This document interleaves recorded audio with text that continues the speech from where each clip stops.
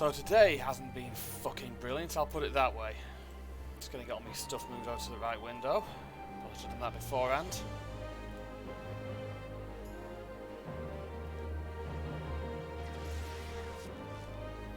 So yeah. Also, I've got time to get everything done. And this is going to be sort of aggressive therapy for me tonight. Because everything's gone a little, well, tits up.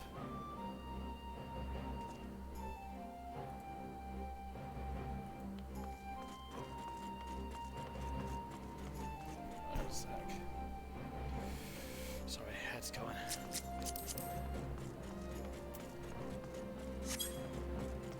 In any case, start off with radio lap, keep my mind off things, that'll help.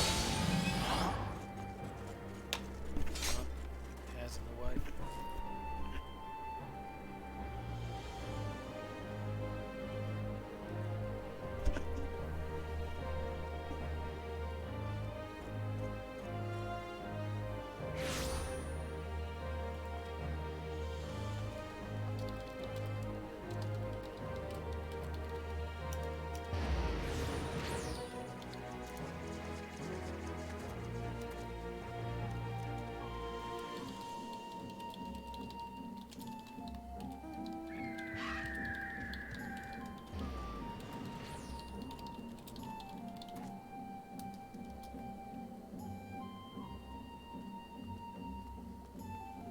So this it's got shit in my mind today is all.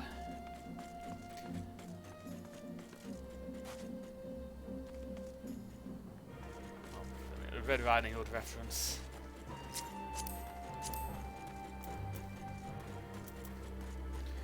But yeah, I had to disappear out of my house earlier because, well, some jackass in social services decided that my sister is not capable of looking after my niece.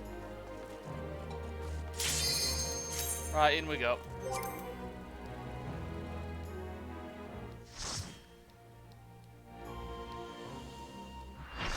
Right, let's get this going. Oh, this one again.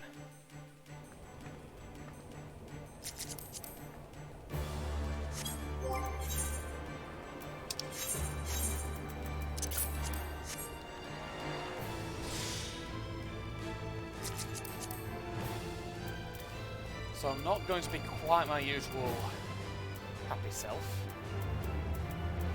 They've got a very bad setup.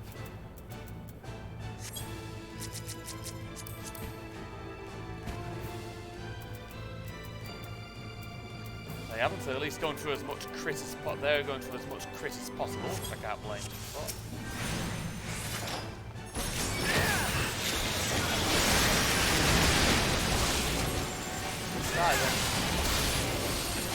Let's get my head in the game.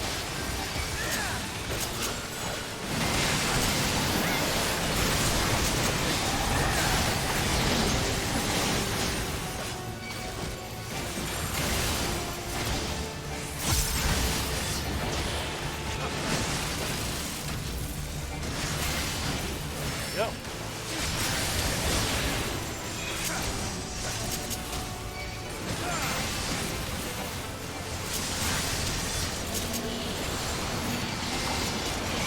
Well, that did some damage.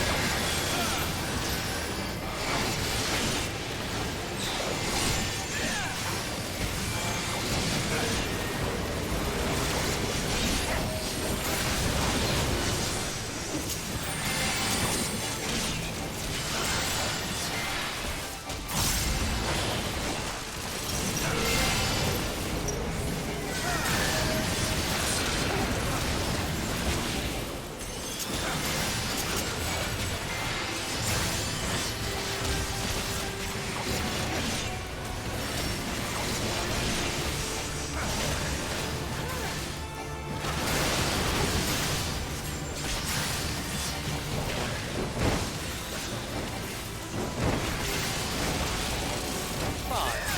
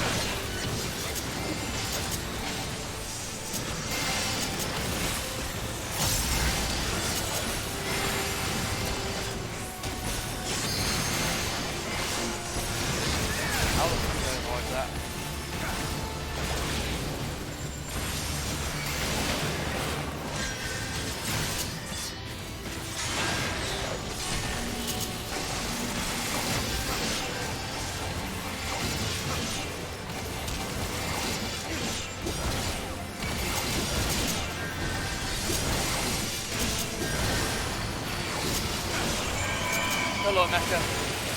Right.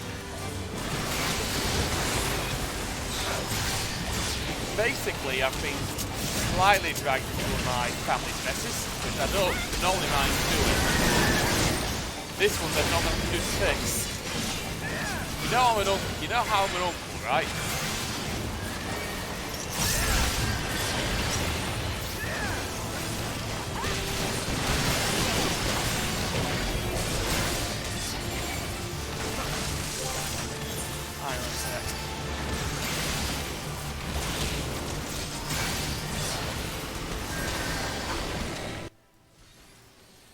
Right, is that better?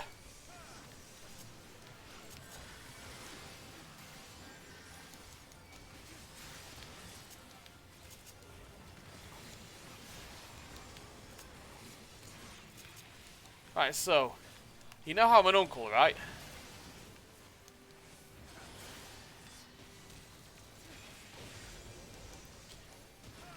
Well, I became an uncle I had a niece a couple of years ago. But because of my family's yeah, I am. But yeah. My biological family has a bit of a messy history. So social services are somewhat involved in the way my niece is being raised. And for some reason, they decided that my sister is not capable of looking after my niece. So they've taken my niece off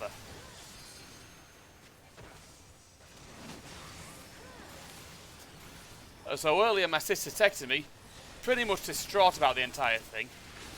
Wants me round. This is not stuff I'm any good at fixing, by the way.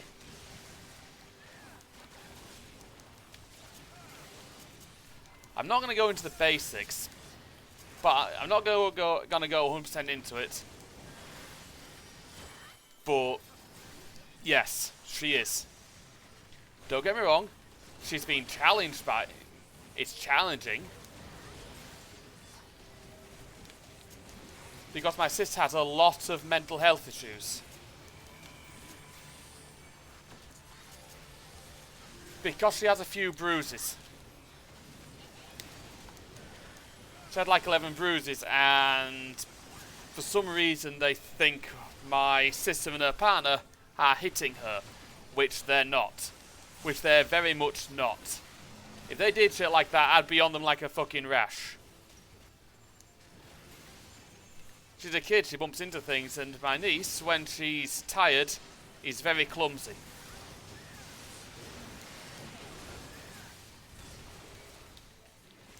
It's like me and my sister have a bit of a condition we inherited from my mum.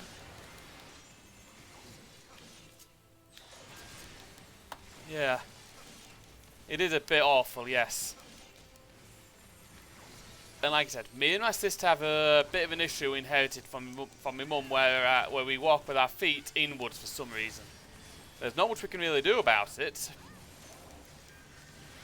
So I think my sister...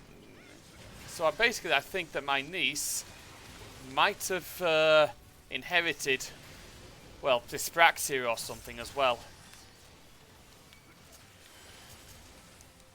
Talking about the girls too, and honestly, it's weird when I see her. It's like looking at myself when I was a kid.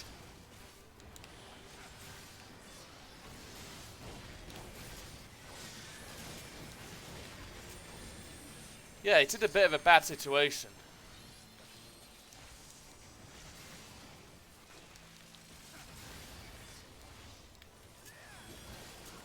Well, and also,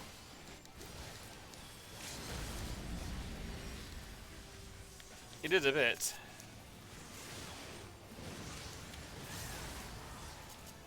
And like I said, there's a lot of it. My family has a lot of history as far as mental health goes.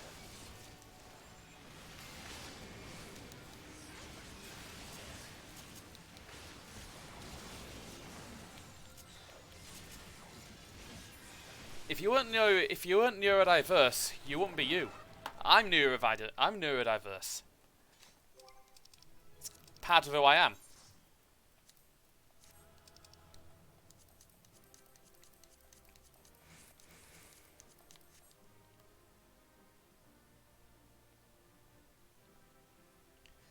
Mecca, as far as I'm concerned, you're alright. You've done good.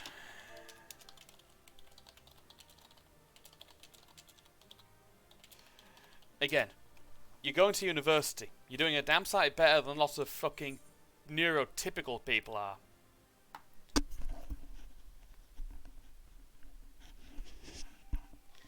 If you weren't neurodivergent, you wouldn't be you.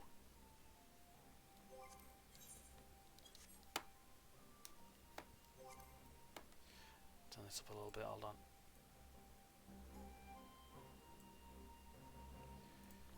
I'm going to actually turn the in-game volume down rather than the...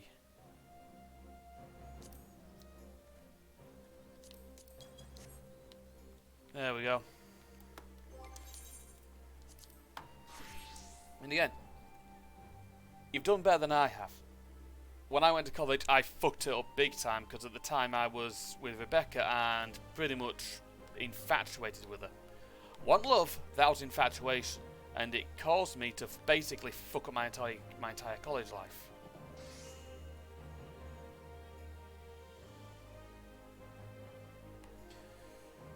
Immaturity is a complex thing. I can't judge you on that. And time management, as long as you're all, it's like, I can help you with that because I'm quite good at that when I need to be.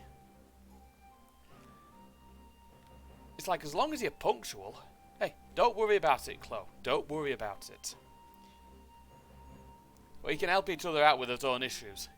You're a good as I said before, you're a good lass. It's not so much been a bad day as just me being sort of pulled into a situation that I can't really do much in unless I'm a character witness.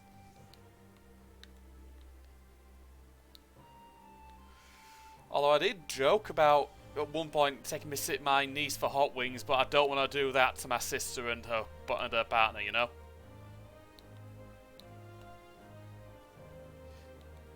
And honestly, if it helps you relate to things, that's fair enough. As I said, I can't judge. As far as I'm concerned, you've done right by me. Ah, Gotetsu. Fair journey to you, my friend. A bittersweet occasion, but there is yet ample cause to be grateful. Pray join us, Nikienka, and I would thank you properly. Yeah, you do... Your best, as far as I'm concerned, is enough. It's more than enough.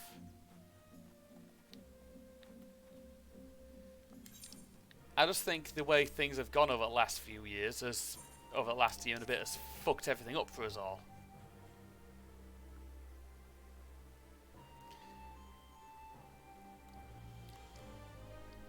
I know, although honestly, it's fine I'm doing this so I can actually show you some JRPGs that are good. I'm not going to be showing any epic stuff because Jesus fuck, we don't have time for that. And I don't have the tools yet to record anything like the Persona games because they're epics.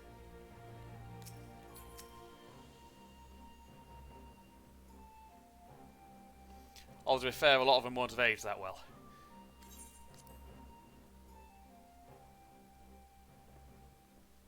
It's like, at least with this one, it's a lot more Western than most JRPGs, even though right now we're in basically fantasy Japan. I mean, Cyberpunk has a Japanese bit.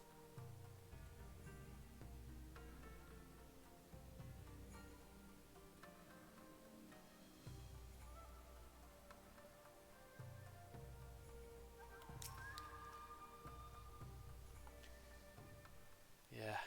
Gonna be voice acting for a bit here. Our brothers and sisters are returned to us, and the dream of Doma's restoration is that much closer to being realised. This is all, yeah, this is really old school Japanese.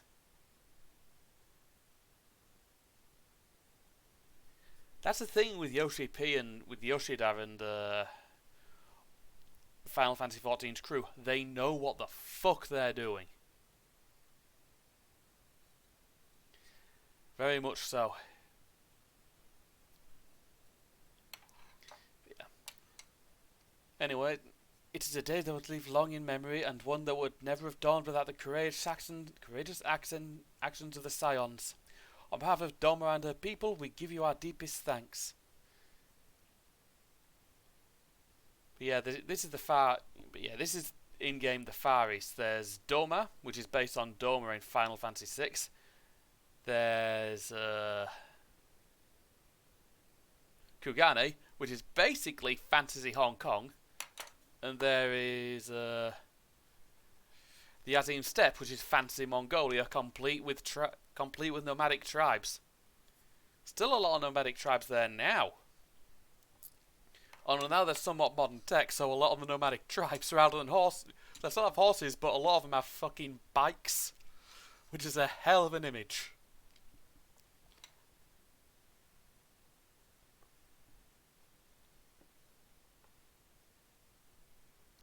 Lest you think me complacent, I assure you, I have not forgotten the dark cloud on the horizon. That Xenos lives is a cause of great concern, is a source of grave concern. Mayhap the gravest, yet there is little to be done but wait for Alphinaud to send word. Until then, I plan to devote myself to fulfilling the promise I made to Kosetsu by building a nation in which none need live in fear.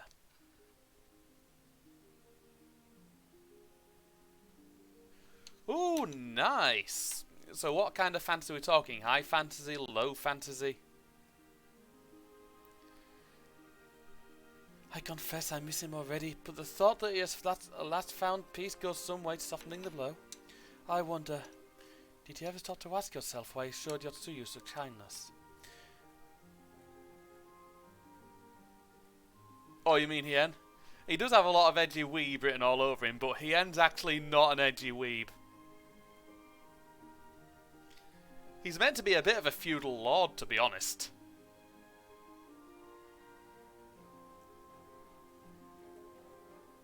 Yeah. I believe the answer lies in past tragedy. Specifically the death of his wife and daughter during the invasion. Though he hid it well, they were never far from his thoughts, and Yotsuyu's childlike Mien, I believe he saw not a fallen tyrant, but the little girl who was lost to him. After the loss of his family, Gosetsu devoted himself wholly to the service of his country. He suffered many hardships, drove him beyond the limits of endurance without hesitation or complaint. But yeah, he's an old school, he's a samurai, is Hien.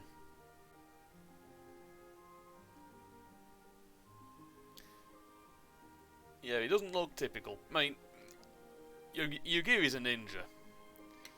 Though Tsuyu could never truly replace his daughter, I'd hoped that with her at his side he might live out the remainder of his days in relative contentment. Would that the Kami had been so minded. Even now I am able to discern any meaning on Yotsuyu's fate. Yeah, don't do the...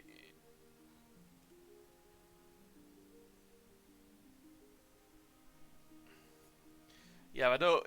Yeah, please don't do the whole spamming caps thing.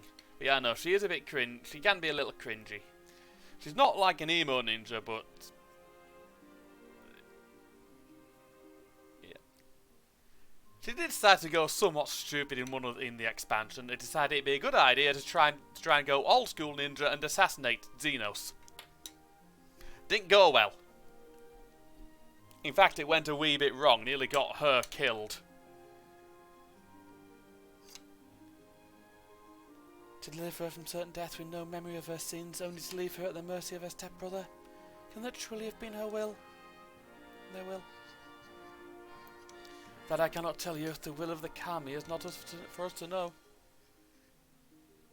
But what I do know is that for a brief moment, a girl known as Suyu lived among us. And she brought with her a whisper of respite for a grieving heart.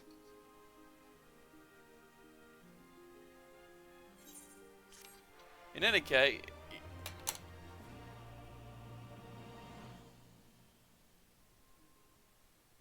a medieval cat burglar called Mina.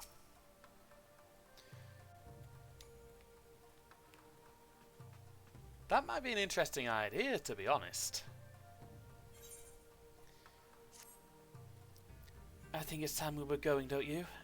We've done all we can here, and we have a lot to report. Before we head back to the Rising Stones, let's call in at Ralga's Reach. We should be the one to tell Lise about Xenos. After everything that we went through together, we owe her that.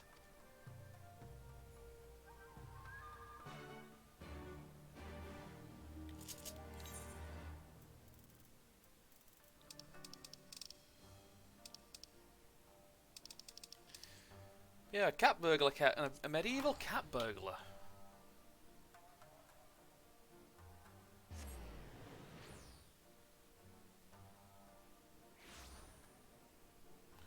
A pseudo-European country.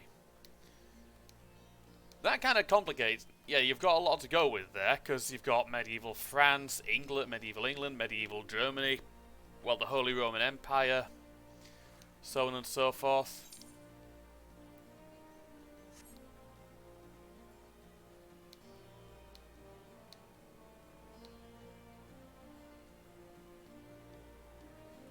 Oh, that...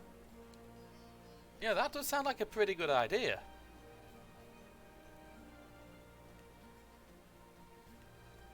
That sounds pretty... That does sound like you could... Like I said, you've got a lot you can work with, at least. I need to have a quick word with Lise. See, we've got a corpse walking around.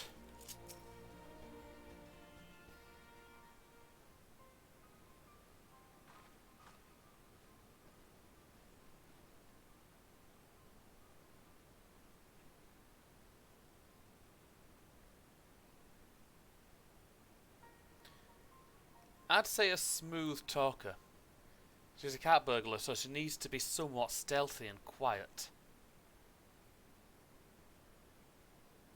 But capable of talking her way out. I mean, and very capable of talking her way out of things. Oh, nice. Tell her what I say. You're back. No Alpha, no?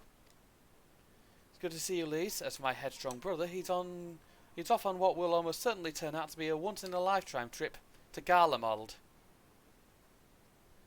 It's a long story, but we have evidence that Xenos might still be alive. What? But that... If this is a joke, God, this has better be a joke.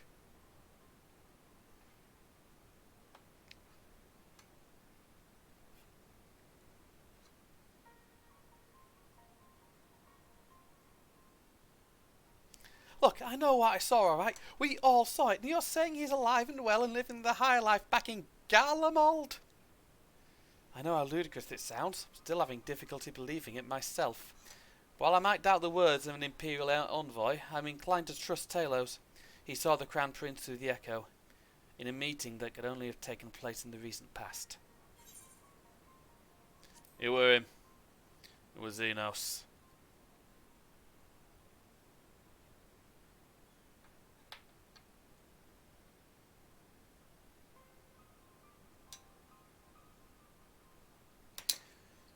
A combination of the latter two might be a good idea. Trying to smooth talk a way into them taking pity. No, it must have been, I don't know, some kind of really convincing imposter. Xenos is dead. He had a great big hole in his neck. We buried him. Aye, and someone went to trouble of desecrating Bastard's grave, remember?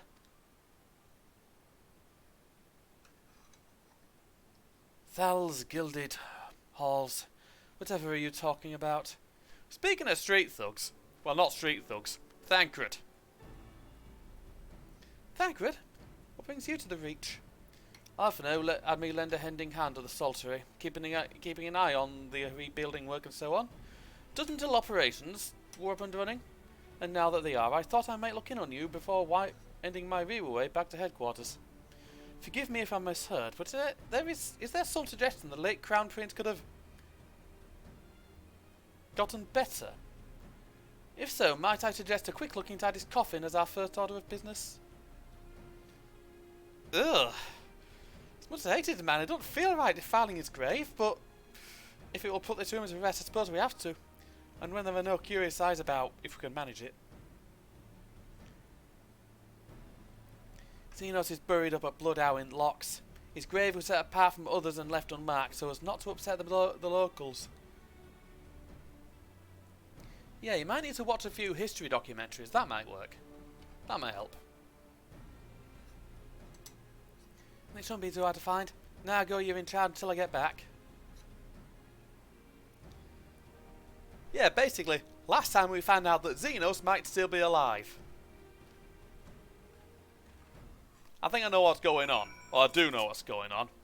In fact, if you know anything about Final Fantasy XIV, you'll kind of have figured it out already.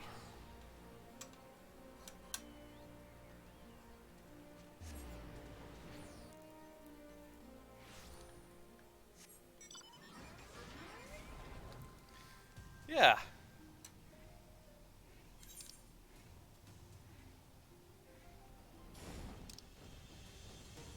Yeah, things have gone a bit tits up here, as you can tell. Because Xenos is still alive. Well, he seems to be still alive. Even though we saw him basically slit his own throat. You don't survive that. We buried him. Again, you don't survive that.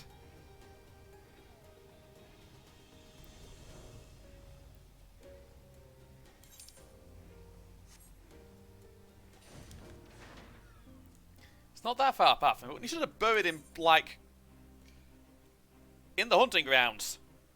Somewhere a long way from everyone else. In all actuality, wouldn't it be, because this is a plot I've noticed, with someone like Xenos, why wouldn't you just get some pitch or some oil or something and burn the fucking body? Why wouldn't you do that? Again, that would save us a lot of trouble in the long run. This is it. God, he'd better be in there. Someone scrawled all over its stone a while ago, but I had it scrubbed off and thought no more about it. So no one thought to check if the coffin was still occupied?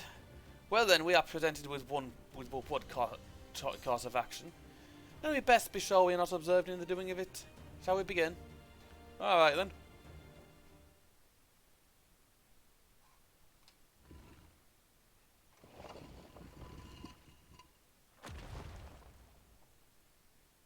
Must have been heavy. Oh dear. We seem to be missing a corpse. Those are never words you want to hear.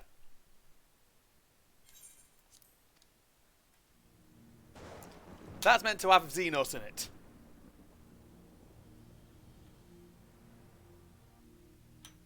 Well, it must be somewhere.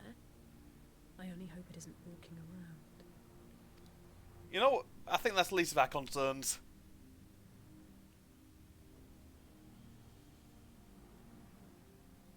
Oh, that ain't good.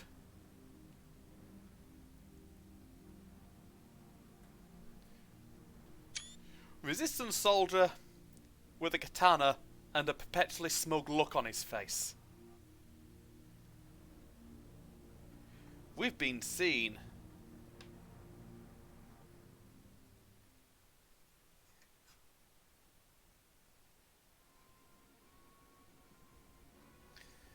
If there's no corpse, then are we to conclude the rumours are true? Not necessarily. We might still be dealing with a doppelganger of some kind. An agent could have been sent to dispose of the body to lend credence to the tale of Xenos' resurrection. More and more, however, I find myself siding with Afno's theory of Ascian possession.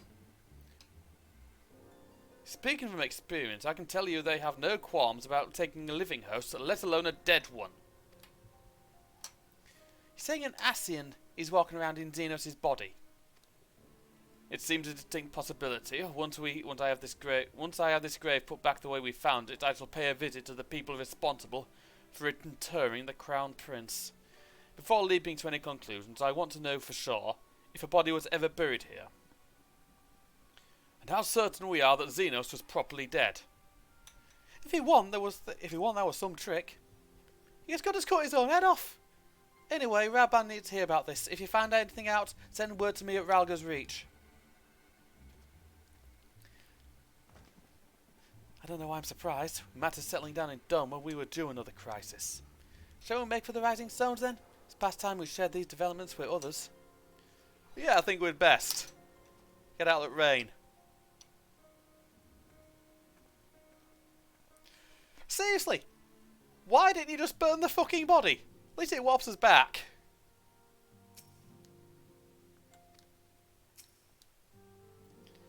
While I was waiting for you to arrive, I spoke with Uriandre over Link Pearl and gave him a full report. If Shola is on her way and should be here at any... Oh, by the way, in these patches, I do want you here for this, because this is where we get the best line. Not this bit. In a few quests, we will have the best line in the game. I'll tell you when it's coming. Alice, Taylor, it's good to see you safe and well. What news have you from East? A lot of explaining.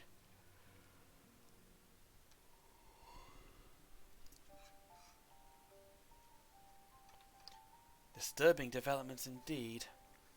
Given all that we know, I too would conclude that an Ascian now inhabits Xenos' body. A doppelganger might fool the Crown Prince's subordinate, but Talo? Nay, Alphino had the right of it. Would that his wisdom extended to the question of his own safety.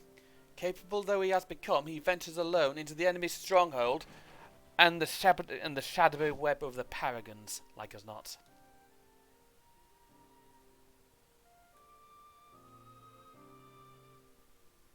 When it comes to making rash decisions, I'm hardly in position to criticise, but I'm worried. Just wish there was something I could do for him besides pray.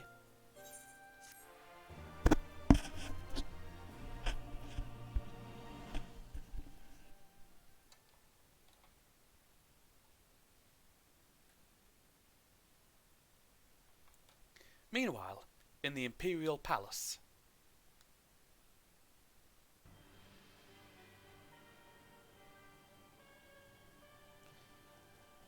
Oh, he he looks... Well, he never looks happy. We cannot suffer icons to exist. Was I not clear on this point? More than clear. The icon in question was summarily dispatched by the Warrior of Light. The summoner is dead, and the rites beyond repeating. Everything proceeded according to plan. Every party behaving exactly as required.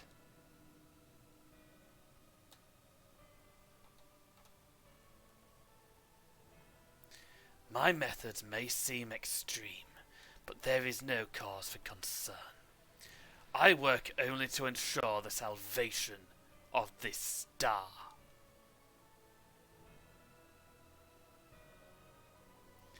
Bullshit? Yeah. Sorry for my voice going a bit weird there.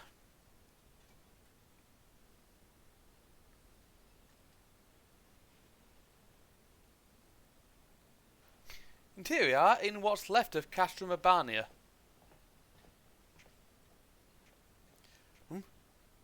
What are you doing fiddling with that thing? I asked you a question, soldier.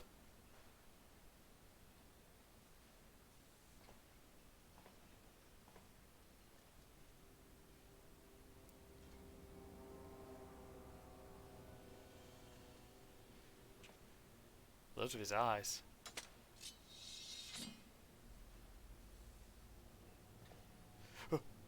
What are you? Have you lost your mind?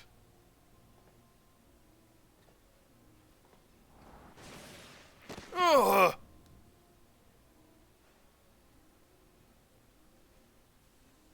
It's a lot of machinery. There's lots of them in there. I have lost many things, but my mind is yet my own.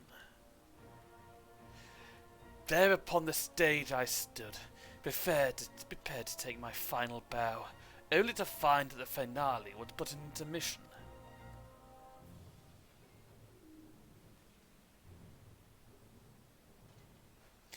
Shall I use this chance to repent for my sins? Embrace goodness and mediocrity? Nay, I think not. While the one I yearn to face yet lives, the hunt must go on.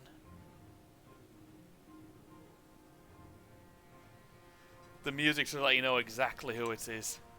But yeah, that's Castrum Urbania. A Gallian military base. Well, what's left of one.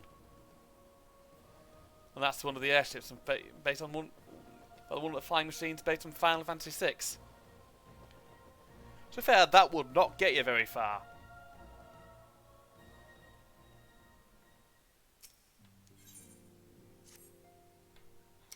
It's been an eventful few days, hasn't it? But I suppose all we can do now is wait for word from Alpha now. Don't recall last time I had nothing pressing to be getting on with. We should probably make the most of it. Shall I put on some tea? Tea would be lovely. You may regale me with a tale of your adventures in the Far East, and of your encounter with this new primal especially. I'll put the kettle on then. Table looks free if you'd like to take a seat.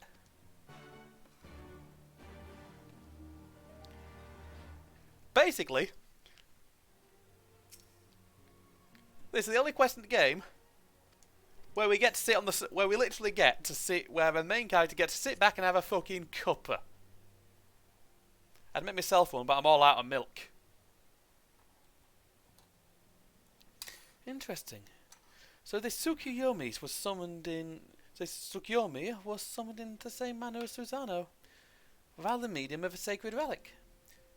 That's right. They believe their god saw Kami reside in physical objects. Given the danger they represent, it may behoove us to begin a catalogue of such relics. But if we are to contain the threat, we will require better understanding of the summoning method itself. I believe I shall pay a visit to Doma and learn what I can on the subject. Fine idea. I know for a fact that our friends in Doma would be grateful for any information which could help prevent further summoning in the region. I will pen you a letter of introduction. Lord Hien will wish to welcome our resident expert on etherology. Greetings. Could it be that I'm in time for tea? Certainly looks that way. Come, sit down. Tell us how your investigations went. I like how there's a bottle of wine there, just in case.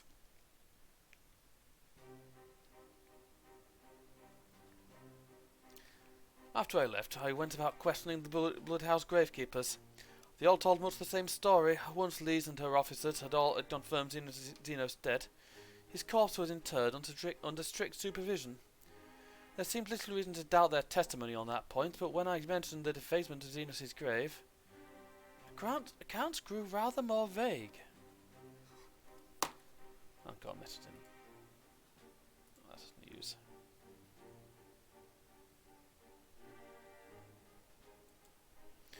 None reported having seen any suspicious persons in the vicinity, and all assumed the act to have been perpetuated by a vengeful Alamegan. Crucially, however, as I was able to confirm when the offending scroll was removed as per Leeds' instruction. No one involved thought to check the contents of the coffin. By that stage, it's like that the corpse was already missing. Assuming Xenos is not in fact written from the dead, we are left with two possibilities. Either the body was disposed of to lend credence to the claims of an extremely committed imposter, or an Ascian has taken up residence within it. Yeah, it's an Ascian. If Asahi was as fervent a devotee as you believe, he would not have been fooled by an impersonation, however committed. We must assume that we are dealing with an Ascian and proceed accordingly. Agreed. The question is, how many more such monsters are waiting for Alphino in Garlemald? Their presence was his chief reason for going. He understood the risks. I only hope he did not underestimate the extent of the infestation. Right. Come have a look, Chloe, and have a look at an actual Imperial battleship. The inside of one. Meanwhile, on the Imperial Hypersonic Assault Craft 75...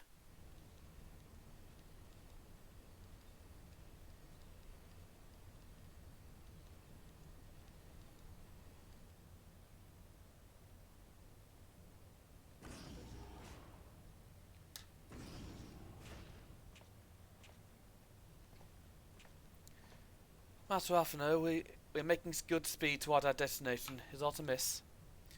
No, it is just having seen north of my cabin, I was curious to know the land over which we flew. I'm afraid our military craft are built with little thought for such niceties. I might indulge your curiosity, however. We are presently passing over the burn on the western edge of Othard. Even with the benefit of a porthole, your gaze would have been greeted with naught but marms on marms of lifeless earth. I read something of the burn. It was described as a desolate wasteland, bled dry of every last drop of ether. Aye. It is believed that the succession of icon summonings was responsible. When Emperor Solus first came to Othard and beheld this blight, he is said to have reeled at the scale of the devastation. He declared icons a threat to our very stars' existence and issued an empire-wide decree ordering the eradication of such entities. Oh! That's bad. Report! We're under attack, sir. Magitech armor, no visible designation. Magitech? But who? Ah! All cannons return fire. Damage report.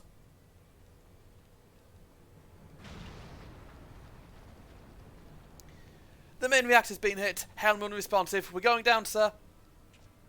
Damn it! They knew exactly where to hit us. All hands brace for impact.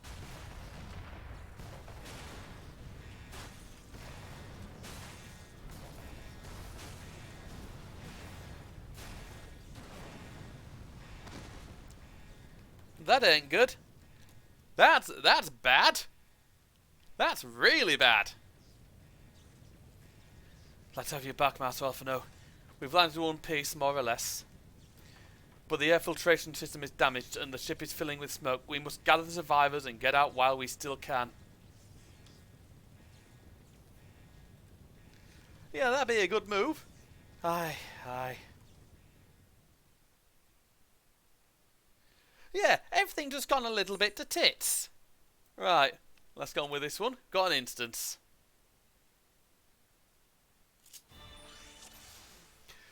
Right, currently, in the coming battle, you will fight as Alphino.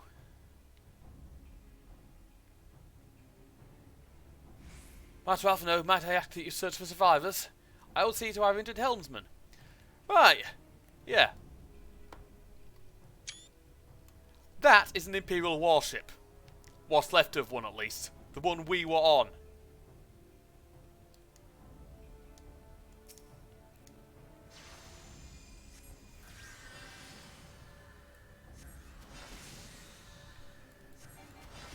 Yeah. Things has gone a bit belly up here.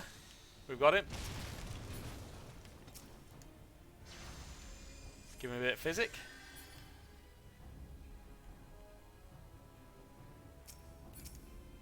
Right, it appears to have been knocked. He's been knocked for a fucking loop. Oh, thanks. Don't think I would have made it. Yes, you'd really like to save his life. The question of who would try to take it, however. Put these last three out of the misery. The princess is none left alive. The prince? There not comes Palais, I fear. Ready your weapons. Well then. deal with as many of them as possible.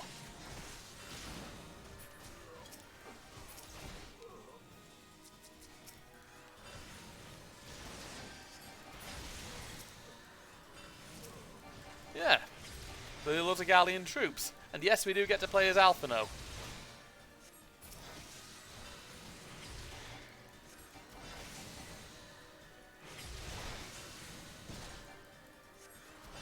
No, that ain't good, is it?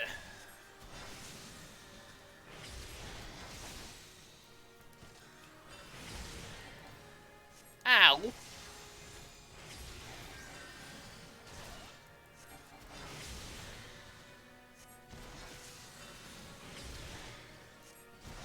Seriously, you don't fire on your own damn ship. Well, that's one of them. That's one down.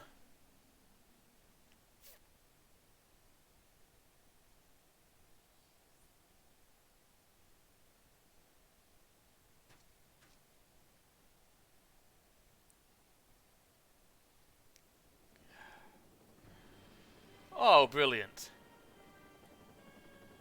Yeah. As you can see, yeah, welcome back, Mecha. As you can see, things have gone a little belly up.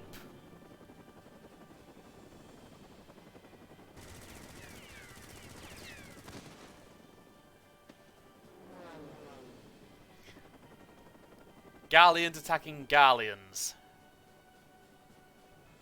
Confound it, not here, not like this.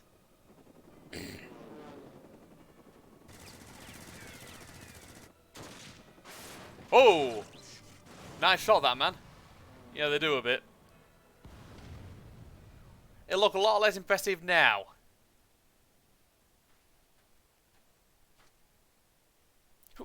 Who in the Emperor's name? Enemies of our enemies, introductions can wait. You are calm in a crisis, Master Alphino. Let's finish this then. Right then, we got a load more of them to kill. As well as this mysterious stranger with a gun, with a gun blade.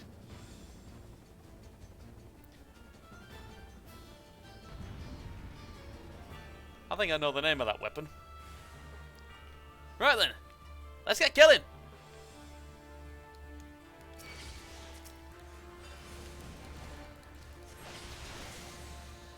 Yeah, there's that menacing mercenary.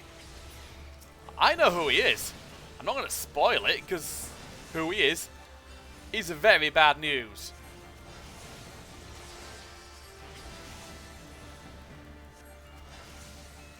Right.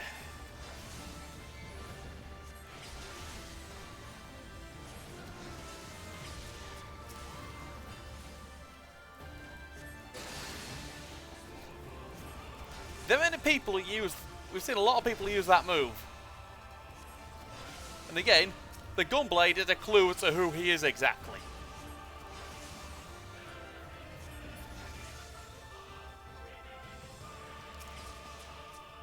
That's a load more of them.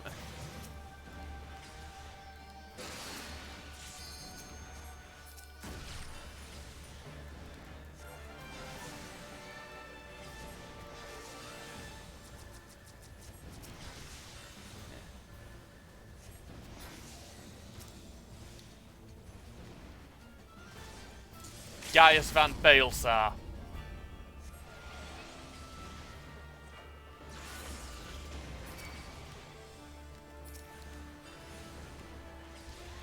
Yeah.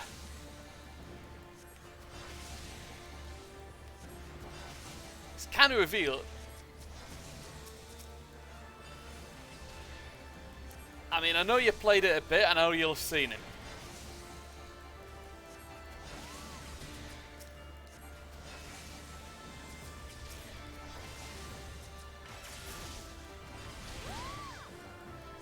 You'll have played through enough of it to have seen him. I'll put it that way. He was the guy who brought the ultimate weapon back.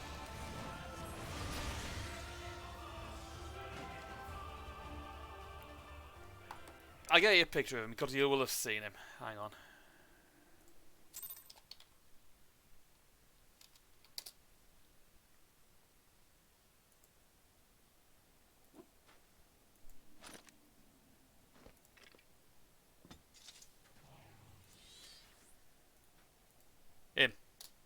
this fellow I've shown you in Discord. You'll have seen him for a little bit when you played the game a long time ago. My thanks. Your intervention proved most timely. Yep.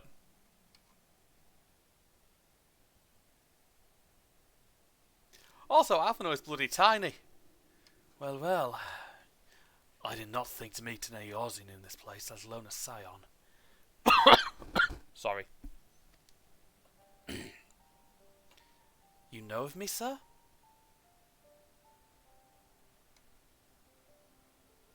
I have some small history with your order.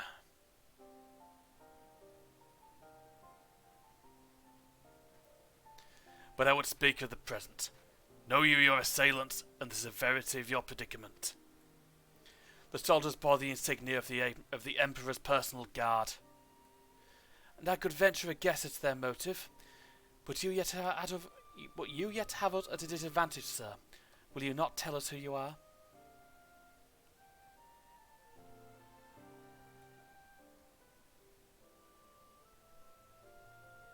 Our names are not yours for the asking. As for our purpose, let this be our answer.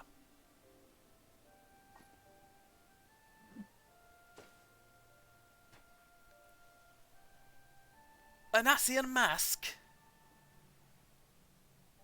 The face of our prey.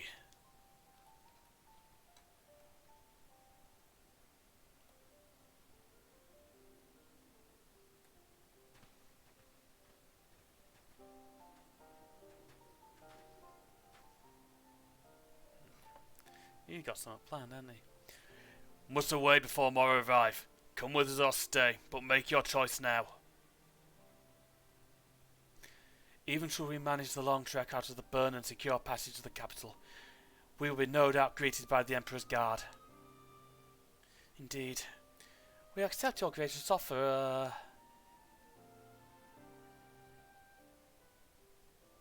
Shadow Hunter will suffice for the present.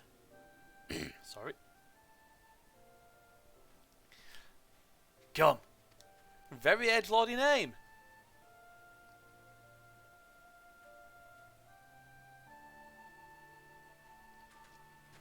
Very edgelordy name.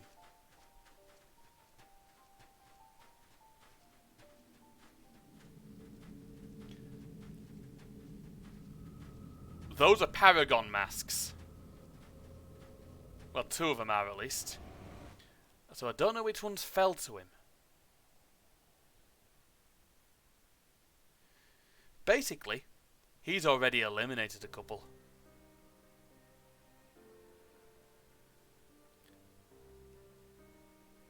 This is intolerable. But as much as I wish it were otherwise, there is nothing we can do for Alphino now but pray for his success. Well, that is not entirely true. While your brother journeys to Garlemald from the east, I could make my way there from Alamigo and find out what there is to be learned in the Empire's western provinces. Then I'm coming with you. Can't very well sit here sipping tea if there's action to be taken. Forgive me, Alice, but the province is a hostile territory, and stealth is all important. Safer that I go alone. I can seek well enough when the situation demands it. Don't patronise me. You know what? Should leave this to Thancred. Not you two. I understand your frustration, Elise, but Taylor has the right of it. We must defer to Thancred's expertise on this matter. Fine, just promise you'll be careful.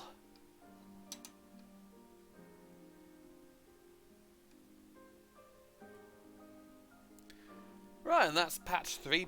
That's patch 4.3 over and done with. 4.3 over and done with. Seems that praying is to be the extent of my contribution after all. But I'll stay behind as I've been bid.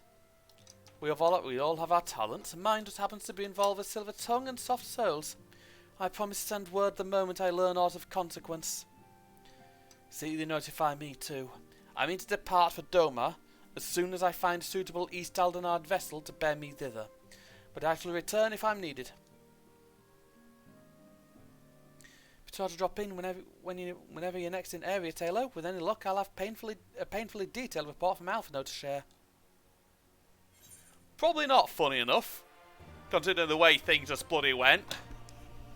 I don't think Shadowhunter will appreciate you letting him know.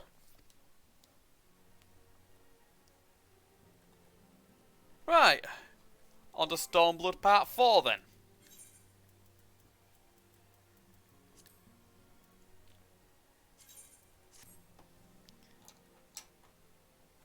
Yeah, there's a lot less than last night, I'll put it that way. Yeah. Consider this to be a couple of weeks later. But Taylor, if you've come here hoping for news, I'm afraid there ain't any. Everything is exactly as it was. Istola is still investigating primals in the Far East. Thancred is still gathering intelligence in the Imperial provinces, and Alphino is still out there somewhere. Brilliant. There's been no word since his first scheduled report, nor does he respond to calls. And all the while I'm just meant to sit around here waiting. It's driving me mad. Begging your pardons. I bear a message from the Eorzean Alliance. Thank the gods for that. We have a visitor.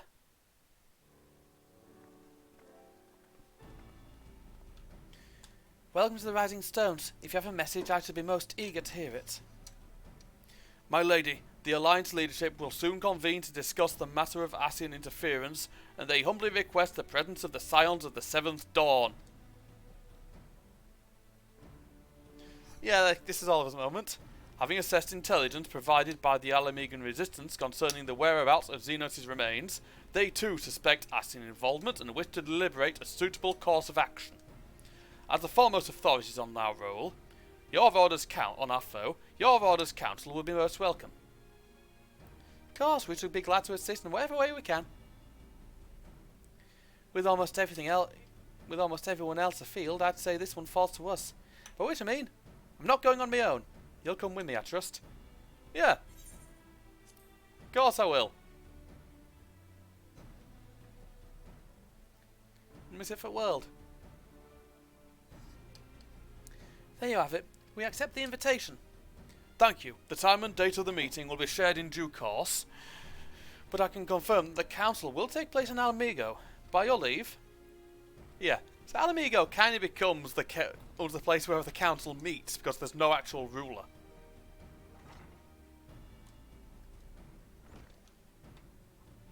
So I doubt we'll have anything useful to offer, but standing mutely at a meeting would still be better than nothing I've been doing of late. Let's make ready to depart, shall we? Thancred, what's going on, man? Thancred, what's going on, man? Alright, just careful on the road back, you hear? Did I hear that? Did I hear right, Riel? Is Thancred coming back? Aye, that he is. Says he's acquired some important intelligence. Being in Gallian territory, though, he couldn't risk sharing the particulars in case the Imperials were listening in. So he headed head back as quick as he could, and to make sure someone were waiting for him in Alamegan Quarter. Understood. Taylor and I'll go. We're bound for Alamigo anyway, and there's sure to be time before the council begins. Come on, let's be off. Alright. And there's Boulder looking on it meanwhile, talking to FME. I'm actually going to see what's going on in the stones before I teleport, unless it just warps me straight to Alamigo.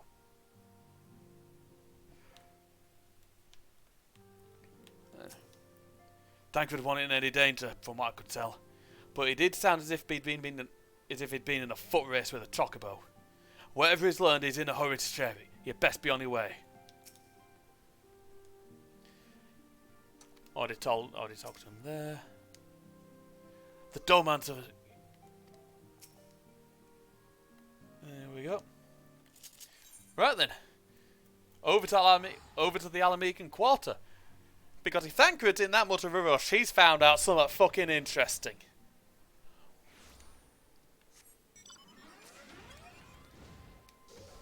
He won't be too far though. Right. Clonk, clonk, clonk, clonk, clonk, clonk, clonk. This thing moves loud. And these houses are bloody tall.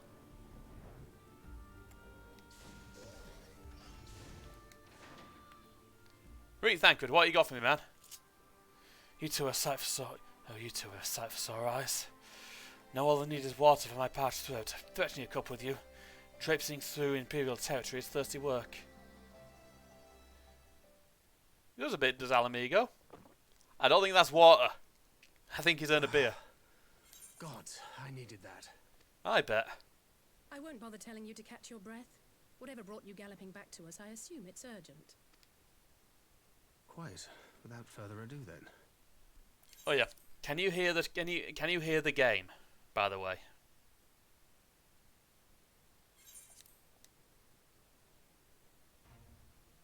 After the successful uprisings in Doma and Alamigo, rebels in several other provinces were inspired to follow suit. Perfect. Unfortunately, they did not fare quite so well. Not so perfect. The Dalmascans paid the heaviest price. For their defiance, the Emperor made a show of razing their capital to the ground, prompting many of their neighbors to abandon thoughts of resistance. Lovely.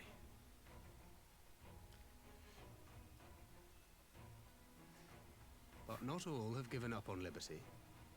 Heartened by the news of Doma's prisoner exchange, some still believe that the Empire may one day be amenable to negotiation. We have the shinobi to thank for spreading the good word.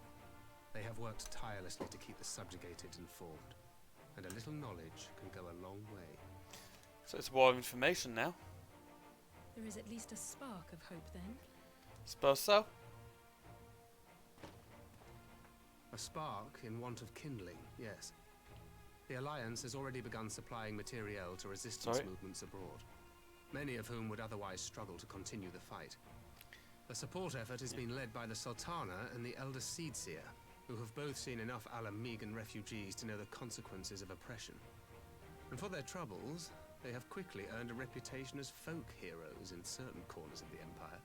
Suppose they're sneaking everyone weapons. That is all for the provinces. As for the Garlean motherland itself, our friends the Populares have suffered something of a setback, I regret to say. Talk is rife that Doma has summoned a primal, and the Empire's more liberal voices are being drowned out in the fearful clamour for retribution. And who do they think orchestrated this summoning? Oh, any but those truly responsible. Xenos has seen to that. Speaking of whom, the Crown Prince is recovering remarkably well. Well enough, in fact, to enable him to personally tour the provinces, putting the fear of the Emperor into the hearts of any would-be dissidents. Wonderful. He walks in plain sight, and none suspect him. Then it's as we feared. Brilliant. Yes. An Ascian wears his skin.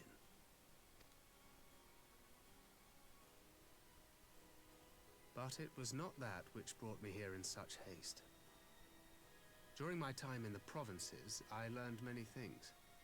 Yet at no point did I hear any report of a Doman emissary in the capital. Oh dear. But Alphonse should have arrived by now. Could they be holding him there in secret? He'd know. Possibility did cross my mind, but I have reason to believe he never reached his destination. As you know, Scions assigned to covert operations, such as Riol and myself, are issued special link pearls for communication in the event of an emergency. Handy. Ought to make sense. I mention this because it was originally Alphino's task to coordinate the response at headquarters, meaning he has one. And whose voice should I hear when mine recently crackled to life? You spoke with Alphino? Spoke with? No. I but heard his voice, and none too clearly at that. 2 words were all I could make out. The burn. Oh, The lovely. wasteland on the edge of Otherd. Something must have happened to them there.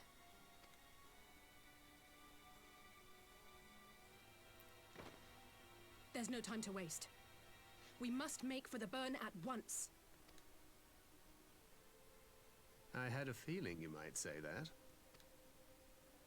Yeah, but a Thancred can't I teleport. can't very well sit around here drinking tea if Alphino's in trouble. You said yourself that this link pill was only to be used in emergencies. So I'm going, and that's the end of it.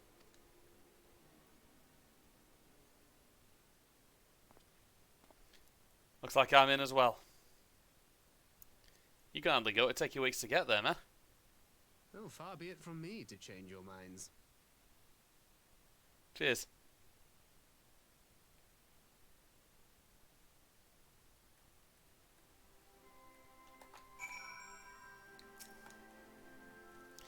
Loath though I am to neglect making preparations for the council, we must act swiftly before Alphinaud's trail goes cold. I propose we first pay Hien a visit. He's sure to want to hear about these developments, and he may well be able to advise us on how to best reach the burn. Oh yep. Before this is over. A sound plan, and Ishtola is in Doma, is she not? I dare say she'd join you in the search if you asked her nicely. While you see to all that, I shall go and report my findings to the Alliance. You may leave any preparations for the council to me. Thank you, Thancred. Right, to Doma, then. We have much more to share with Ishtola. Right. Oh yeah. Mecca, do you want to know the basics of what happened? Of what I think's going on with my sister and the social services? I think someone in social services is being a bit overzealous, or someone's fucked up, and the only reason they've not got a major bollocking is because they know the right dick to suck. If you catch my meaning.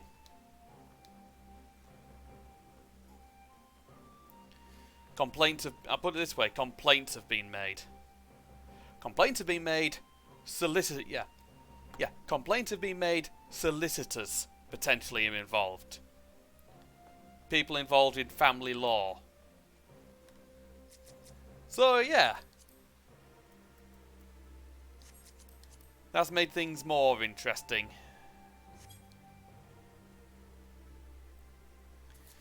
In fact, they had a doctor look over my niece's bruises, and someone at social services decided that some of the bruises weren't accidental.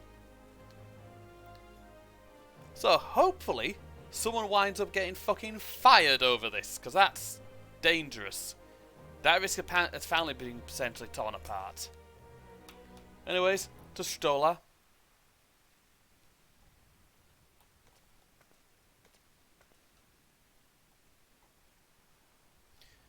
That is curious indeed.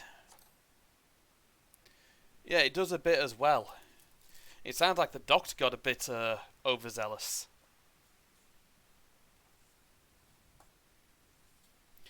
They were due to get back yesterday, but apparently they're saying, I'm going to get the text up now. Let's have a look.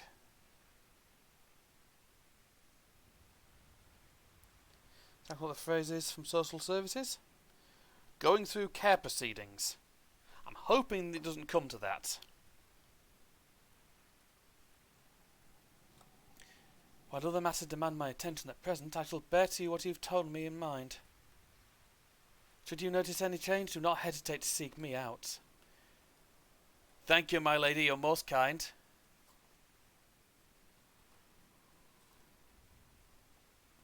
Yeah, so I think the doctor might have fucked up a bit too much.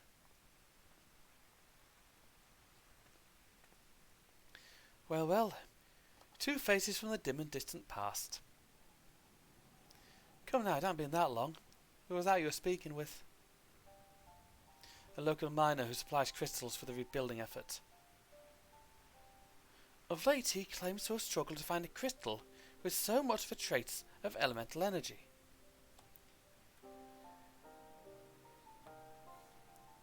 Yeah, obviously I can't get involved with family law kind of stuff because that is not my area of expertise. I'm a customer service assistant and a streamer. I'm not a lawyer.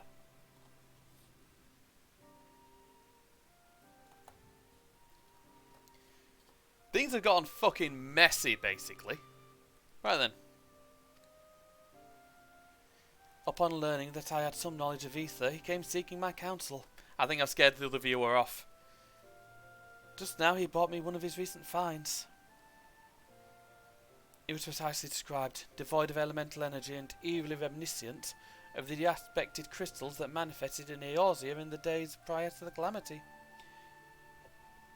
We would be wise to investigate this phenomenon once more closely. Indeed, but on a more positive note, the locals seem to have taken a liking to you. More an interest than a liking, I think. The sight of a Mikote with a peculiar contraption upon her head has a certain novelty value in these parts. Any actual regard they may have for me I owe wholly to you and the others who came before me. Everyone here is being exceedingly cooperative, and I'm pleased to report they have all but concluded my investigation. Simply put, by focusing one's will upon an ether-infused object of worship, it is possible to conduct a summoning. Ah, so the fact that they are objects of worship is the key. They are themselves suffused with the requisite belief. Correct. Such sacred relics as the Kojin collects obviate the need for religious fervour in the summoner. Yotsuyu being the most obvious example, she had but to associate the artifact given to her by Asahi with the divine, and it served to amplify desires to give them form. Right, I need to be right back. My throat's going. I need a drink.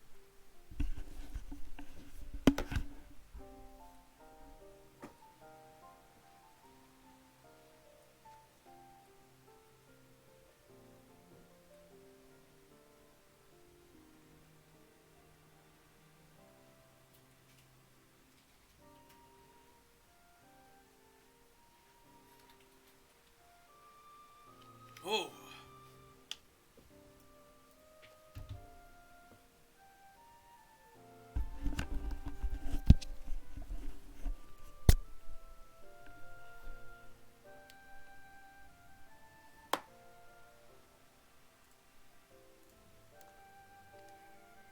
There we go. A form nourished through the power of crystals, also provided by a brother, and thus was Tsukiyomi brought into being. Which brings me to the question of preventative measures, to which I have yet to find a satisfactory answer. At present I know of naught that will avail us, save to keep watch over the movement of relics and crystals. As if we did not have enough to watch over already. You could send someone. I doubt you came all this way to hear that which may be perused in a report. Has something happened to Alphino?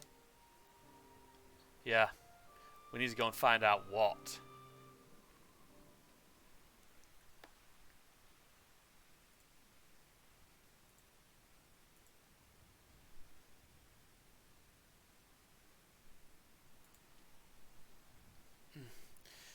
I shall join you in the search, of course. Thank you, Astrola. I shall be glad of your help. Truly. Now, if there's nothing else, I shall go on ahead and request an audience with Lord Hien.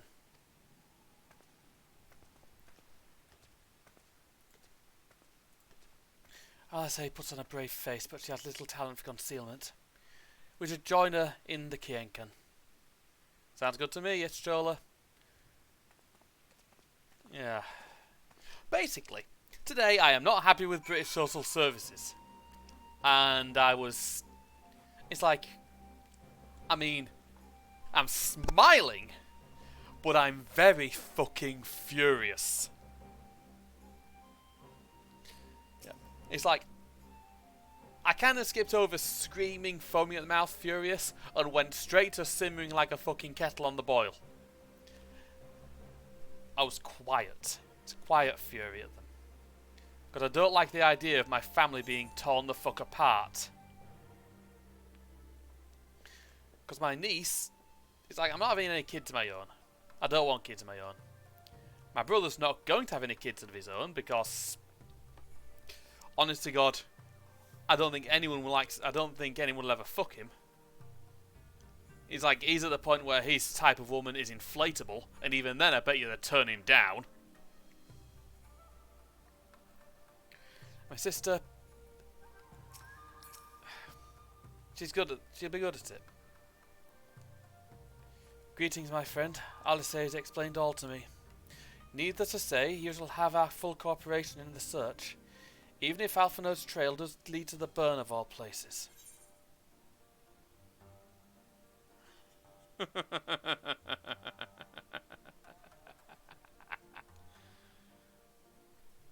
Hang on a sec, Chloe, I'll get you the picture.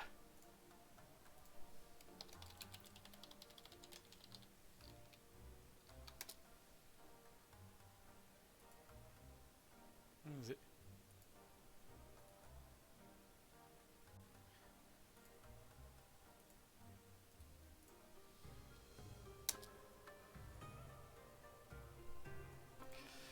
There you go. Have a look on Discord of that one. That sums it up.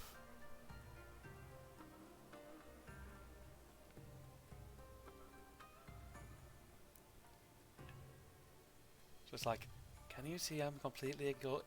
Can't you see I'm completely engulfed with rage? Nah. I'm more like, I mean, I'm smiling, but I'm very fucking furious. Well, I'd have to end this. I'd have to cut the stream off. I'd have to cut the stream off, and I don't want to be doing that yet. I actually do need to get through this, and I've got a lot of stuff to get through tonight. Well, not as much as I did last night. This is not going to take 8 hours again.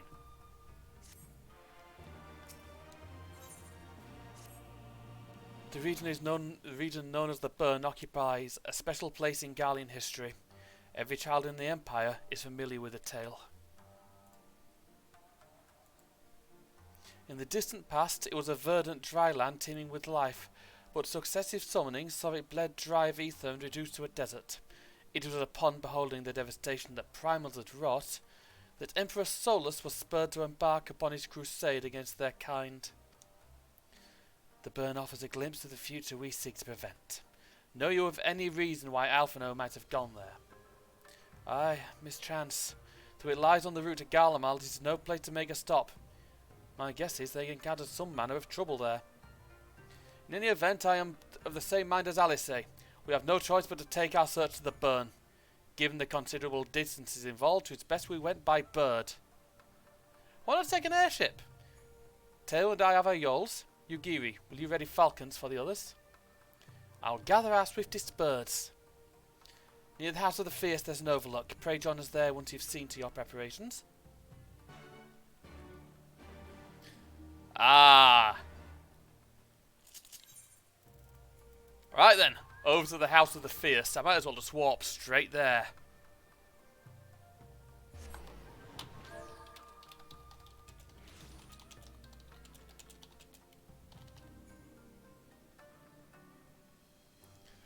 They're not using birds for communication.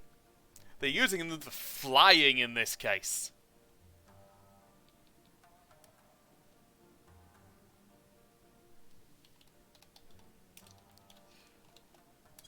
I mean, honestly... I mean, yeah, I know. In this case, I can't say I blame them, specifically because, well... What happens if the people who shot him down, who shot the airship down, are still there? A bird is a much smaller target than an airship.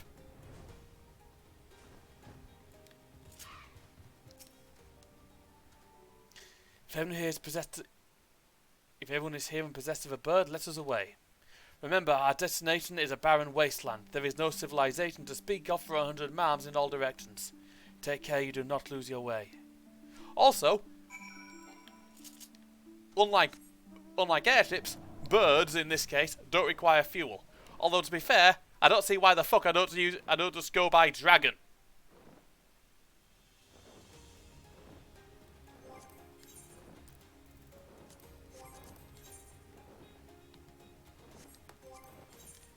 In fact, it would probably be easier to go by dragon.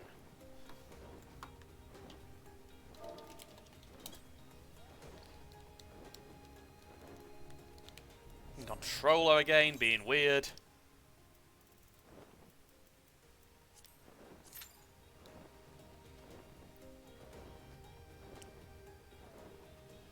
I mean, I'm not tanking this because I don't want the responsibility of tanking at the moment.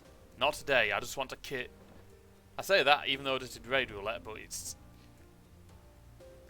Dungeons are can be a bit more of a pain to tank. Also, this is a fucking ruin. You know what? Fuck it. I'm tanking. At least that way I'll get in quicker.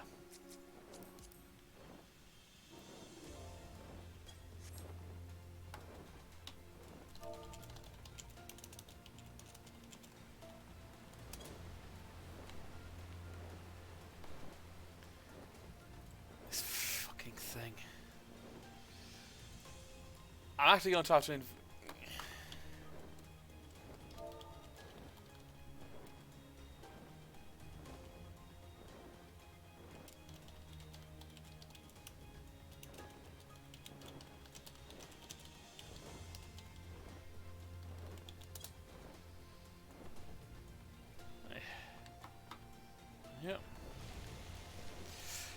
This fucking controller keeps going bloody weird on me.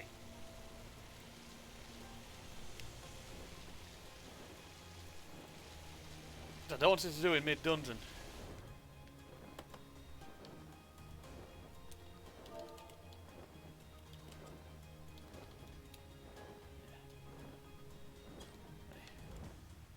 There we go.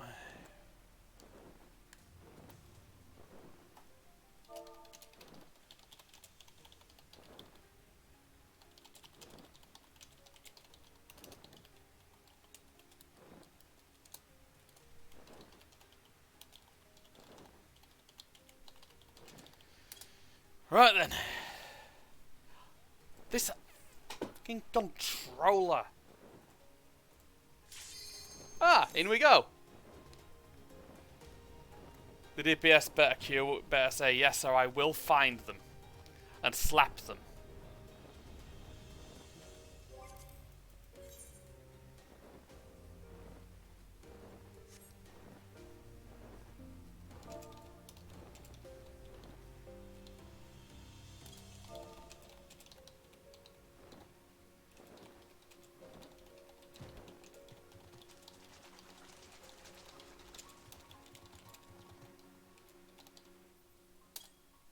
Right, welcome to the burn.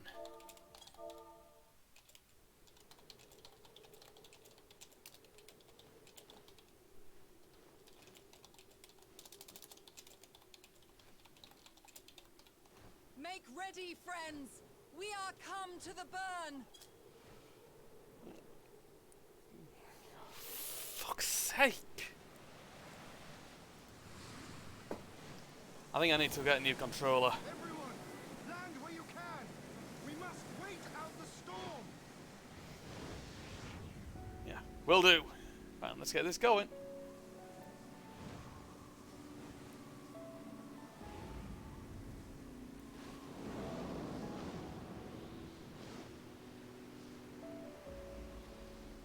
They are a bit, aren't they?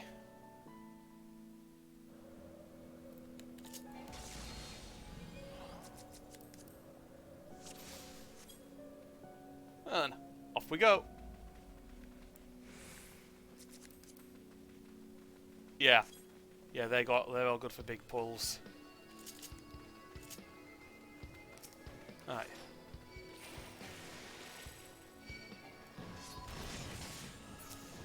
Yeah.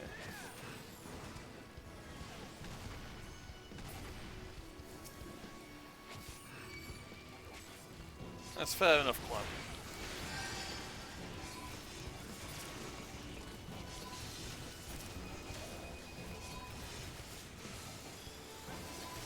I hope this lot don't mind big pulls. That's all I'm going to be doing in this area.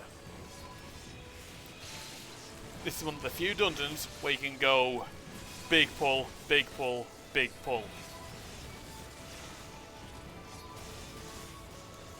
I mean, you can't do full-on mega pulls, but you can do double pulls. And that is exclusively what I'm going to be doing.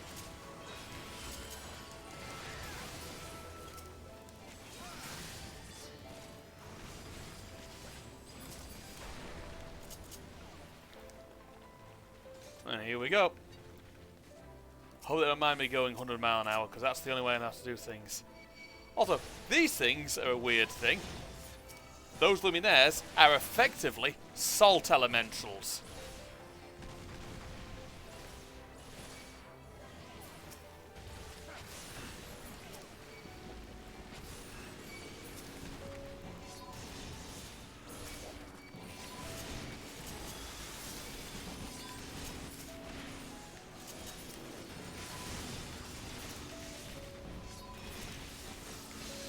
I just used the wrong damn move. Doesn't really matter.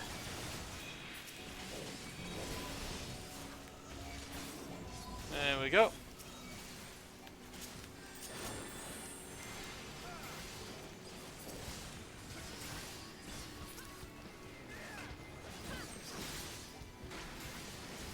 There we go.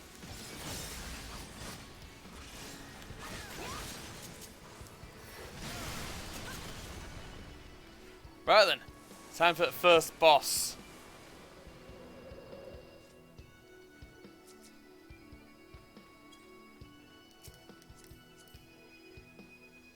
Heditate. A scorpion.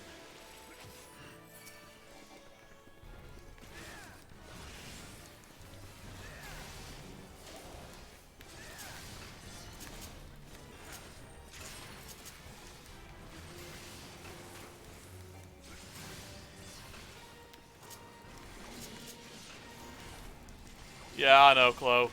Vorpian.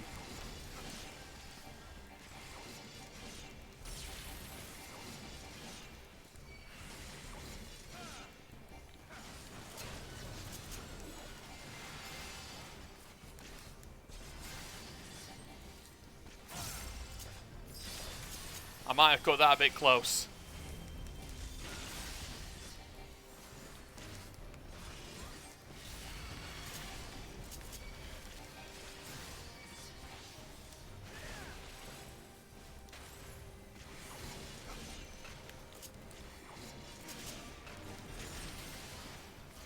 Oh, I love that ability. The Blackest Night just destroys any tank buster, pretty much.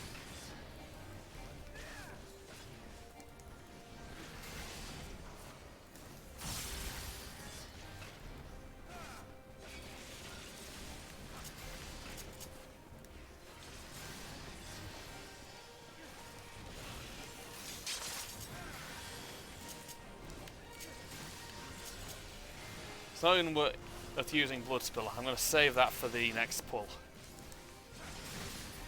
And yeah, that would have been an instant. That would have been a lot of damage.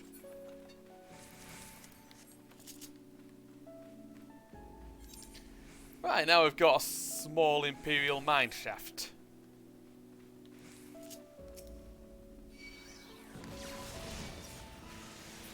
With all elegant things.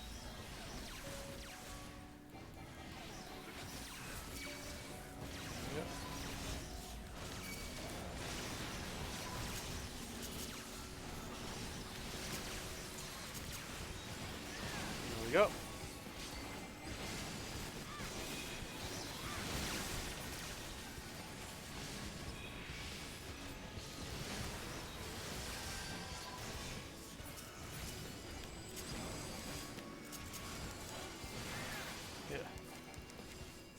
Do you mean the Dread? Which one do you mean? The Dreadnought?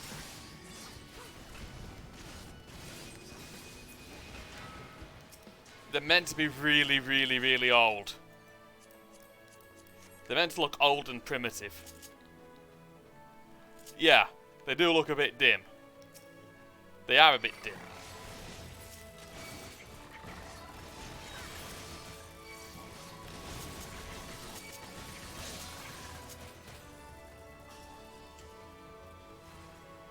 Right.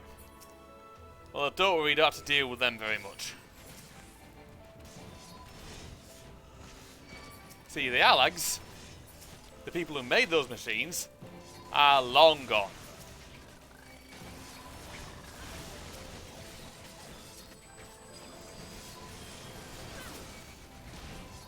Ow.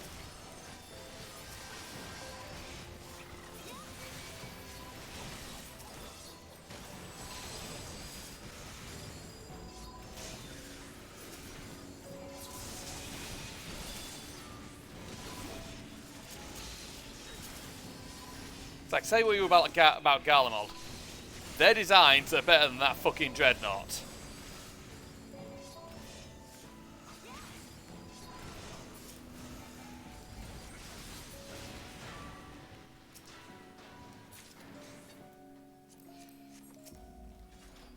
I don't know if this is Garlean or Allagan.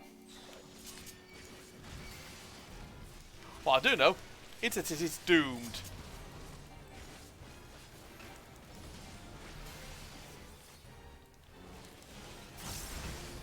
There we go.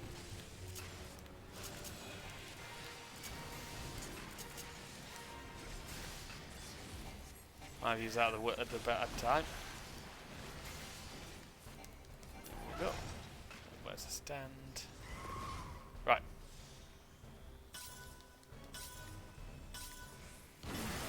There we go.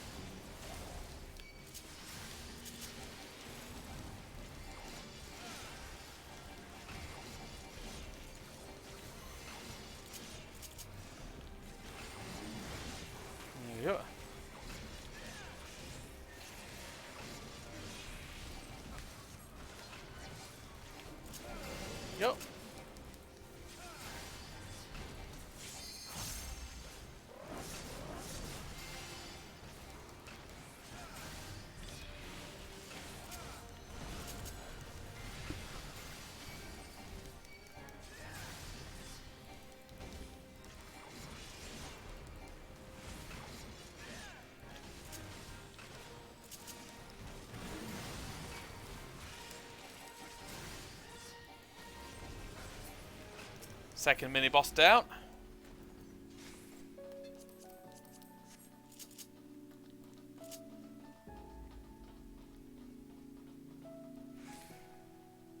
And right, this bit features some monsters you might have a little bit of familiarity with from a different series. You should be able to see one of them now.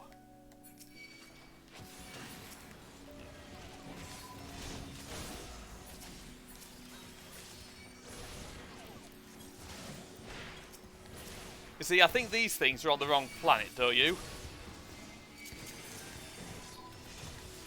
That's what they're based on. The spice must flow.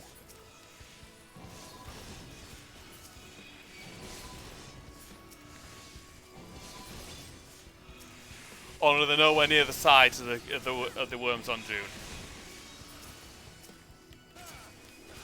Cute, but also fucking gigantic.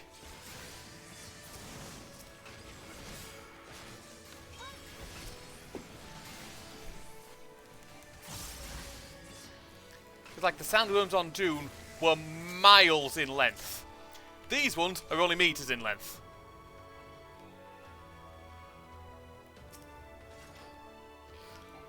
Most sandworms are big enough to eat buildings.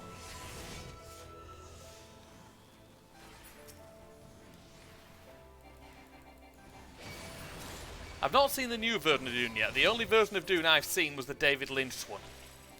From a long, long, long time ago.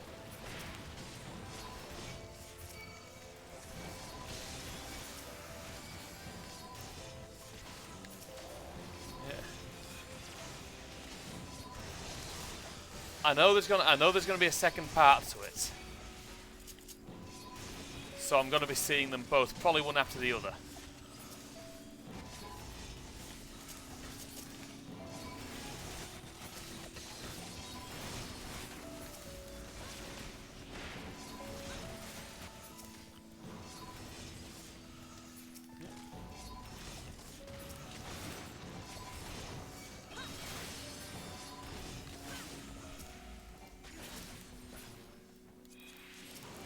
I remember playing through some of the old Dune games for like the PC, like Emperor and stuff like that, which were basically like Command and Conquer only on Arrakis.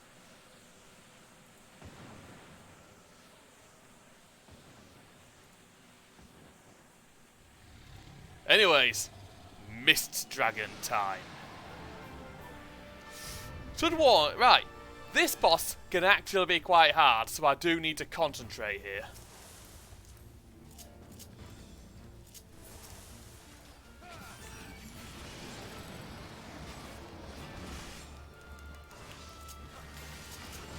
This is one of the only This is one of the only dungeon bosses in the game that can actually be dangerous if you don't know what the fuck you're doing.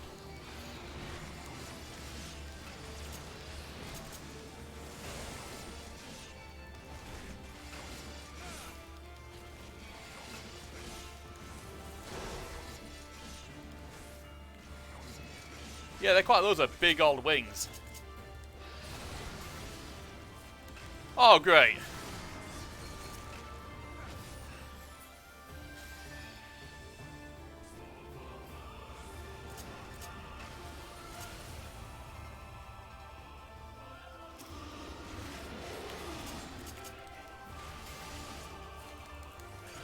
There we go.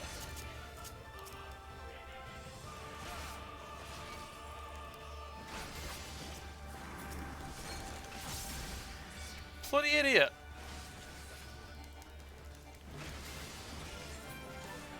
Right, that nearly ended badly.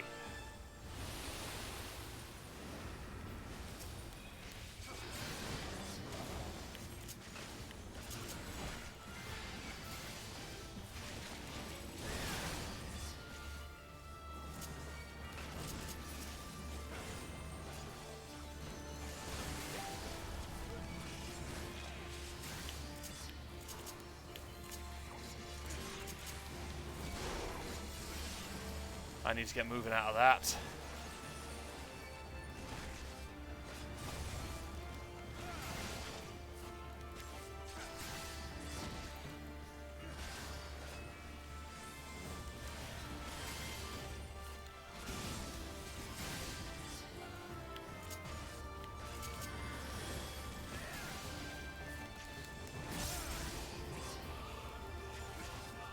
Right then.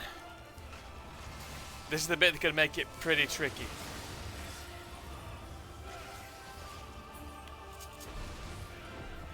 So, need to find where the dragon actually is, and where they're going to dive bomb.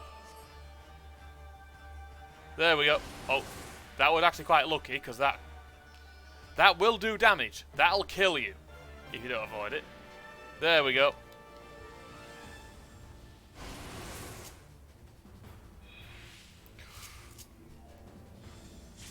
And this also really, really hurts.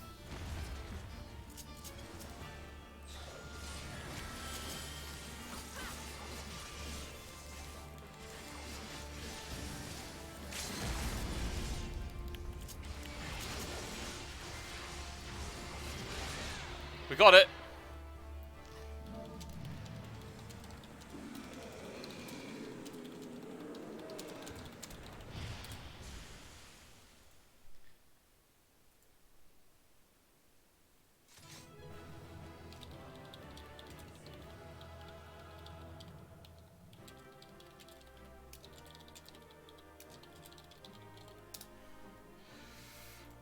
I will take that victory. They can have the comm, because the samurai basically got themselves killed. Got no use for that.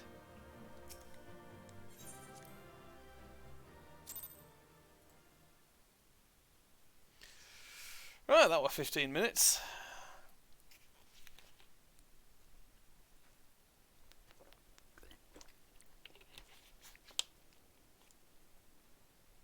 A lot of dead worms. Ah, there you are. Oh, hello, Ian. Between contending with bloodthirsty beasts and sand in my every conceivable place, I had begun to despair of finding you again.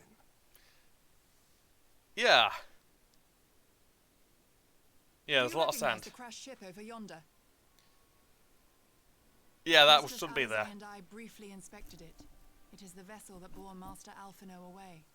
Oh, wonderful. We best go But investigate, there is aren't no we? sign of him, nor of Maxima and his people. Oh, great, that ain't good.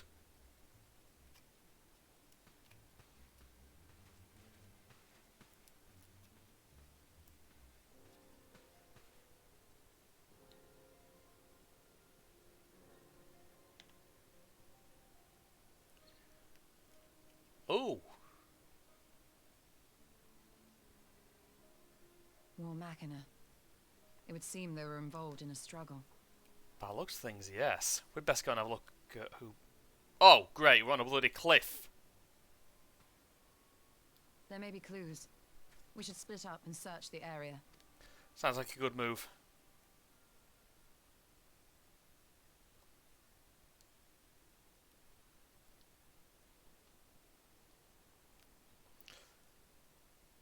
Oh, lovely. They've all been damaged. A lot of cadavers. These were no ordinary soldiers. Over here! The advantage of having Yugiri on your side. She's noticed that she's quite observant. The insignia on this man's uniform identifies him as one of the Emperor's personal guard. Hand-picked soldiers, answering only to the royal family.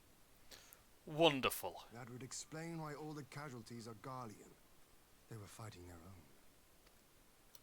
You're saying the Emperor was behind all this? That Alphino is his prisoner? Yeah, we don't know anything. We don't know that yet. We've still got to look around to see what else there is. Aye, we must not jump to conclusions. Besides, Alphino is more than capable of looking after himself, is he not? More than capable.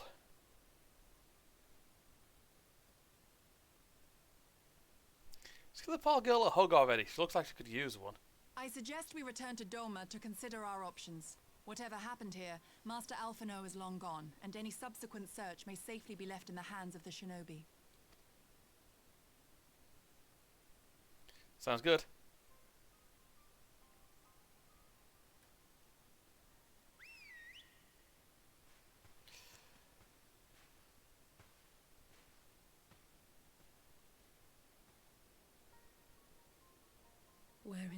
are you, brother?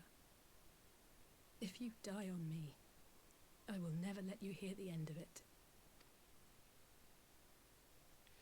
Just going to ask, Chloe, what do you make of my my in-game appearance anyway? The glamours I use. Do they at least look relatively decent?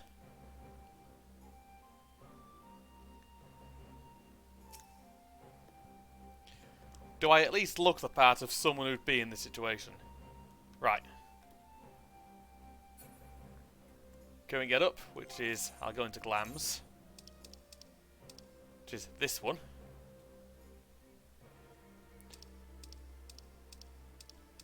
This is basically my casual look. I might actually swap the shirt at some point. And that's the one I use when I've got more serious shit to be doing.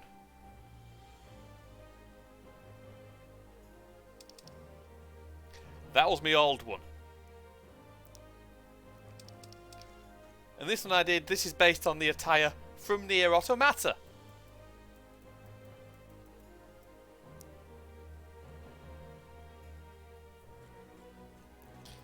Yeah.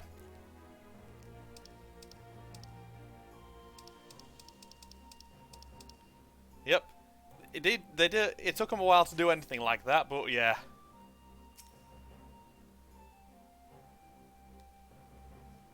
Well, that was a sadly uneventful journey. I almost found myself hoping for a sandstorm. Joking aside, I'd say our birds would do a good brush down on a treat or two, wouldn't you? Yep. I'd hoped to steal a moment's rest after our little outing, but it would seem duty calls. A foreign emissary arrived in my absence. Let's not keep you then. Actually, I was wondering if you might join me. I cannot think of a guest who could fail to be impressed by the presence of the Scions. At least none I should be happy to receive. Of course, if you think it'll be useful. Thank you. Let us return to my manor then. Basically, the dude's a new ruler and he's trying to get as many allies as he can. I mean, I can't say I blame him.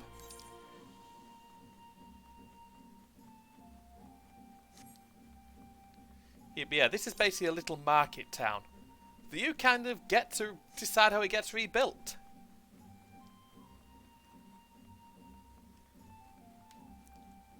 And yeah, a wolfman. Get wolfmen here. That set all the them showing up, I think, set all the furries off. He's the captain of the Hien's guard.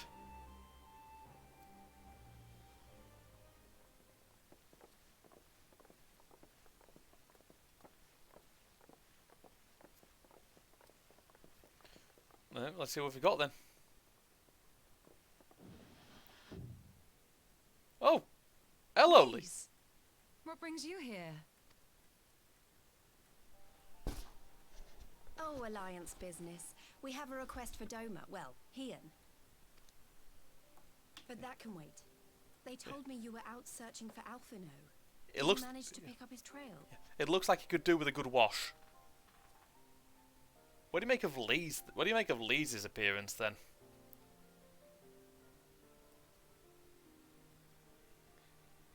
Well, a wash or a brush? The blonde lass. Well, if he wasn't at the crash site, he might still have escaped. We have to keep searching. The one with a bit of a middle-class northern accent. And we will. Alphino embarked on this journey as an emissary of Doma, and I hold myself responsible for his safe return. I will have our shinobi in the provinces search for him as a matter of urgency. Good move. Chin up, Alize. You'll get to admonish your brother for his recklessness yet. Well, someone has to do it.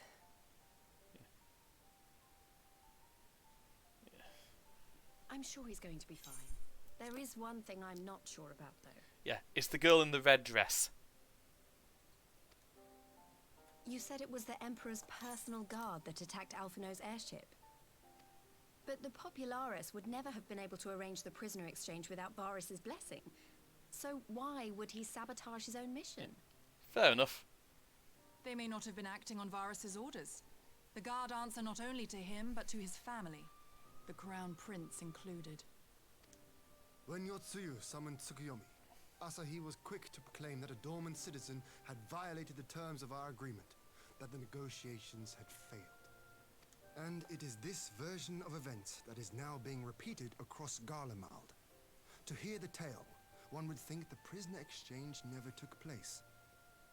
Plainly, someone is manipulating matters from the shadows. Most likely Xenos, or whoever it is that wears his face. Yeah. The guy, he spent a bit of time in jail. Asien, you mean? We all know the nature of our adversary. The servants of chaos are true to their name. Their meddling has cost Dorma a chance at peace. Whoever it was that loosed his personal guard, the Emperor cannot be ignorant of these developments. We must proceed on the assumption that our treaty is indeed in tatters.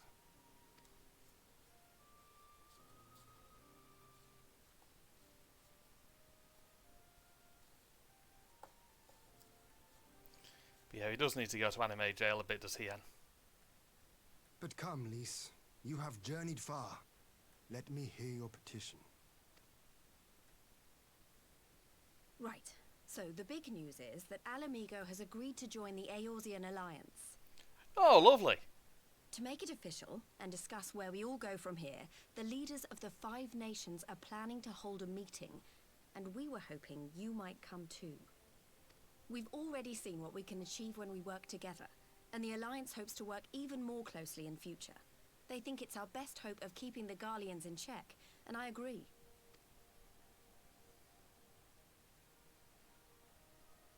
As do I.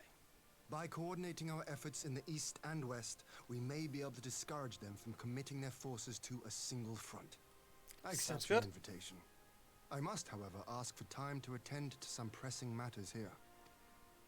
In light of recent events, the risk of Imperial reprisals is greater than ever, and I would not leave Dorma unguarded. Ere I depart, I must shore up her defenses. Oh, we know some people could help with that. Understood. I'll let the Alliance know. We'll wait to hear from you before setting a date. The meeting's to be held at the Royal Palace in Alamigo, incidentally. Do you remember the way? Well enough. Please assure my hosts that I will not keep them waiting any longer than I have to. Consider it done. And thank you for agreeing to come. If we all put our heads together, we're sure to find the best way forward. For everyone.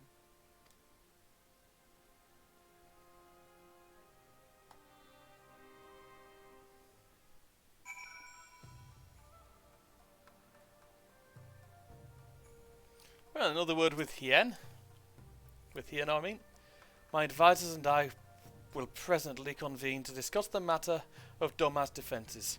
You're welcome to stay, of course. Had he not offered, I would have requested leave to remain. Where the Asians are concerned, naught may be left to chance.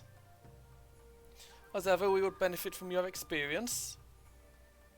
I thank you for coming, Liz, even if it was on official business.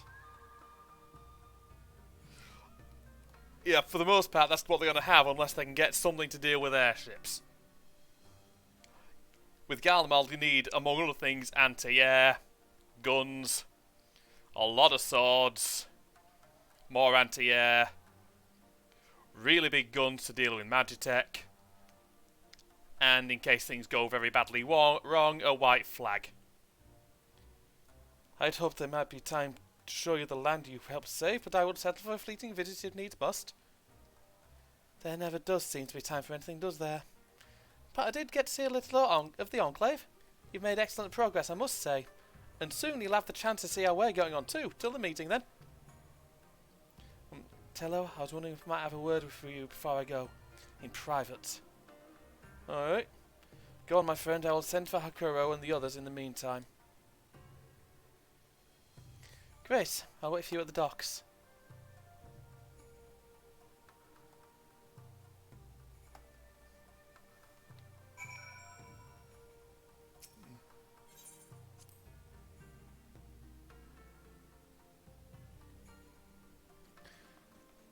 Well, go and have a word with Lise at the docks.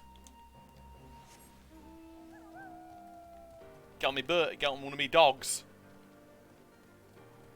You can ride around on a dog. It's meant to be a wolf, but it's just a big dog.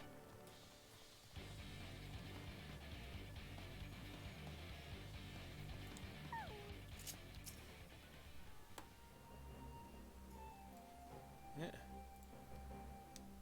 Right, what you got for me then, Lees? What's up, hon? Thanks for coming. Knowing you, you've probably guessed what I wanted to talk about. Alisaie. She's acting as if everything's alright, but it's clear she's barely coping. The Alisaie I know is overbearing, willful and reckless. And that's fine. It's how she deals with feeling weak. She has to keep moving or she's afraid she'll fall apart. A lot like me. The thing about people like us is we need someone to keep an eye on us. I had Papalimo, and now I have my friends in the Resistance. And Alisaie has you and the Scions. Before you start, I'm not saying you're neglecting her. I'm sure you aren't, and I'm sure you won't, but she's a good friend. When I see her like this, I can't help worrying. So please, make sure you give her all the support she needs, alright? Leave it to me.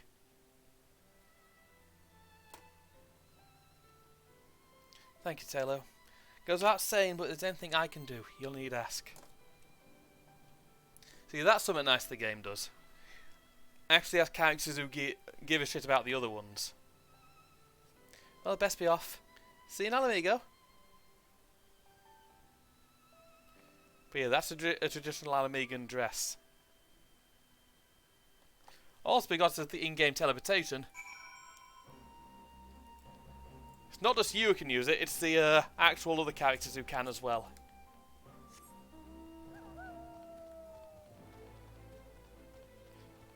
And here we are with Susano's music. And Susano is a very Japanese primal. Well, very Japanese in terms of name, but in terms of attitude, in terms of voice, it's definitely Brian Blessed.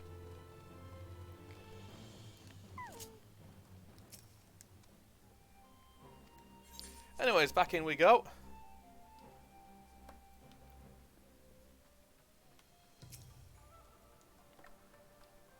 Oh, there you are, my friend. Everyone has assembled, so let us begin. Right, let's have a word.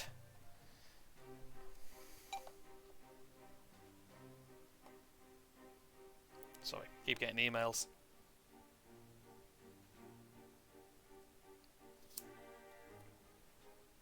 If we are to ready ourselves for invasion, we shall need manpower, provisions, and time, all of which are in notably short supply. Yeah. Candid as ever, Yugiri, and correct, I concede. Fortunately, I have an idea.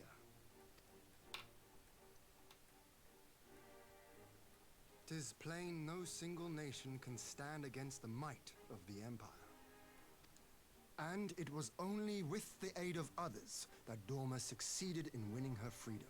So, I mean to take a leaf out of our Eorzean friends' book and form an alliance of our own.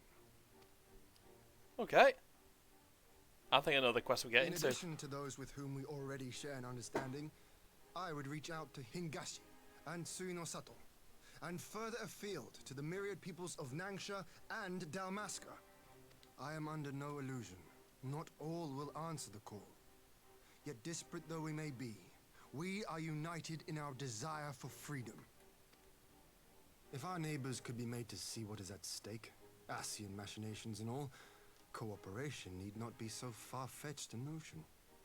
You're right on that one, mate. It may even seem practical. Under the guidance of our former leader, Master Louis Soif, we once strove to unite the fractious city-states of Eorzea. I dare say that experience shall be of use in your endeavor. We should be glad of your wisdom. For the record, I would have been in favor of this plan even if it hadn't been my grandfather's, but I have to ask, how will we secure the time to carry it out?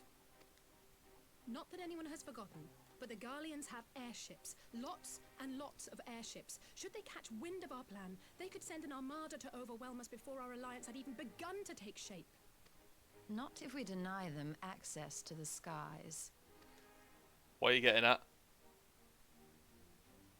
During our time in the Burn, the Warrior of Light and I chanced upon some Allagan ruins. Oh! Yeah, we did. As such ruins go, they were not particularly unusual. But something about the surrounding land struck me as odd. Faint though it was, its ethereal residue was uncannily similar to that of Azizlar. Identical, in fact. For locations so far removed to share a single etheric signature is all but impossible. I conclude, therefore, that the Allagans created the floating continent with land taken from the Burn. Oh. Well, that is a most intriguing theory. I fail to see what relevance it has to Dorma's defense.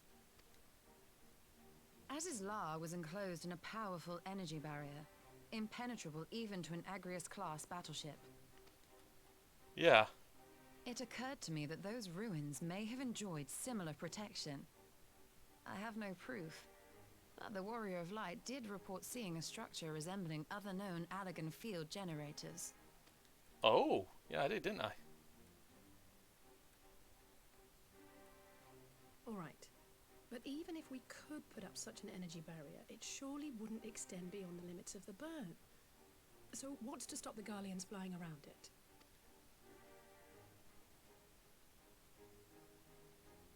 Fuel. The Dalmascan capital, Rabanasta, was a key Imperial refueling point in the east. By laying waste to it as a lesson to the rest, the Empire greatly hindered its own operations in the region. Basically, If they're an sort Imperial fleet were to advance upon Dorma, it would now have little choice but to travel, as the crow flies, over the Burn. So basically, the Galleons fucked up and blew up one of their own refueling points. I see. A word of caution. Even assuming the generator still functions, raising a barrier of such a scale will require a prodigious amount of energy. And few places are so bereft of suitable crystals as the Burn. Very true. A source of energy. Tell me, did the Allagans make a habit of launching things into the sky? Curious question. Besides Azizlar, I know of only one other notable instance. The Red Moon Dalamud, whose fall triggered the calamity. Just the 2 occasions, you say? Then I believe I may have a solution to our energy problem. You do? I may. To find out for sure, we would need to visit the Azim Steppe. Which would, I now see, present the perfect opportunity to discuss an alliance with the Zayla tribes. How very neat. What say you then? Shall we see whither this road leads? Sounds good to me. Right then, to the Azim Steppe.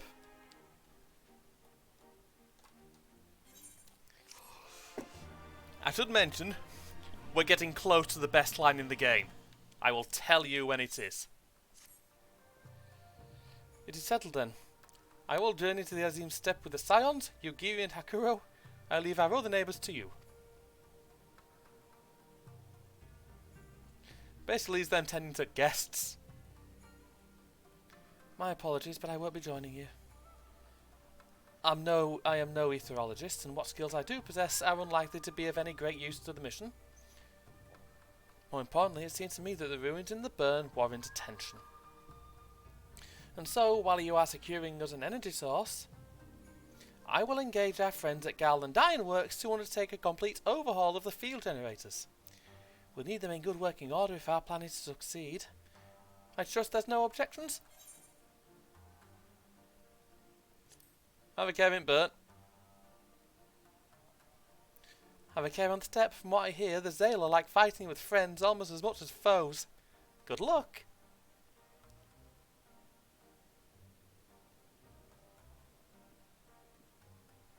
Just the three of us then. Very well. Shall we make for a reunion? Alright.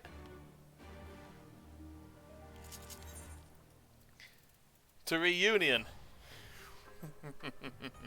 I know what's coming. I know what's coming and it never gets old.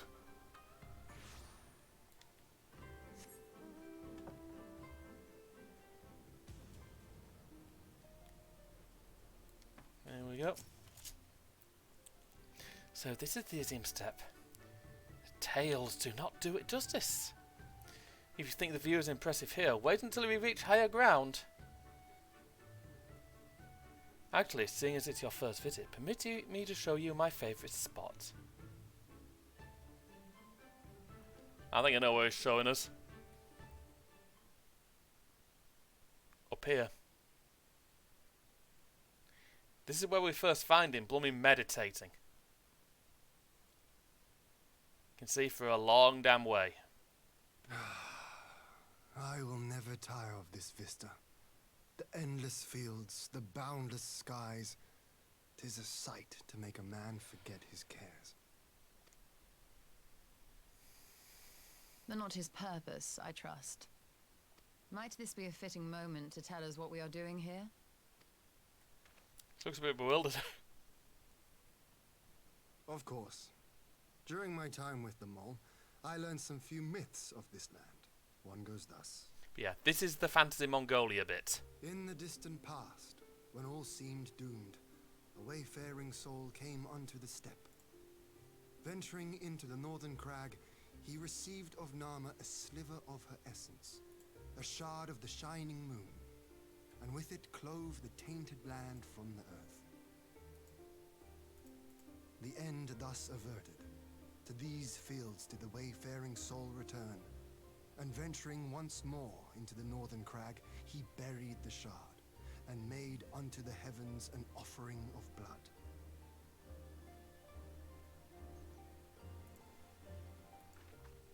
A tainted land cloven from the earth, and an offering of blood to the heavens. Azizlar and Dalamud. Yep. That was my thinking, yes. And you believe that yonder mountains hide an artifact possessed of sufficient power to raise Azizlar up to the heavens? I suppose that might suffice. Worth a closer look, would you say? I would.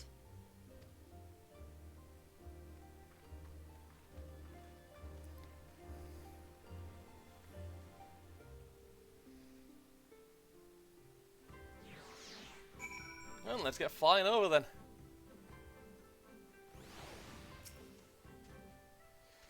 From here we shall travel to Mol Ilo. There we may ask Serena about the particulars of the myth and raise the matter of an alliance with the rulers of the steppe. At least this time, unlike a lot of other quests, he actually walks in the right fucking direction. A lot of times a lot of quests I've done here, he hasn't done.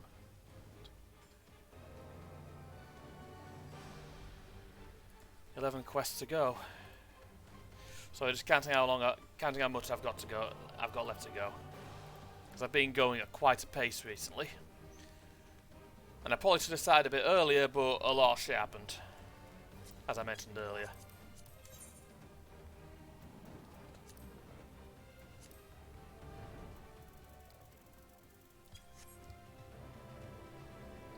Anyways, to Serena.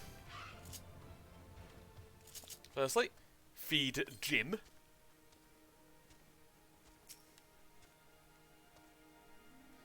And have a word with Serena.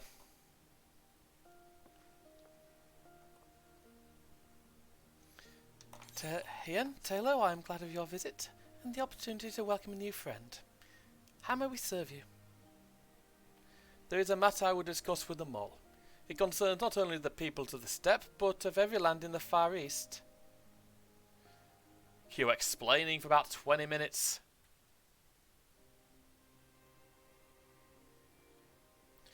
A shard of the shining moon left behind by a wayfaring soul. And you need this to protect our lands? I do. My friends and I wish to find the shard and ascertain the extent of its power. Will you tell me more of the place where it lies buried? This northern crag? If that is your wish. In the mountains to the north there is a cavern called the House of the Crooked Coin. Inside this cavern are pillars of stone that legend holds to be the source of Nama's power. There I believe you will find what you seek. Ah yes, I know the place. It is a brisk walk from here, and what are your thoughts on an alliance? Should the Empire return, our lands would be engulfed in a storm of conflict whether we will it or no. If we don't stand together, we'll fall apart. This I believe with all my heart. However,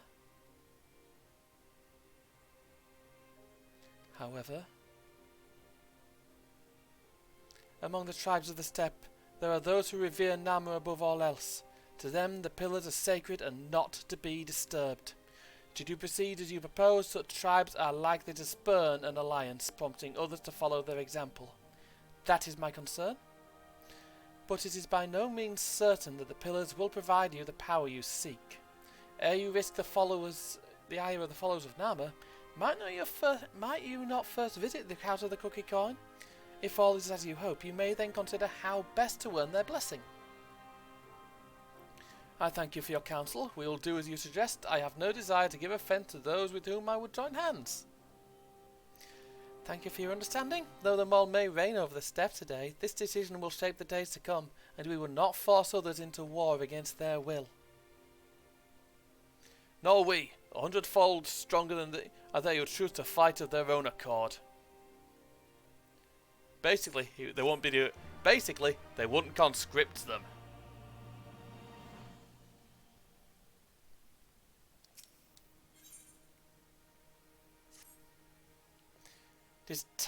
It seems the time has come to put my skills to use. Pray lead the way to the House of the Crooked Coin. Will do.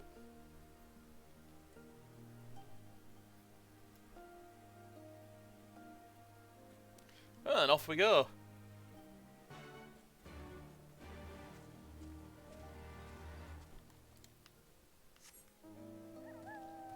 Back on board a dog.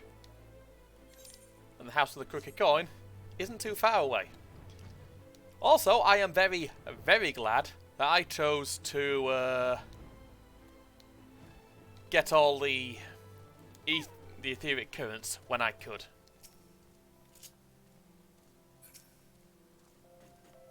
Right then. See, that's Allagan. That's definitely Allagan. You can tell by the markings.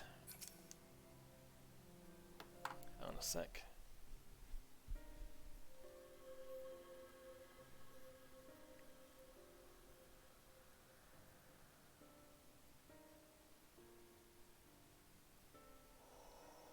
Such an abundance of ether. Oh. Are we in luck? We are. This is an Allagan artifact, most likely built to regulate the flow of ether. Always good. I strongly suspect the ancients used it to stem the flow from here to the burn. That would explain how they were able to untether what became Azys La from its surroundings. Sorry. But were we to throw open the floodgates, the resultant deluge would surely be sufficient to raise our wall. And in restoring the flow, we may also restore life to the wasteland. Hopefully.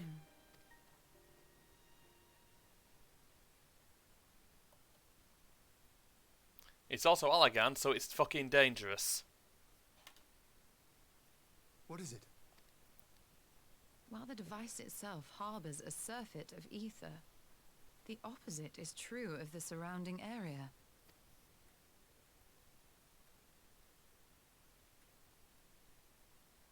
An effect of regulation, perhaps.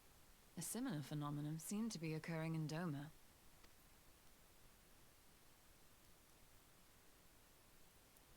Yeah. Whatever the explanation, the answer will not reveal itself here. We have seen what we needed to see. Let us return to Mol Illo. Okay. Again, I still think the plotline with Xenos could have been avoided had we just burned his bloody body.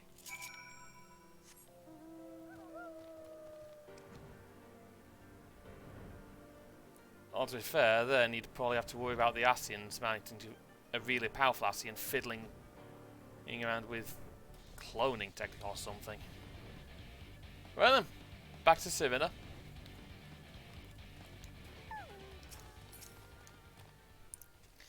You found that which you seek? Then, great indeed is the Dusk Mother's power. If naught less will suffice to protect our land, the blessing of the other tribes must now be sought. Of course, but to which tribe should we appeal? There are many who worship Nama, but none are so fervent in their faith as the Dothal. Their consent shall be the key. Right, great. The Dothal, Lee spoke of them. Pardon me. A warlike tribe possessed of unique customs and beliefs. I sense their cooperation will not be easily won. Nay, but it will be well worth the effort. The Dothal fear nothing, death least of all, and our alliance would be greatly strengthened by their presence. Let us go to the Dothal Ha and treat with their Hatun, Sadu. Oh, Sadu. Brilliant. I like how Simon's happy. Right then, get back on the mount. And fly over to the Dothal Ha. I should mention, this is one of the biggest fucking zones in the game. Easily it's one of the biggest.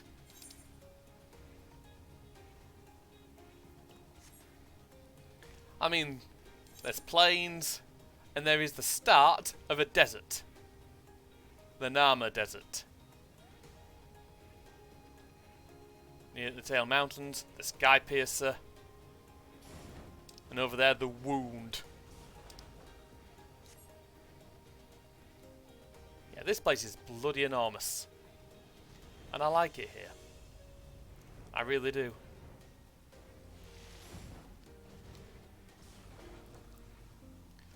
Weird looking monster. A Chowchu. It's based on Ochus in Final Fantasy 13, I think. And those things are bloody dangerous. But yeah, basically a lot of the monsters for this, they copied and pasted from other Final Fantasy games.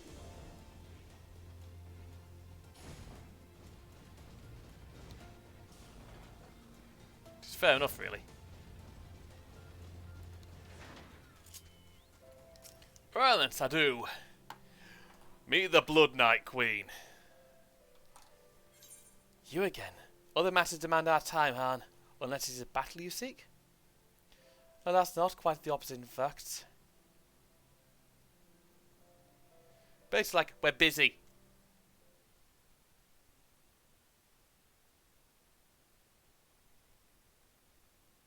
Talking, always talking. You say the pillars hold great power? Of course they do. They are the source of Nama's strength. To the Dothal, no place is more sacred, and we will make ash of any who would defile it. Though I see this is not your wish. You see the wisdom of our proposition, then? You'll join hands with us? I said nothing of joining hands.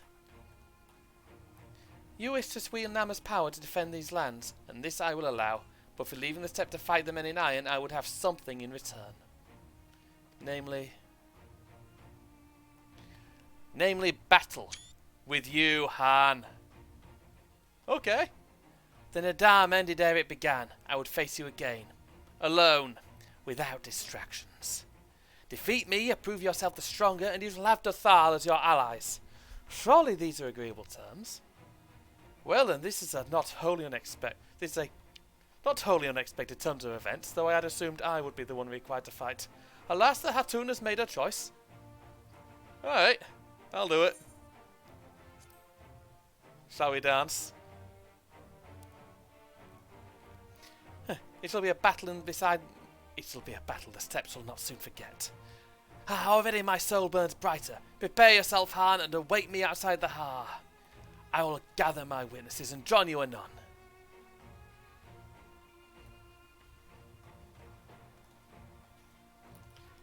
Well, he's happy to watch a fight. I don't think it's Tola is.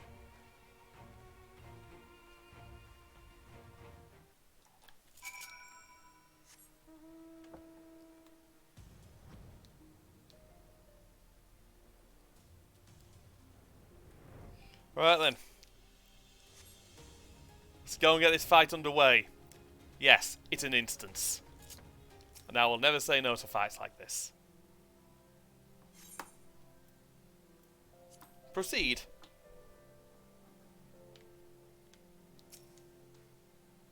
The heck? I pressed leave by complete fucking accident.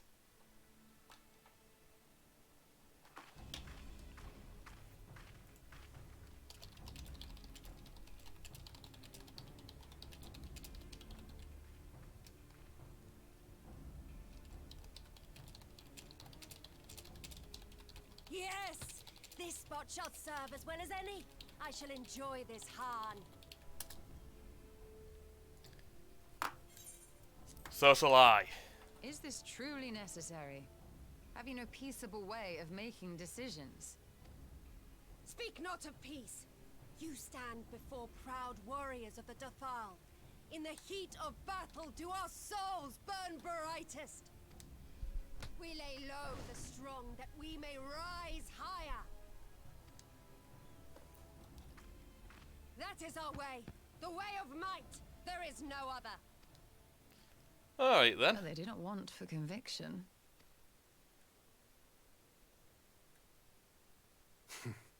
Indeed.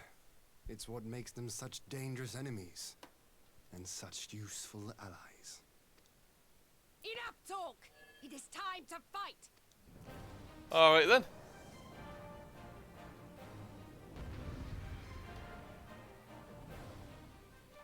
Right, let's get this shit over with, shall we?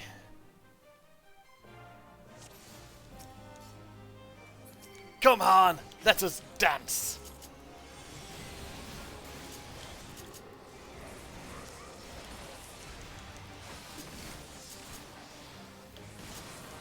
She's squishy as all fuck.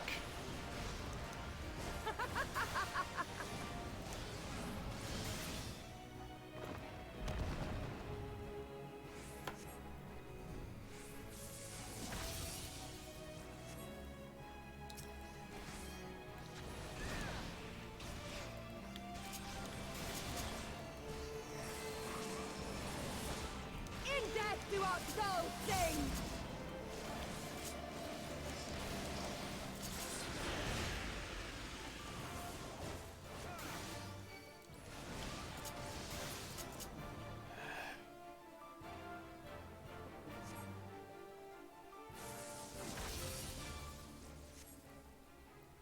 It does take a lot to get her on her ass.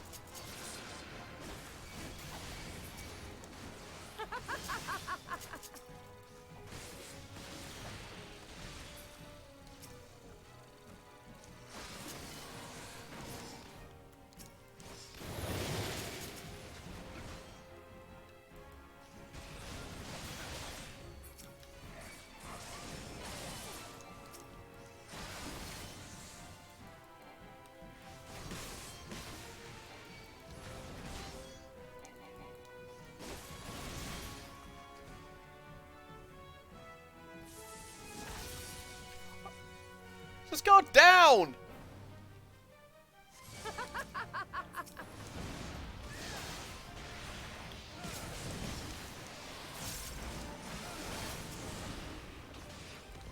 In death do our souls sing!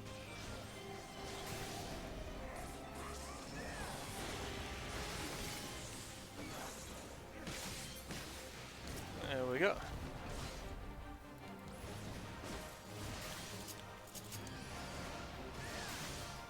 There we go.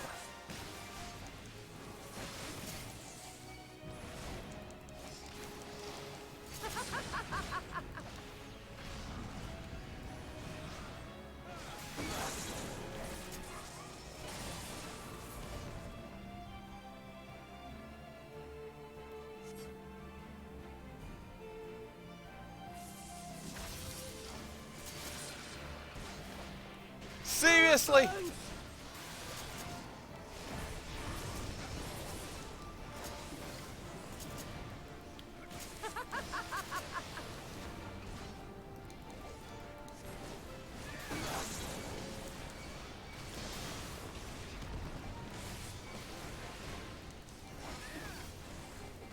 Yet do our souls sing!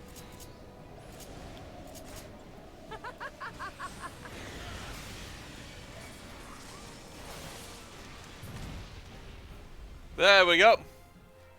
That's that bit of the instance down.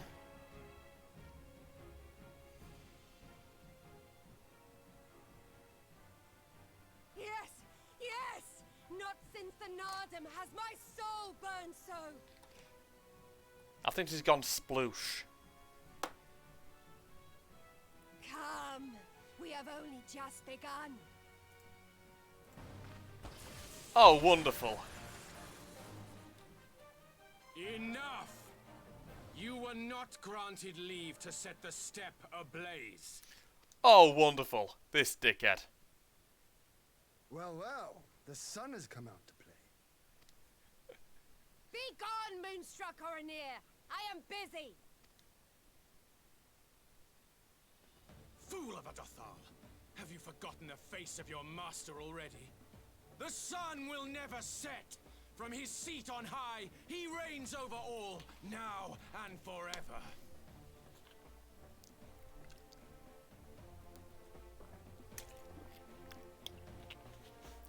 I think his troll just twitched. I don't think he likes him. Yet what should he find here but a battle to determine the fate of the steppe? A battle waged without his blessing. This will not stand. You, Doman! You who come to petition the warriors of this land, forget that all Nama's children are wards of the Oranir.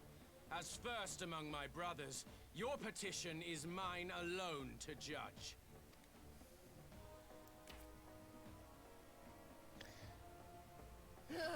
These words are as wind from a horse's backside. Plentiful, but your axe sings more sweetly. Let her speak for you. Basically, she just called him a horse's ass. Insolent child. You will learn your place.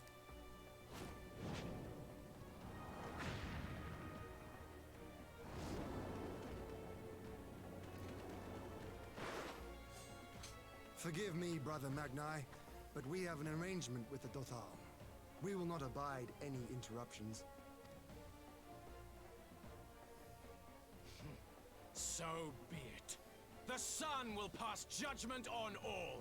Didakul, join me. He's like, alright, why the hell not?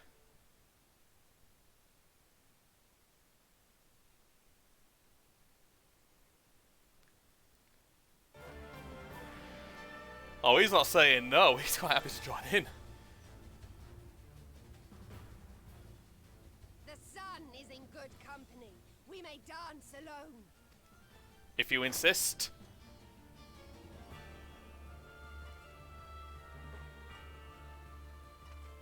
Beg not for mercy, for you will have none. Bear witness to the power and the glory of Azim!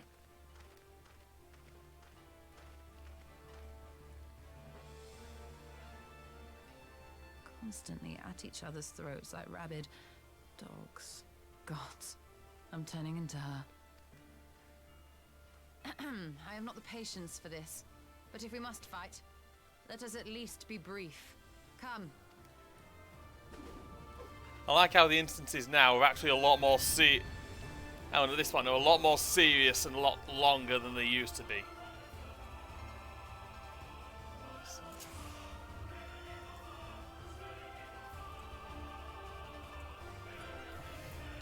In the coming battle, you'll fight as Ishtola. Come, plead your case unto the sun.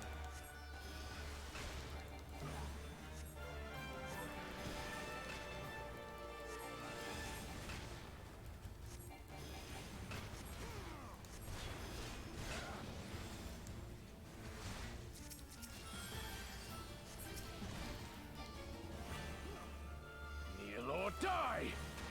Screw you!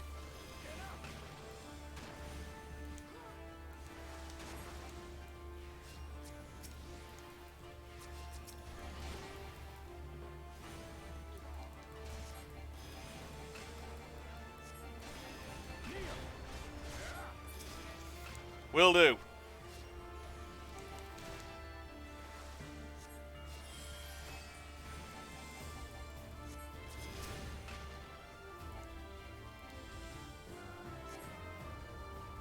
Bow down before me!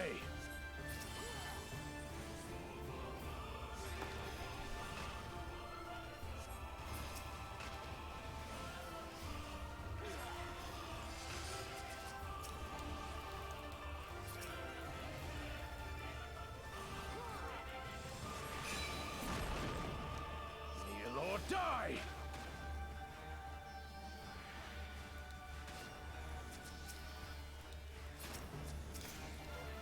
So it's a bit of a force of habit, just it's like using the dots as he is a bit of a force of habit. Mark well and learn!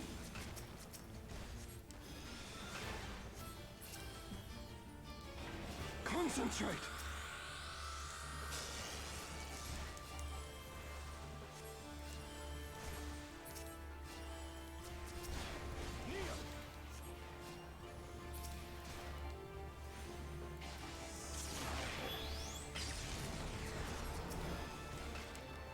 Oh, brilliant. Or die!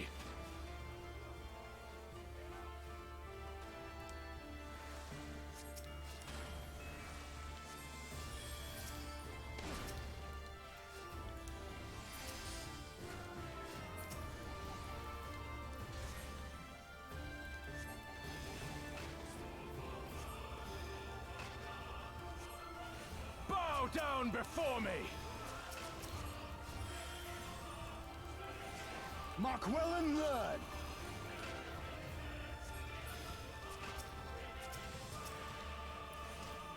You know, he's about to die.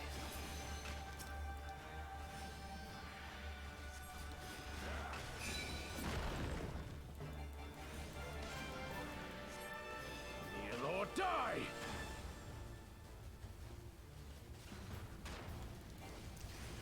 And it's about to be sunset.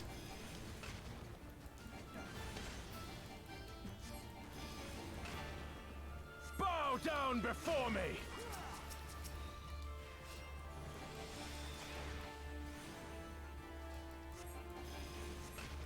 Tremble before the sun!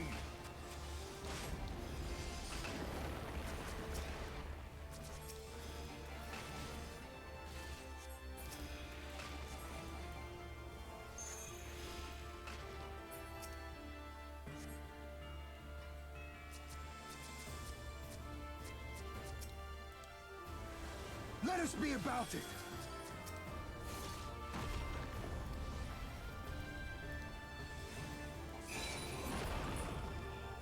Oh, brilliant.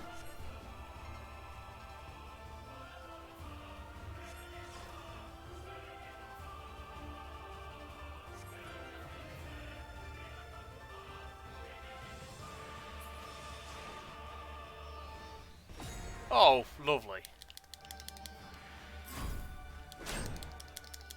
Yeah.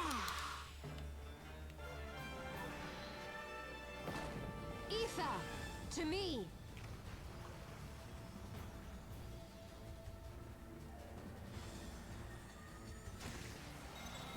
Have at you. Oh! That's when you remember how powerful this Toller is. We got him. That was a long fight.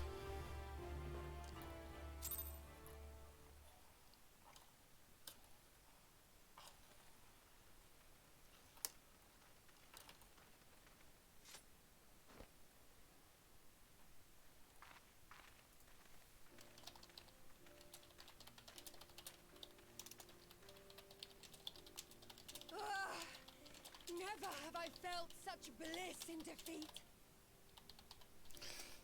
I think she's enjoyed herself. 'Twas a battle to burn soul and flesh to ash. We Dothal will lend you our strength as promised. Narma's power is yours to wield. Why didn't you just go sploosh?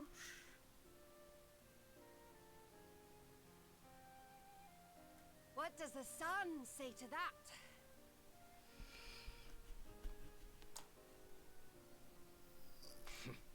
The sun is not driven by base motives such as yours. Sorry. But they have been judged and found worthy.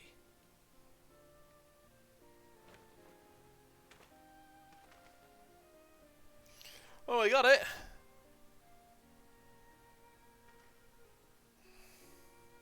It is the way of the Oranir to accord recognition and respect to the strong. You have made sufficient proof of your strength.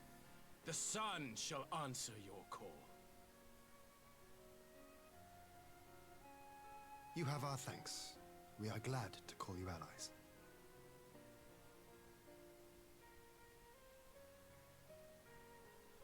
You?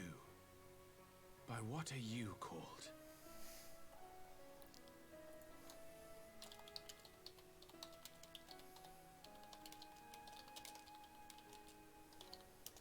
Y'shtola.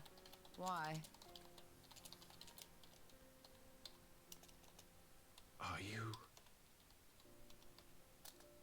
Are you my Nama? Oh no.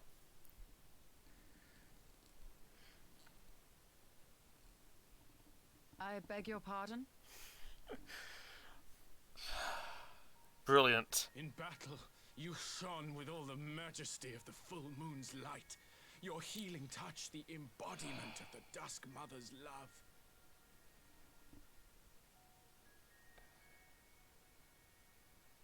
Long had I wondered if my Nama might not be a woman of the steppe. Beholding you, I am all but certain.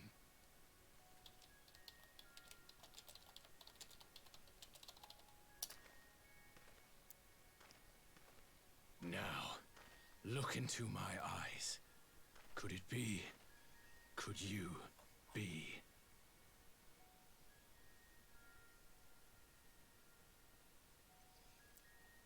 I am.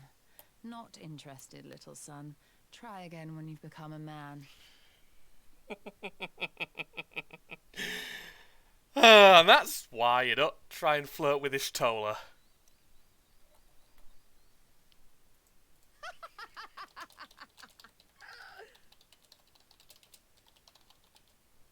Little son! Little son! She's just like, oh fuck.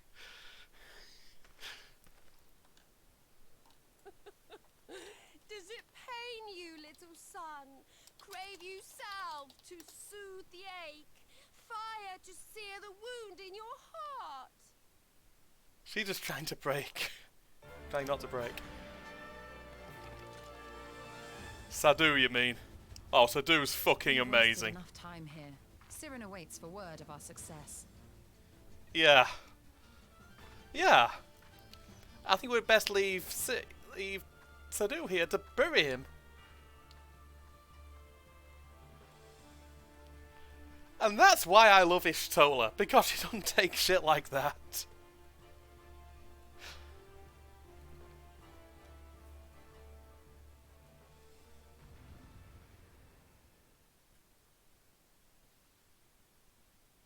I should mention, by the way, Chloe, there is effectively, around in this area, there's effectively a tribe of lesbians.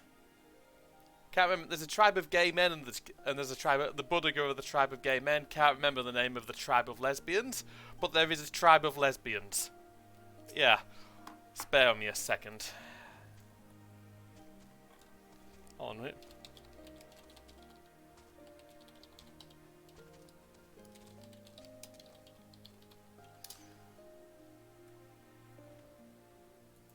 Yeah, there are a lot of tribes.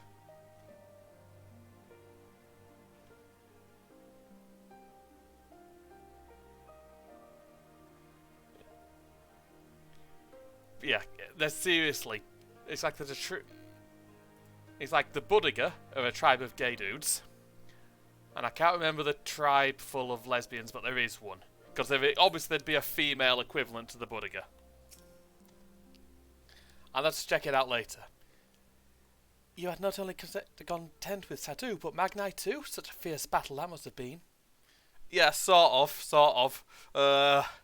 There's not much left of Magnai, not much left of his ego at least. Here you stand, triumphant, having passed such a test they could not well deny you their allegiance.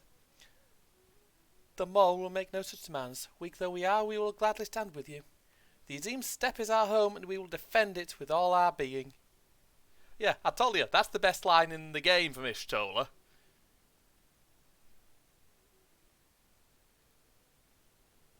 Go on. That dude's dick, by the way. Oh, you mean Magni? Yeah. Her calling him a little son is a bit devastating, because he believes himself to be an incarnation of a fucking sun god. His dick just shrank about several inches.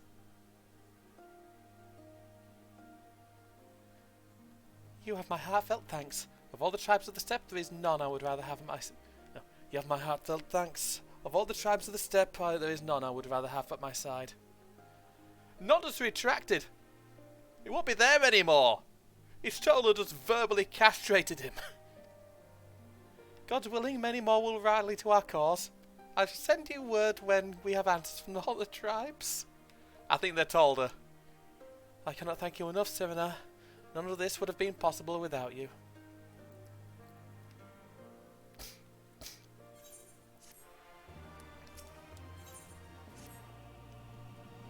We have the requisite consent. It is time to put Nama's power to use. If the use flows as planned, all that remains is to have the ironworks engineers do their work at the ruins. Come, let us return to the House of the Crooked Coin. See, that's one of the main reasons I wanted you to watch this part specifically. Because of Ishtola's viciousness.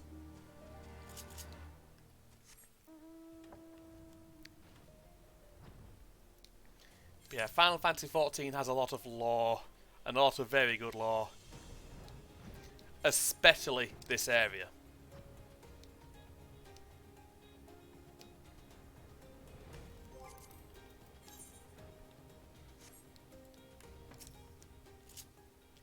I have to begin at once. You may wish to step back. Yeah, it might be a good idea.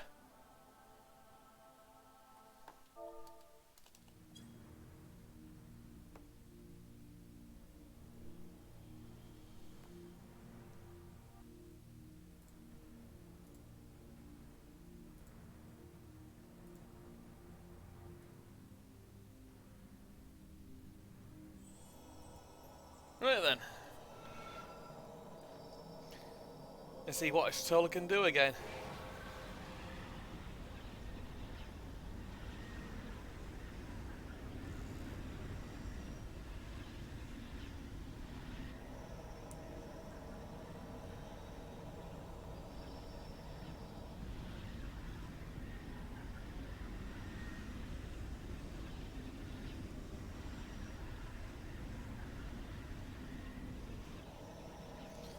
And she's using a lot, and she's unlocked it by the looks of things. Whoa! Floodgates open.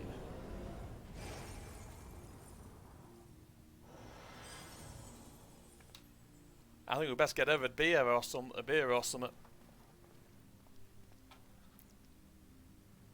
Did it work? Hopefully.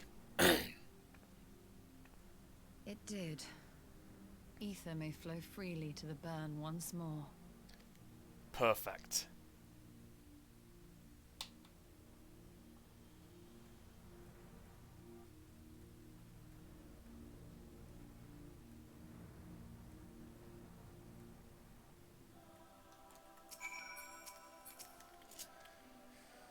I do not pretend to understand what you did, Ishtola, but you did it. Thanks to you and Taylor, of course, we have taken a momentous step towards securing our defences. Now, as much as I believe the rest is in order, we should probably make haste back to the Enclave. Agreed. The others may already have returned from their missions, I would know how things stand. As would I. Without further ado, then.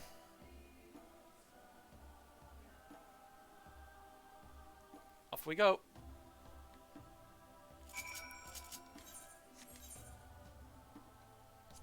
Back to the Enclave. I just need to see how far I've got to go. Not very.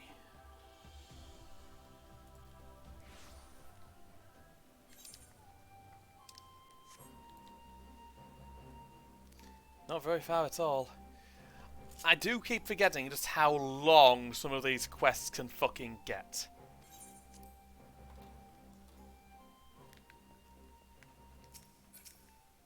Right then, I say, what have you been up to? Judging by your triumphant expressions, I take it all went well on the Azim Steppe. Indeed, we have secured a suitable source of energy for the barrier. Good. Tataru and I have commissioned Garland Ironworks to ensure that the field generators function as they should. Team of engineers should stand ready to set out for the burn at a moment's notice. You need only say the word. I thank you for your engaging of their services on our behalf. The minutiae of the arrangement you may leave to me. Which leads to the small matter of our alliance. So, Yugiri and Takuro, how fared you with our neighbours? My lord, all of the factions we approached are in agreement that the Empire poses a threat, and many responded positively to talk of an alliance. From Hingashi to Suino Sato, however, we received outright rejections. The former will not break its treaty with the Empire, and the latter will not involve itself in conflict. Just as we expected then. Well, there is naught to be done about it. We must focus on the rest. To each of the nations that were amenable to an alliance, I will personally send a missive. And once I have attended to that, I believe we will have done everything we can to fortify Doma's defences. For the time being at least. All of which means if I may leave for the meeting in Alamigo with a lighter heart. Yugiri, Hakuro, if you would be so kind as to hold the fort in my absence. Alright then. My friends, we could not have achieved so much in so little time without your help. For that I give you my heartfelt thanks. To the meeting then. Alright, till the meeting. I took the liberty of asking Thancred to attend as well. He should have arrived in the Alamegan quarter by now. Then let's not keep us waiting, shall we? Alright then.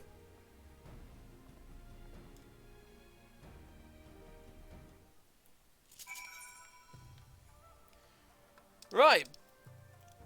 Back to the Alamegan quarter.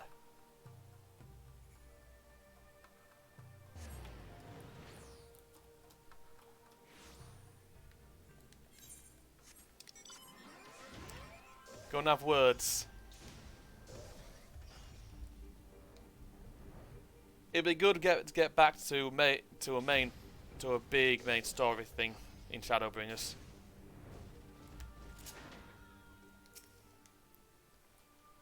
Each tailor has told me all, and I duly told Riandre and Kryle.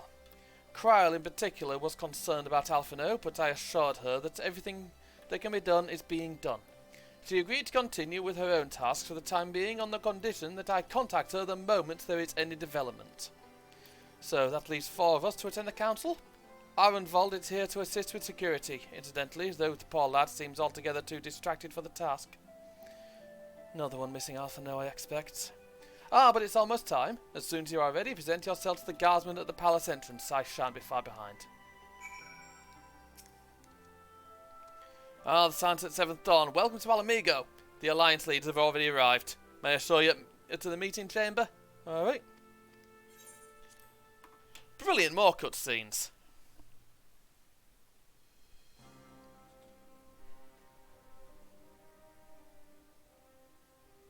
Mistress Lys, Commander Aldin, it gives me great pleasure to formally welcome the city-state of Alamigo to the Eorzean Alliance. Yeah, do you mean with the Wolfmen? And the Hrothgar? Your Grace. I know I speak for all Alamegans when I say that we are glad of this chance to stand with our comrades of the Alliance. It's not just them.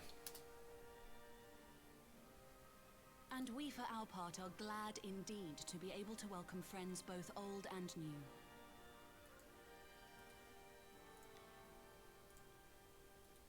Lord Hien I'll paste these in.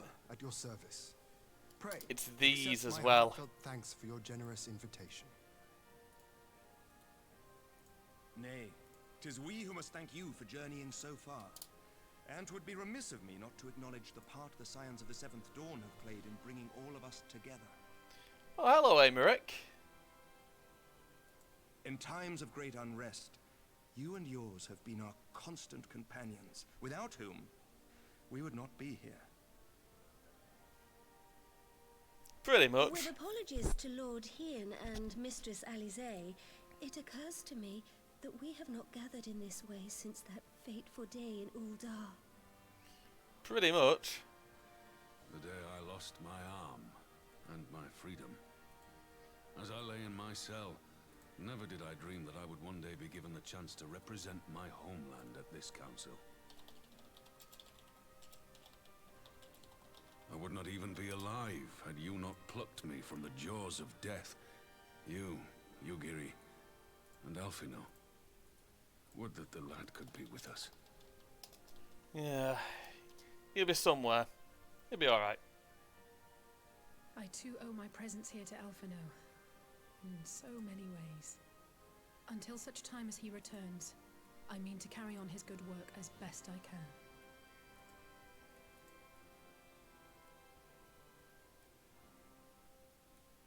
Come, friends. Let us leave the past in the past and turn our eyes to the future. My Lord Hien, pray, tell us how things stand in the east. Okay. I'm sure we will.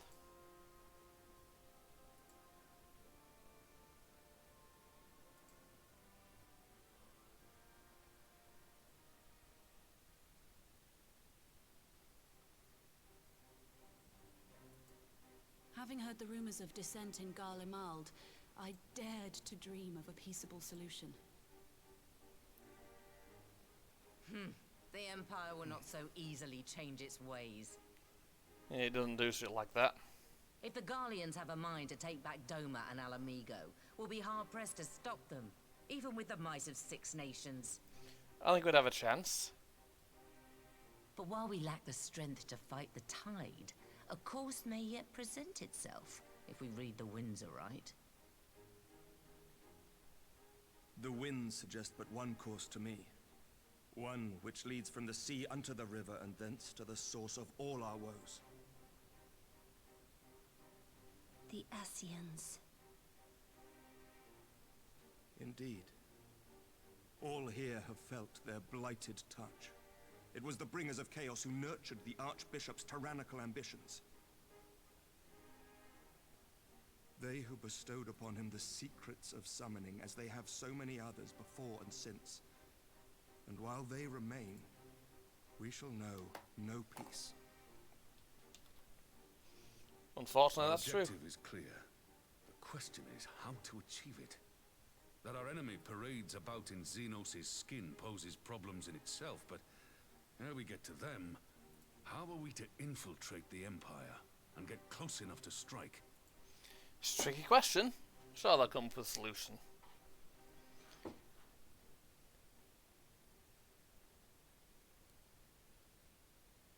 While I see the wisdom in targeting the Ascians, an assassination attempt on Garlean soil would do little to aid our cause, even were it to succeed.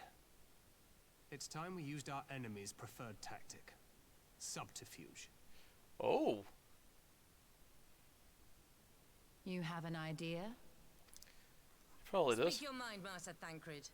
None here know the enemy better than the Scions, and you mayhap best of all. Whatever it is you propose, we will give it fair hearing. On that you have my word. Very well, Admiral. My proposal is thus. We dispatch the shinobi to Imperial territory. There, they sow the rumor that the Crown Prince perished in the battle for Alamigo, and that the man parading around is in fact a corpse inhabited by a servant of darkness.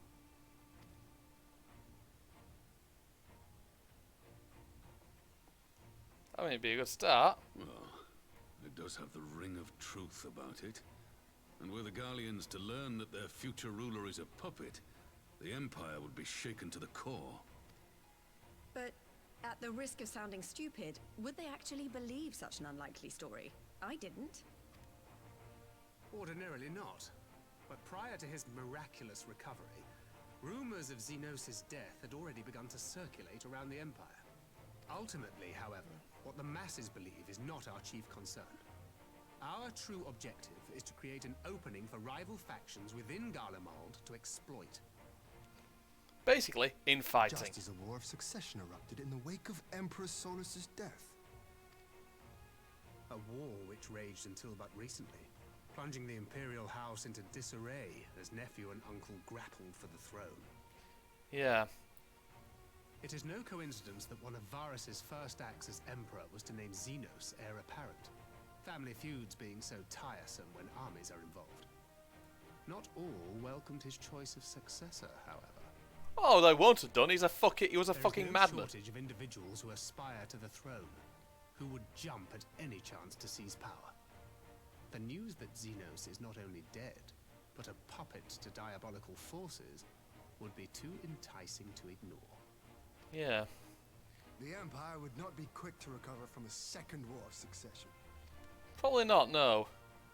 I am no stranger to infiltrating Imperial territory. With a team of operatives gathered from among the Alliance's finest, the plan should have a reasonable chance of success. Doma already has shinobi in place throughout the provinces.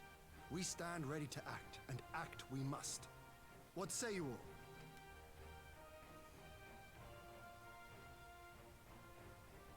I'm for Master Thancred's proposal.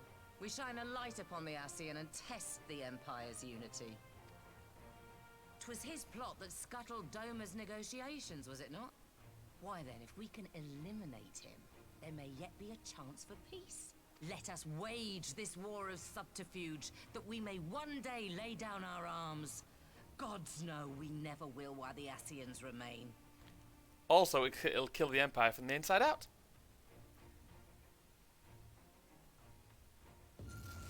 Oh dear. That ain't good. That's not an echo headache. Sorrow.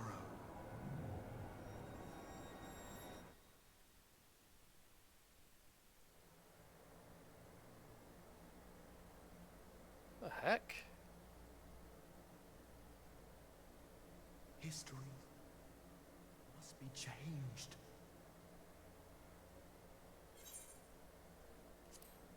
Who's this? Ahead looms a calamity. Ahead looms light, expunging all form and life. Twin dooms only you can forestall. Only you. What's the matter?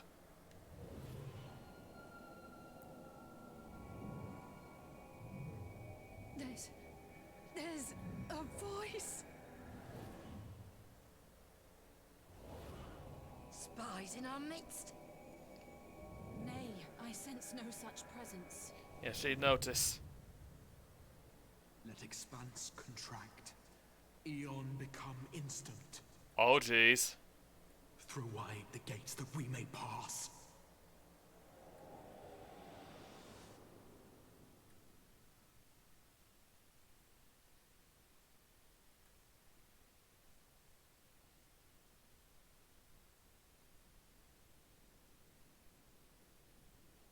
Is it over?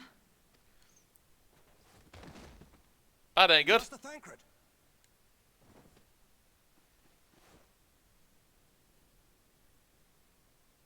For Fend. Bear him to a private chamber. Have every healer make ready. Swiftly. Yeah, that ain't good.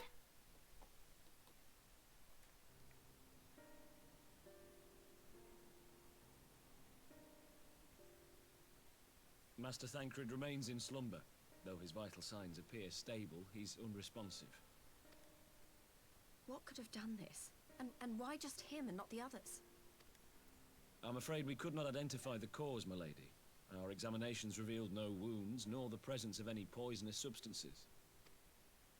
Gods, that only makes it worse. You're to let us know the moment there's any change, all right? Yeah, this is all gonna be to tits.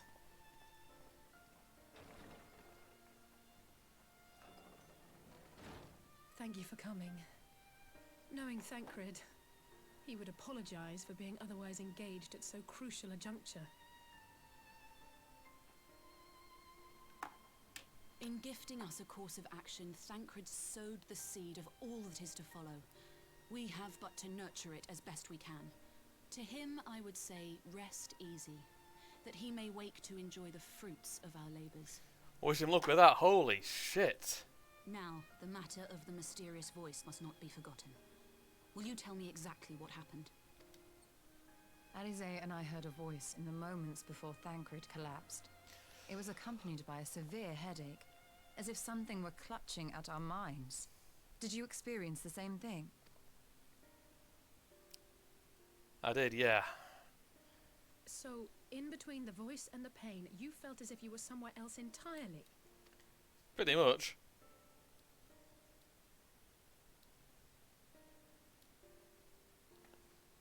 Your testimony confirms my suspicion. That which you experienced was, I believe, your soul being plucked from your flesh. Called. Oh, that ain't brilliant, is it? Called? I myself examined Thancred. Reach out as I may, I could not sense in him the spark of life that is his soul. That's bad. That Thancred alone was stricken so is likely due to his heightened sensitivity to the effects of ether. A consequence of his prior possession by the Ascian, Lahabrea. Oh, that cunt. Bad my language. The owner of the voice, whoever it may be, reached out to you, called your souls, and in so doing, caused you and yours such pain. But if that's true, where exactly are we being called to? Her eyes are so damn big, she's shitting I know herself out of terror. Yet one thing is plain. Whoever waits for you on the other side is possessed of a power unlike any I have ever known.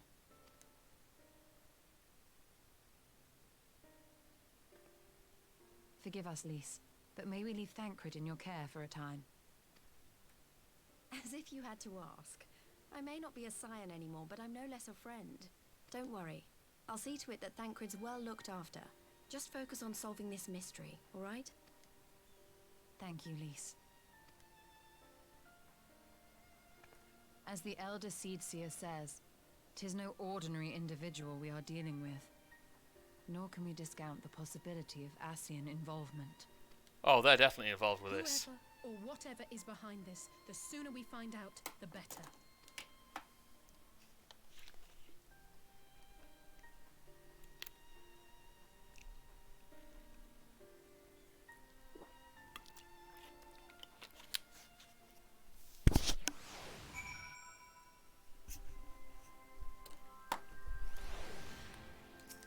Now I say, I just tried to call Oriandre on his link pearl. He didn't respond, but I dare to hope that he possesses some knowledge we do not. Oriandre, something happened during the meeting. Thancred collapsed. His embodied voice suddenly started. What? We just talked about this in person. All right, we'll meet you there. That was Oriandre. He heard the voice too. In Danalan. Are we to, as we alone were afflicted by the meeting, I had my suspicions. But if the voice also spoke to Oriandre, there can be little doubt. The Scions were targeted specifically. By whom and to what end is the question? One to which we must find an answer with all possible haste. Right then. Another word with Jim.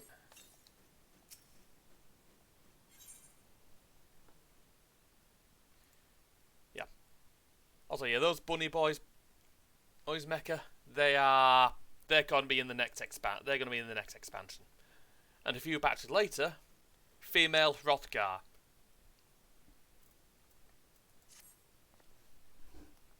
Oriandre agreed to meet us at the Rising Stones. If any of the others heard the voice, we'll find out soon enough. Alright then, off we go. Good luck. Good luck. I have to get back to the meeting with Elder Seedseer. But if there's anything I can do, anything at all, you must let me know, alright? Promise me. Alright. Right, let's be on our way. Off we go then. And I guess it's warping us there already. Ah. There's Boulder, Riol and Dalian, Ephemy.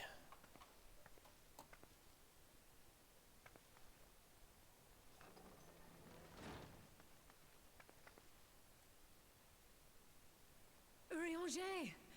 Gods, it's good to see you.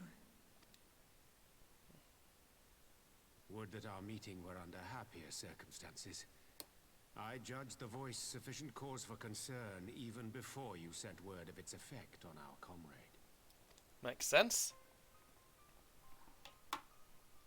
You heard it too, then?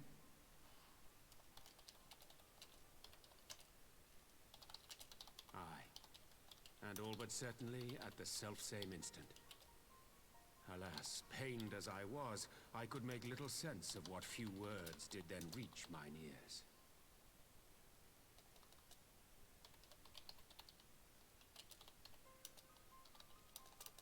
Who do you think is responsible? Could this be the Ascians doing?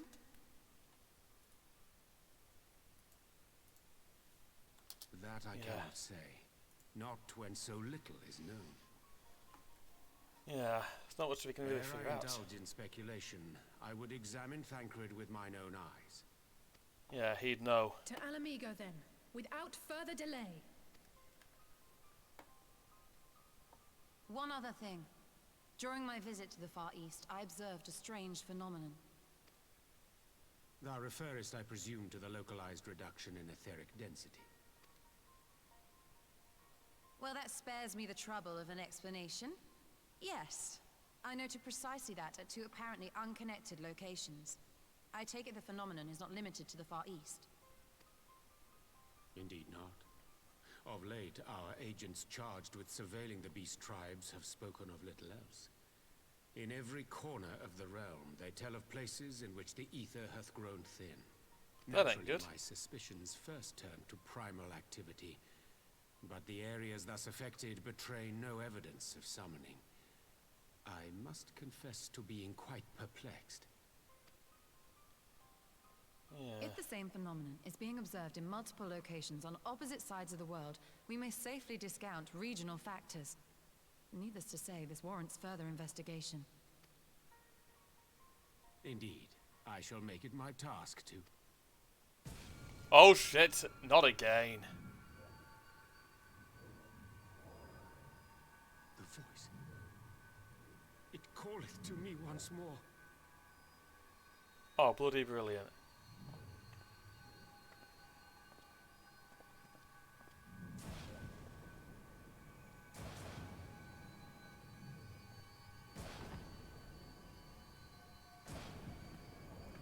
Oh, fuck.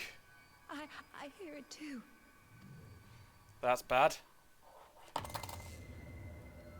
Only you. Only you. No!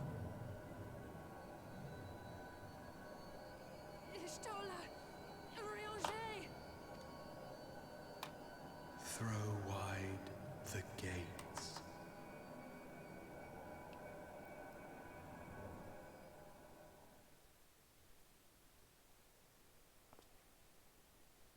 No. No, this can't be happening! Oh, fuck.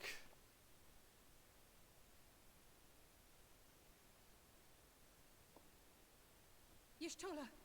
Urianger! Open your eyes! Open your eyes, I beg you! Say something. Anything! Not again. Please, not again.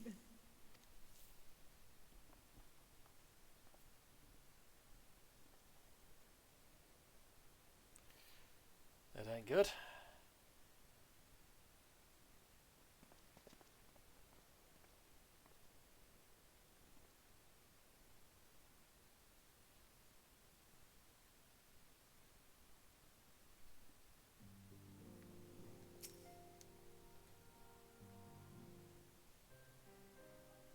Forgive me, that was an unseemly display.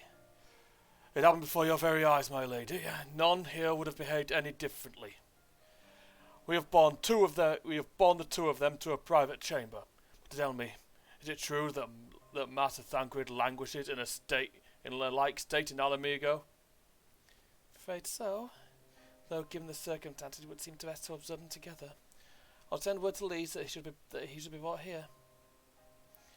Take heart, my lady. The world is full of scholars and knowledgeable folk of every persuasion.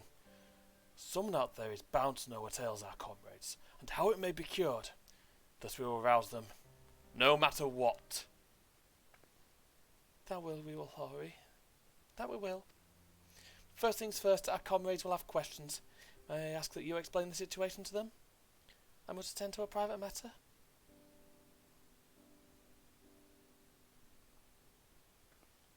Oh, I promised I'd visit someone in Limsel and Minter. He's been waiting at Maelstrom Command for a while now. You know, you should come along too. I think he'd be glad to see you. Trying to make it sound like her voice is shaking. So again, Alisei is fucking tiny. Is that or Boulder is just that fucking big? We had spoken earnestly of doing more to ease the Senior Sound's burdens, but not under these circumstances. No less so soon. I only hope I will be equal to the challenge. Didn't the self-same thing happen to Thancred? Who's bloody next?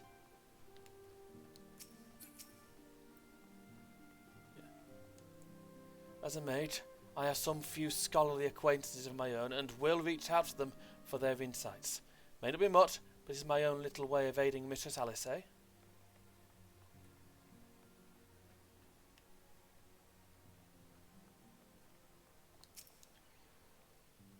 Worry not, Taylor. Osha and Aina are keeping watch over Mistress Estola and Master Orionje. Pray keep Mistress Alisei company. Cannot be discounted that Mistress Kryle has heard the voice as well. I will ask Taru to send her word of what has come to pass.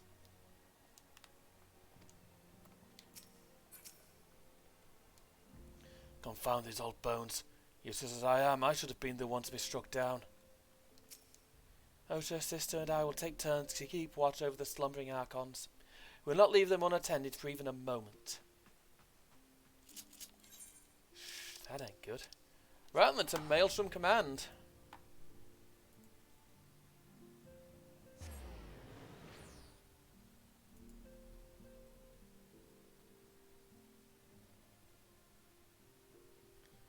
Right. Fuck.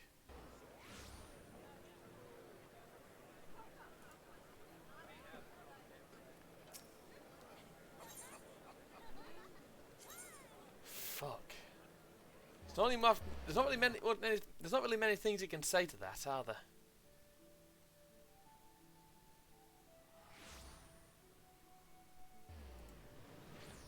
Yep. Oh, shit! I forgot about that weapon. That's Blades Resolve, and he's using a replica Blades Resolve.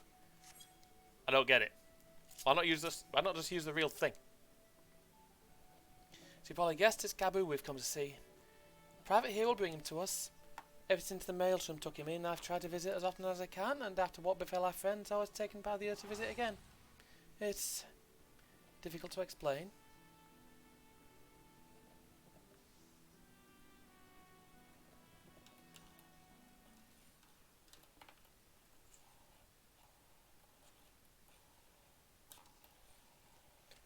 And just bringing him in the little thing out.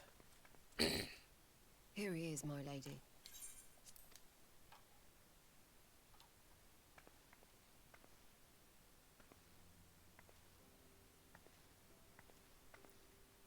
Poor little thing. Gabu, it's been too long.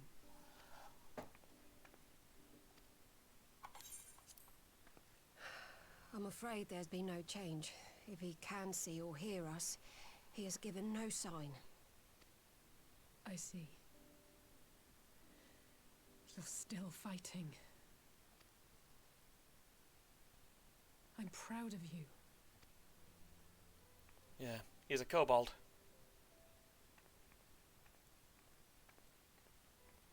We promised that we would come and visit you together, didn't we? Alphino and I.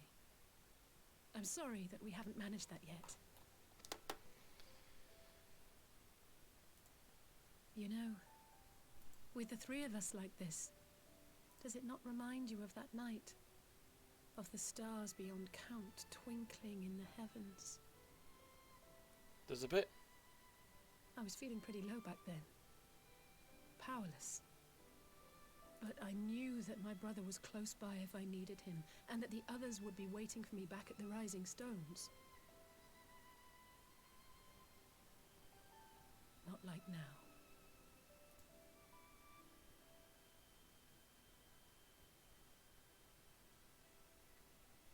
Also again, Chloe, thank you for this. I've seen my share of trouble since coming to Eorzea. Been reminded again and again of my limitations, of how little I can change about this world. And I've come to know the sorrow of parting all too well. Yes, so. But to have the people I hold dear struck down before my eyes, and be powerless to help them, that I cannot bear.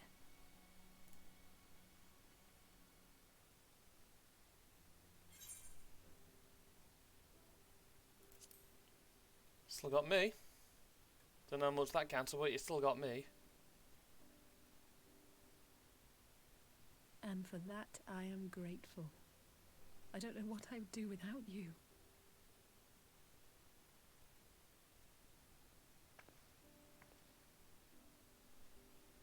Well, that's more than enough brooding for one day. Come on, we have friends to save. That we do.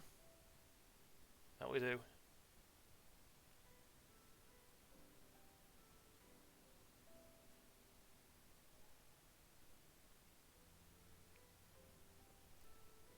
Sorry.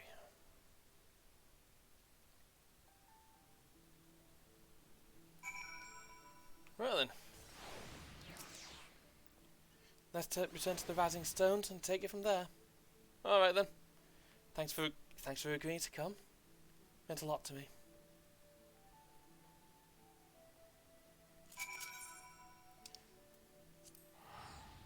Yeah. She's basically just lost everyone. And that ain't fucking brilliant now, is it? So don't worry, this is not going to be another 8-hour marathon. Once I'm done with this, well, about to see the things you're going to get pretty violent, pretty nasty.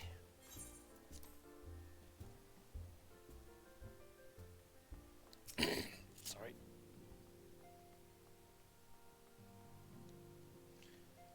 I did some thinking on the way back, and I think Hori is right. We need to seek outside help. Ordinarily, we would turn to our own experts on such matters, but they're both among the stricken. I will begin by reaching out to the myriad guilds and research institutions here in Eorzea. Additionally, Grandfather and Minfilia had a wealth of connections between them, and I mean to explore those avenues too. We'll find a way to save everyone, mark my words. Much more has happened in recent days, some of it for the good, some not so, but all around me. People continue their fight. From the shinobi who search for Alphino and to the Alliance members who make ready to move against the Empire. They march on in the face of great adversity, bearing heavy burdens. Everyone is playing their part, and so must I. You have your own part to play, as it Oh, I know, and it's bigger than most. So I won't keep you. Just promise that you'll visit from time to time, and I'll promise I'll have good tidings to share when you do. And that's Prelude in Violet over.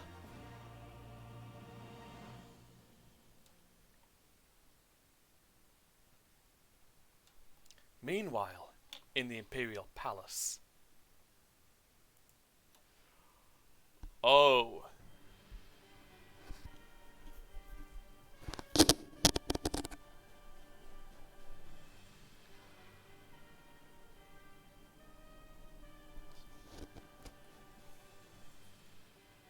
The Populares no longer present an obstacle. Now is the time to bring the Empire's might to bear. A word from your radiance is all it takes. But one word, and the Imperial army will fall upon Alamigo as a pack of bloodthirsty wolves and tear that feeble nation apart. I love this cutscene.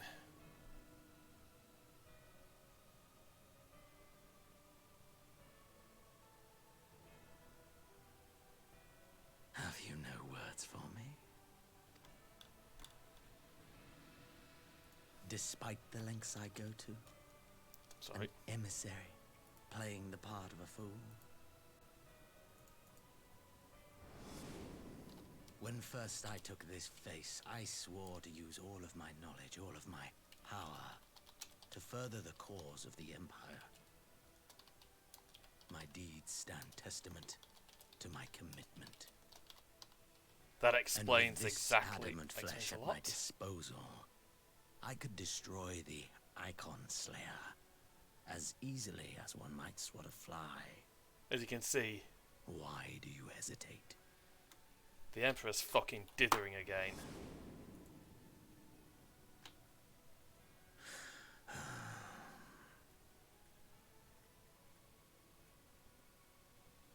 Our enemy is resourceful. Though victory is certain now, it will not remain so indefinitely. Deliberate if you must, but be quick about it. We'll speak again when you have unburdened yourself of doubt. Until then, I take my leave, Father.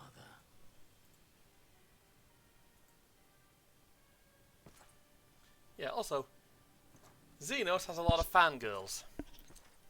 Don't see the appeal. Don't know why you'd want to go out with a maniac who you've got no chance of fucking changing.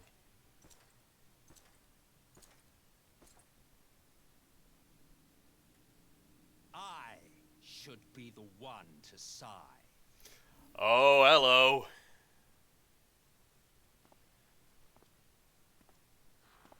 I played my part to perfection.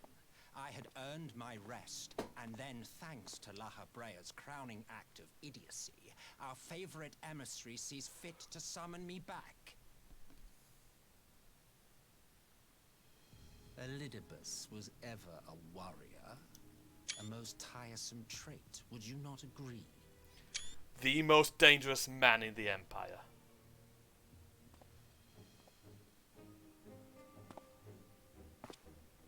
What? Have you no words for me either? No matter. I've long grown weary of this mummery. When I first played this, it didn't take me long to figure out who this fucker my was. Dearest grandson, let me remind you of your place in the simplest of terms.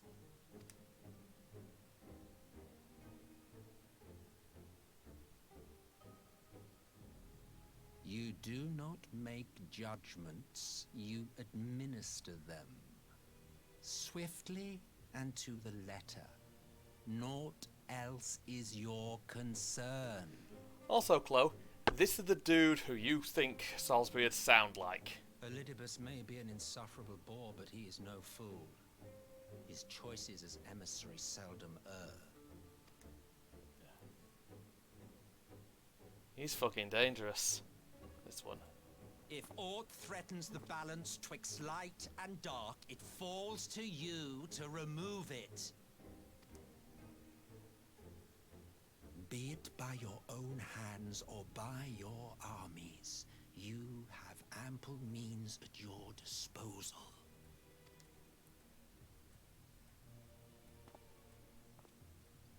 That is why this empire exists, why I built it.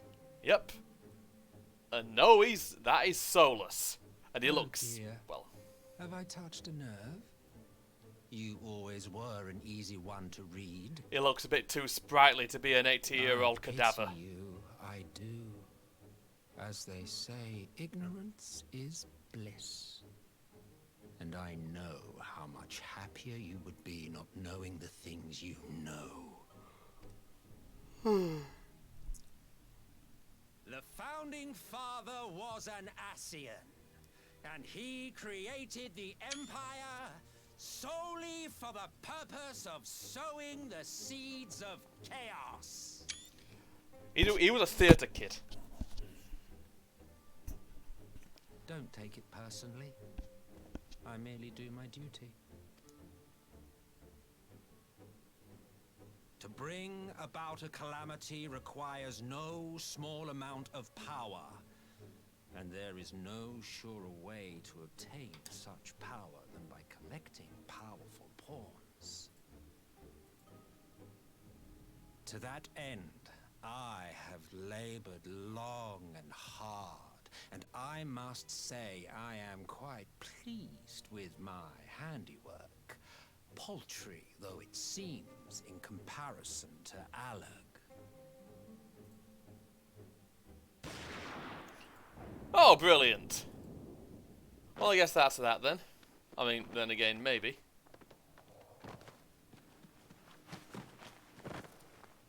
You fiends are overfond of your own voices.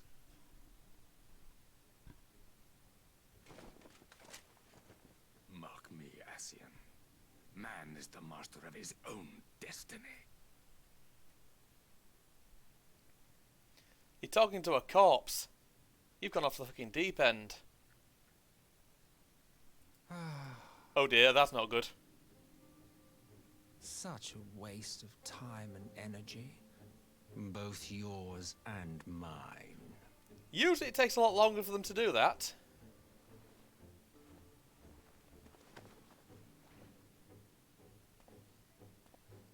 Lest you forget, you are Emperor now.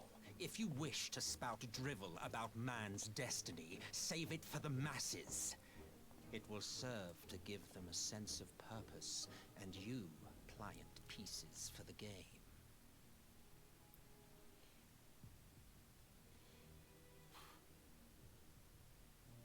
Oh, do stop sulking, boy. You, of all people, should understand. Ours is a struggle to restore both mankind and the world to their rightful state. Viewed thus, our goals are one and the same.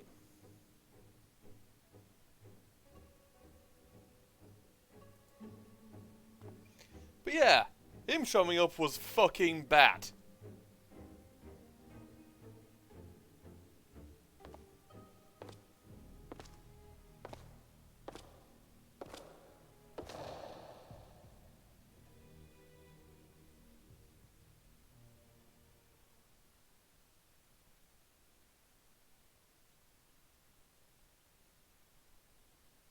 Meanwhile, at a resistance encampment somewhere near the Empire.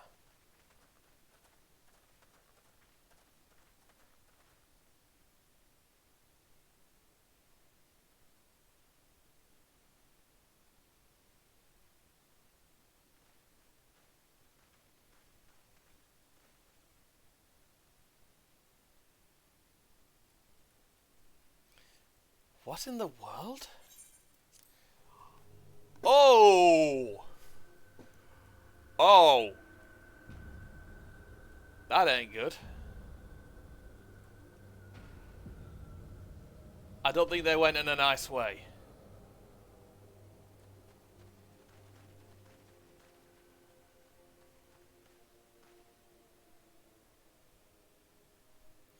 Dead, all dead.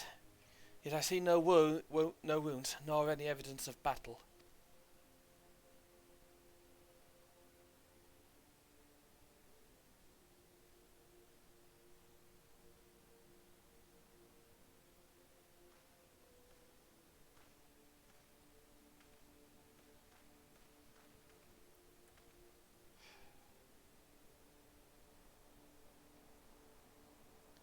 Damn them. They finally used it. They finally used it.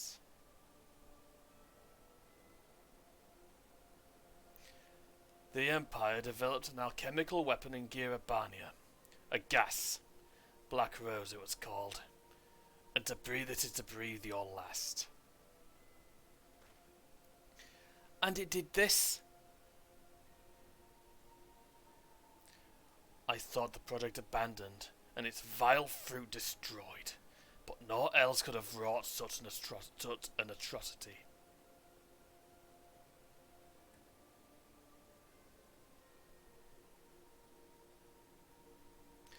Fools, what they hope to gain with this butchery. Can they not see a rule won through terror will not endure? How many more provinces must they lose?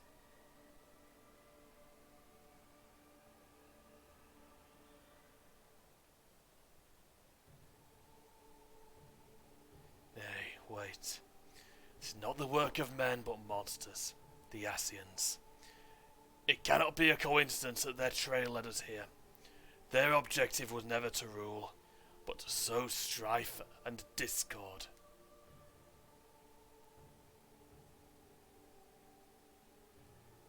So the crime does indeed bear the mark of the bringers of chaos.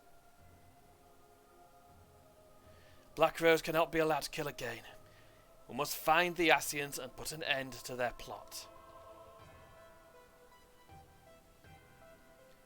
I like this music.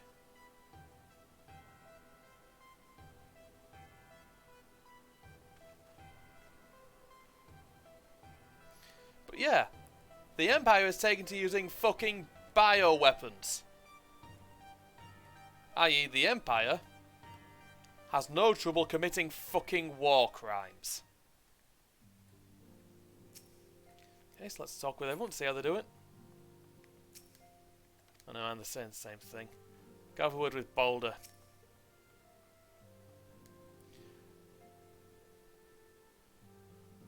We Scions who can still perform our duty must take up the burden of our comrades who cannot. We'll continue our watch over the beast tribes and do whatever else may be required of us.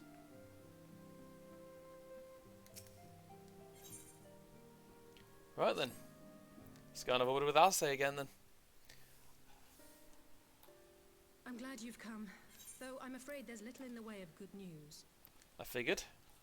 After you left, we reached out to both the Alchemists Guild and Stillglade Fane and attempted all manner of treatments. But the results were always the same. Whatever the answer is, it's not alchemy or conjuring. Whoever it is was powerful. Why did it have to be Y'shtola and Urianger and not me? Out of all of us, they are the ones who could feasibly have solved this puzzle. And Elfino's still missing. God, it's all going wrong. Where do we even start? We'll figure something out. A grave situation indeed. Might I be of some assistance? Oh, Kryl! Kryl? I thought you were busy delving into the mysteries of Eureka. Another quest line. I won't be doing that one. When word reached me of the plight of our friends, I could not well stay away. As a fellow scion, not to mention your erstwhile mentor, this is one of those times you should feel free to call on me, regardless of my personal circumstances. Suppose so. Yes, I should have thought of that. Thank you for coming, Kryl. We would welcome your insight. And I should be happy to provide it. Now, what's this I hear about Alphino heading into Imperial territory? That boy always did have some funny ideas. Do you remember the speech he gave when he was accepted to the Studium? Yeah, we did. My life's goal is naught less than the salvation of this star.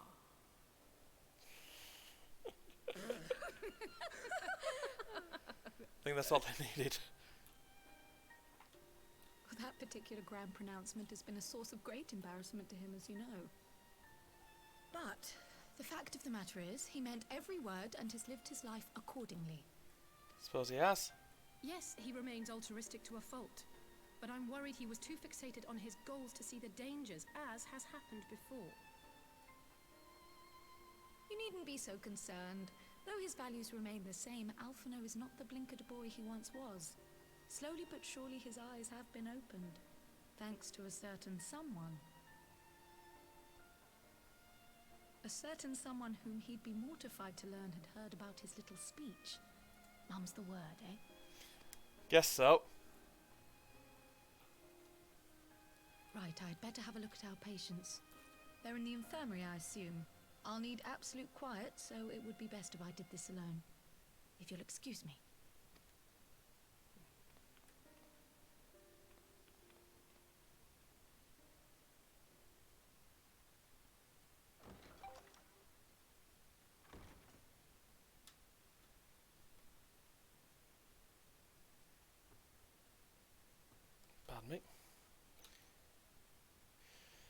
if me's organising all the wine alphabetically again.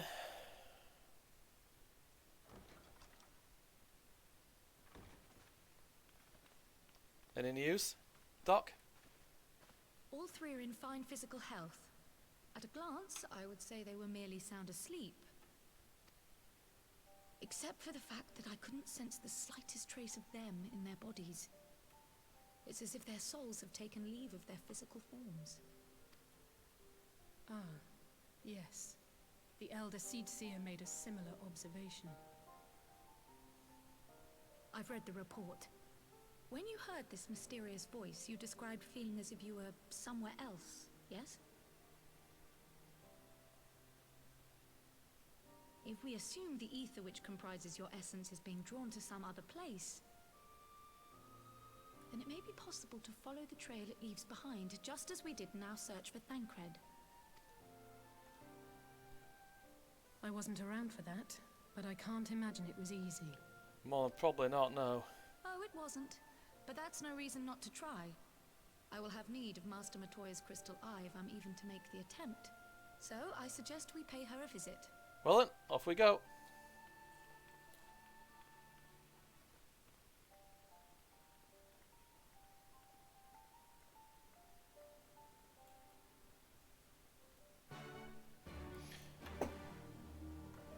Well, let's go.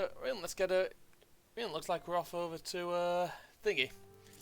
Matoya's cave. Sorry, I kind of zoned out there for a minute. I've had a tricky day. Right, over to Whittleshire. Haven't been here for a while, have we?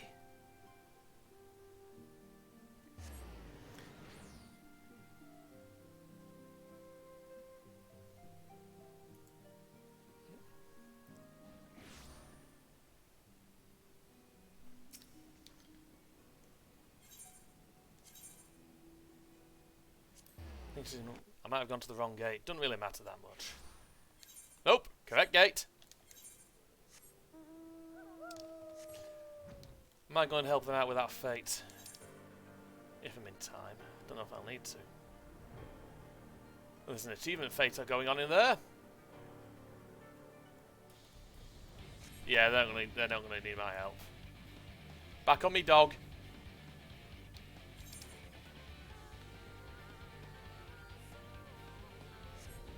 Back on me, dog.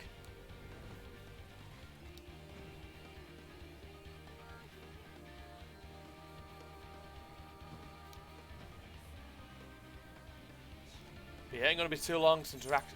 Ain't gonna be too long now. Last I checked, this isn't too many quests.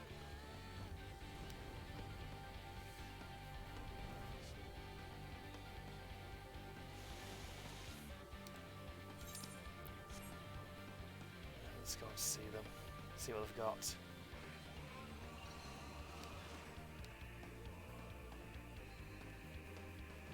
What did I say? I heard Master Matoya was something of a recluse, but this seems extreme.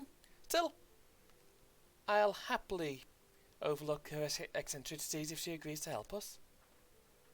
There we go.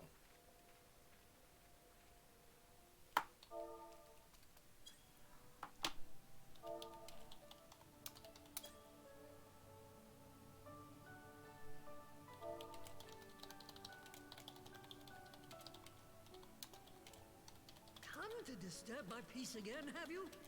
I hide myself away in a cave, and still you people insist on pestering me with your problems.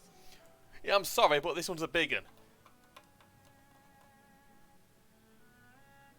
Oh, I mistook you for young what's-his-name, but I see now you're the sister. Weren't you supposed to be the lively one? I've seen happier faces at a rain-sodden burial. Well, I'm sorry to dash your expectations, but the situation isn't exactly conducive to gaiety. Ha! That's more like it. Stoller used to spit and hiss like a wildcat too. Better for a young thing like you to be filled with fire and leave the doom and gloom to your elders. Now, what What exactly does this tragic situation of yours have to do with me? A fair bit. If I may, Master Matoya, we have need of your crystal eye once more.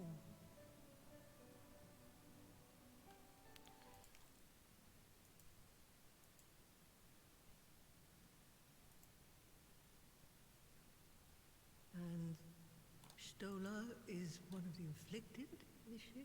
Yeah, I don't know what I thought I thought the game had died. Well, she may be an ungrateful stray, but she's my ungrateful stray, and I'll not see her buried before I am.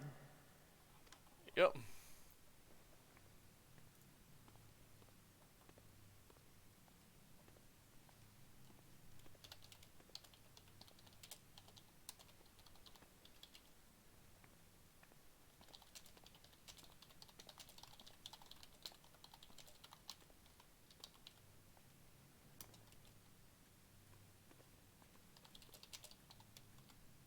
Right. Let us see what we can see. I'll begin from where our friends first fell, and cast my senses out from there. Go ahead.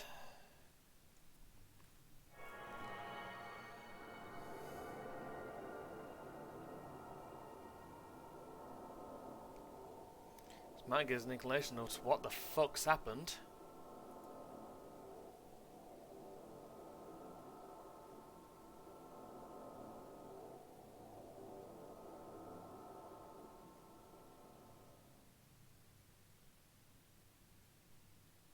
What is it? Did you find them?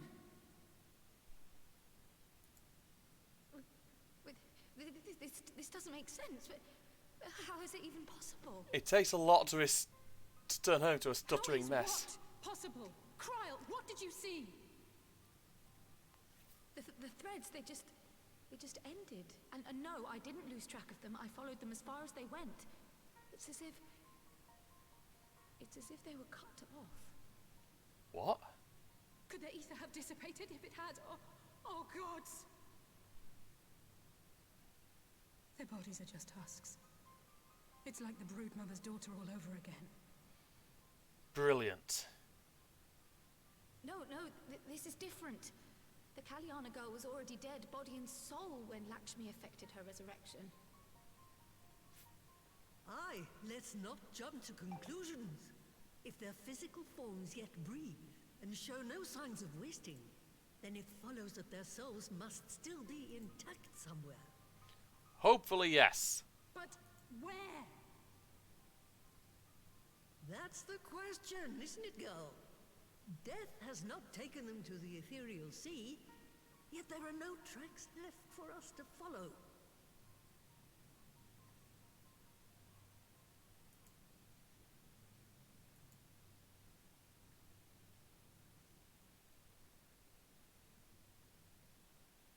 We're no closer to an answer than when we started. But knowing their souls are still out there is progress of a sort. Guess so. We just have to keep looking. Guess so. Then we will. Pray, excuse me a moment. Yes? I remember, but... What, to Alamigo? We're on our way. Right, things just got interesting. That was Lise. Apparently, a group of Populares have defected to Alamigo, and Maxima, the envoy Alphino left with, is one of them. Oh, wonderful. Right, let's get going then, aren't we? I realise we've barely begun here, but... Go, child, go! You've made up your mind, and life's too short for dithering. Tell that to Varys. I'll do some digging in the meantime and see if there isn't some other method we could use to continue the search. Let's be off then.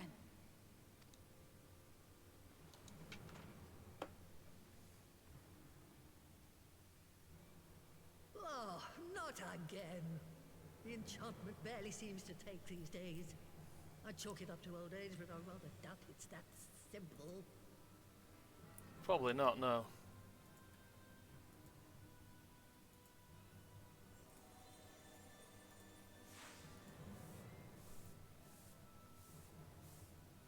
Before they took ill, Y'shtola and Urianger were sharing notes on a thinning of the ether.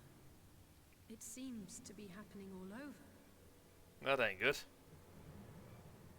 Does it now? And here I was, all set to blame my woes on that creaking mountain of refuse clogging up the Thaliac.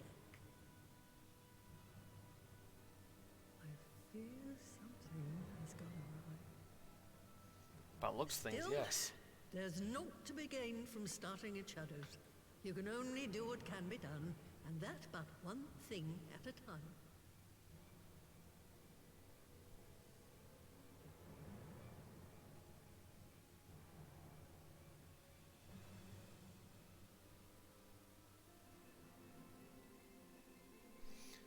Well, things have just gotten a bit messier. So that was the one who tamed Istola. I had the distinct feeling of being grabbed by the scruff of the neck and having the nonsense shaken out of me. Now that Nora's back, I'd like to visit again, and ask her what tales she has of grandfather.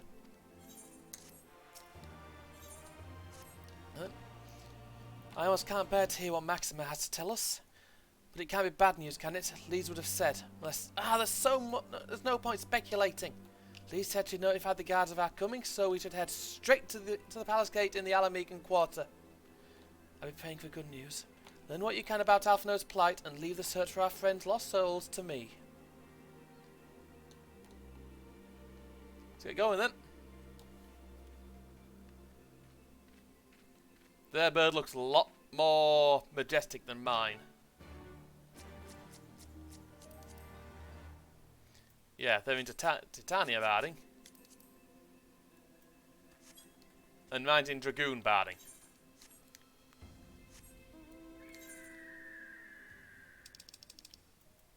Yeah. Yeah, that's gotten a bit fucking messy, hasn't it?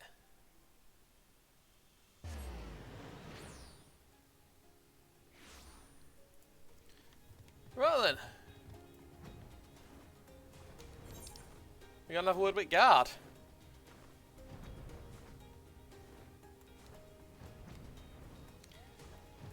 People defecting to from Garlemald to here is interesting. Greetings, Scions. The commander told me to expect you. Shall I show you in? Yeah, please. Yeesh.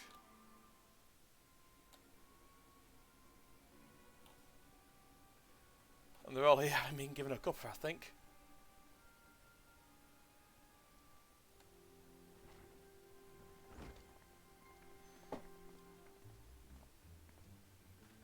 I'm sorry to drag you halfway across the realm, but when Maxima mentioned Alphino, I thought you'd want to hear the news in person. Too fucking right. Ah, we meet again. Though I was hoping our reunion would be under more auspicious circumstances. Makes sense. What happened to my brother? Where is Alphino? Never fear, my lady.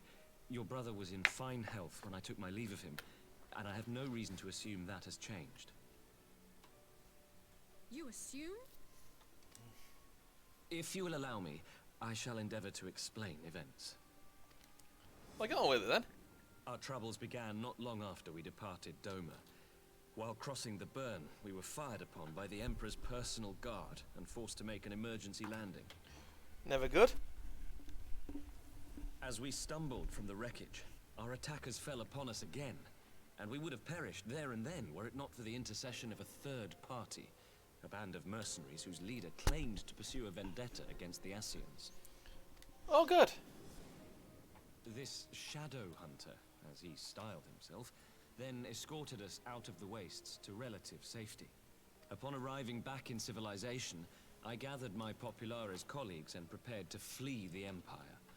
Master Alphino, however, declined the invitation to join us, preferring to continue his investigation into the Ascian threat. Oh, brilliant. Well, at least he's not lying in a heap in the burn. Tell us more about these Ascian hunters. Who are they? And is Alphino still with them? He is. As to who they are, I'm afraid I have nothing to tell you. Beyond the fact that they root out and destroy Ascians, they were unwilling to divulge anything which might serve to identify them. They would not even reveal their next destination. but Master Alphino asked to accompany them all the same. Since parting company with your brother, we've been engaged in a game of cat and mouse with the Emperor's Guard. We made our way through province after province, finding the army busy restoring order wherever we went, until we finally arrived here in Alamigo. I cannot thank Commander Aldin enough for giving us such an unexpectedly warm welcome. I think he's quite happy with that. I'm not inclined to turn away refugees, no matter which land they call home. And if they can tell me how things lie in Garlemald, all the better. On that subject, there is much I would tell you. During the course of our journey, we heard tales that an entire rebel army had been slaughtered in the space of a single night.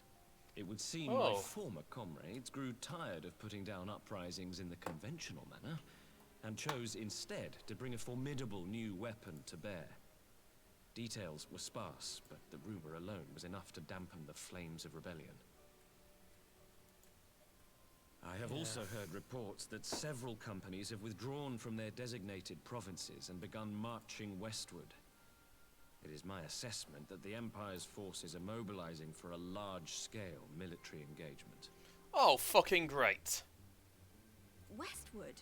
You mean they're getting ready to invade Alamigo? We knew this was coming, but not that it would be so soon. We've barely even begun to shore up our defenses. They won't stop an invading army. No, they won't. That ain't good. They won't.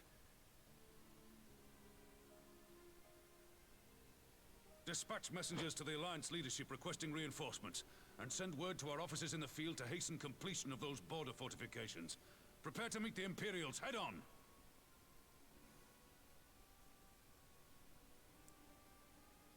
These have gotten interesting. No matter how quickly we act, we still want for time. When the enemy comes into view, our best recourse will be to open negotiations with their commander, and see that the ensuing proceedings take as long as possible. Yeah. Would you and Alize head to Doma and let Lord Hien know about this? I'm sure he'll want to hear about Alphino too. Yes, he will. Consider it done. We'll send word when... Oh fuck, here we go again. Untold sorrow must be changed. Ahead looms a calamity. Eon become instant. Throw wide the gates.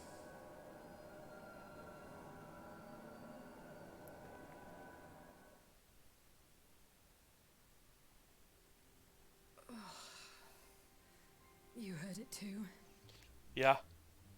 Well, at least we're both still standing. Oh, thank the gods. I thought we'd lost you for a moment there. Why does this keep happening?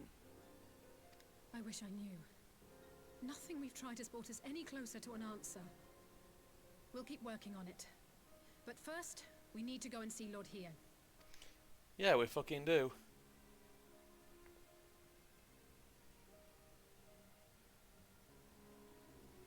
We're about to get to the... I'm trying to blaze out my way through these last few quests. So Alphino is safe, for the present at least. Now all we need to worry about is a full-scale Imperial invasion. I'm actually glad Lee's tasked us with visiting Lord Hien.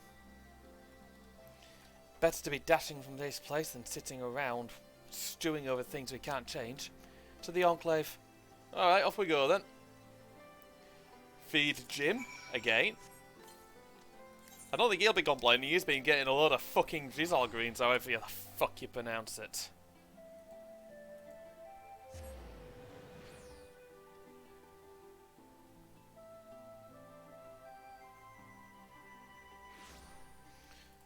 Well, let's go and have a word with him. And get the fuck out of this rain.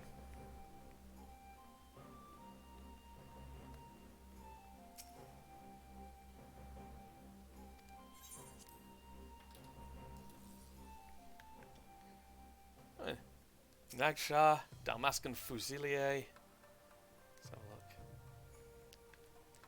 The fall of Rabanastra is not the end of our nation. We who survived retreated underground and have been gathering strength to mount a counter-offensive. Dalmasca will rise again. I am come to represent the lands of Nangsha. Long have we struggled in defiance of the Empire, waiting for just an opportunity as this alliance presents.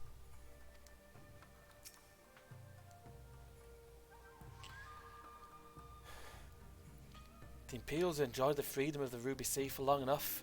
It's time they paid their dues. After their humbling at your hands, Magnai and his Orani have spent every waking moment upon the training fields. Defeat does not sit well with the son and his children. We of the Blue Kojin will not submit to the Empire's tyranny, if only our red brethren would awaken to their folly. Alone, Doma could have accomplished little against the Empire, but in concert with the allies who have gathered here today, we might do much. Hello, you have arrived in time to witness the beginning of things of our new alliance. Our proposal has struck a chord with many of our neighbours, I'm pleased to say. Yeah. I'd bring in some. I'd invite Lees and some of the Eorzean alliance to this one, but they've got a mess on their hands. Well then, got news for you, and it's not all good.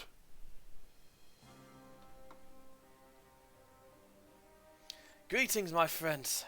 I was just discussing future endeavours with the members of our newly formed alliance. The Kojin and Confederacy you already know, and it was our own strength of arms that won us the cooperation of the steppe tribes. We also have been joined by our neighbours from Nagsha and the indomitable citizens of Dalmasca, though the scattered nature of the latter's resistance will somewhat delay their official induction. These proud peoples have united under a single purpose, to stand against the tyranny of the Garlean Empire. I'm glad to see your alliance is coming together so swiftly. Things stand, I fear we shall soon have need of your strength. Hang on a sec, I'm going to get a bit, I need to get these grapes.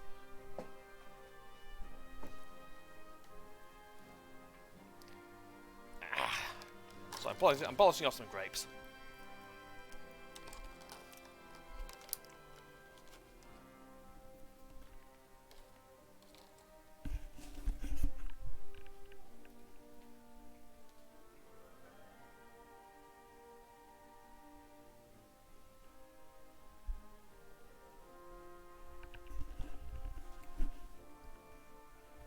Sorry.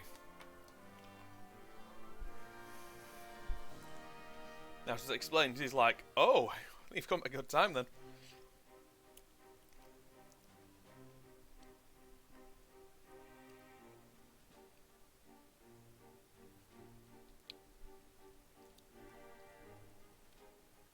Sorry. I thank you for bringing me news of Alphino. His fate is never far from my thoughts, and not only because he is our emissary. As for this sudden deployment of Imperial forces, I agree that Alamigo would be wise to shore up its borders with all haste. Every report we receive from Ashinobi indicates a massing of troops in the western provinces. It seems all but certain that the Empire is poised to bring its fist down upon Eorzea. And I would help deflect that blow. But I cannot risk sending reinforcements just yet.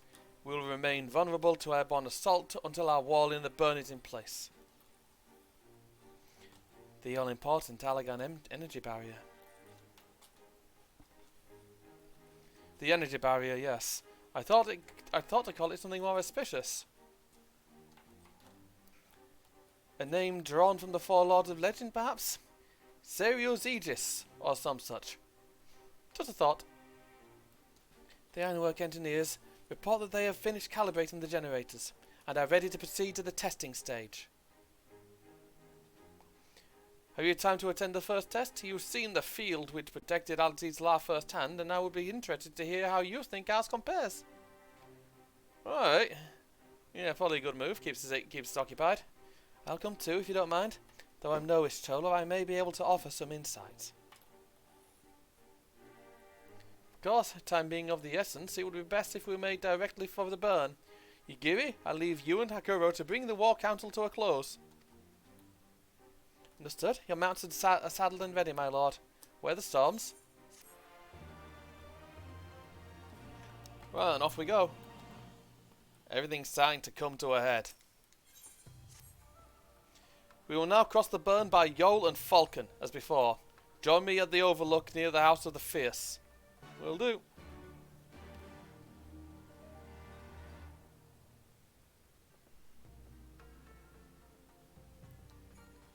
Right.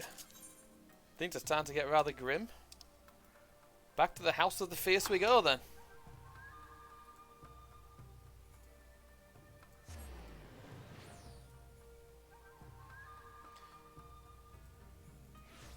Think it's time to get messy again. I would look the part, but I'd rather just stick to casual gear for now.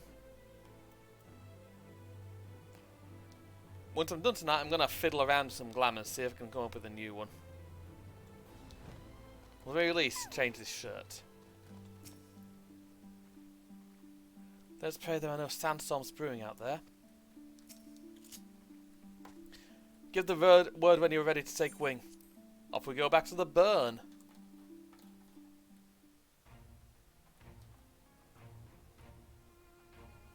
Oh, hello.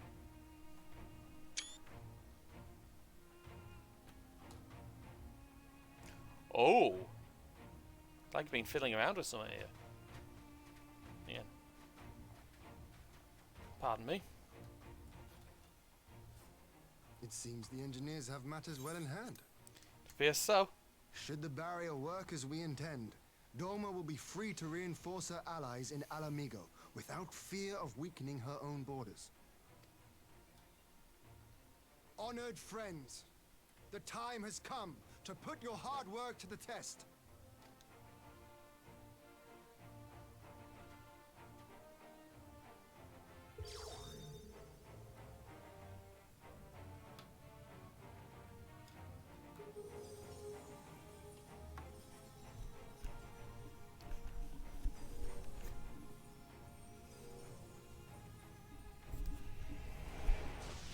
Whoa!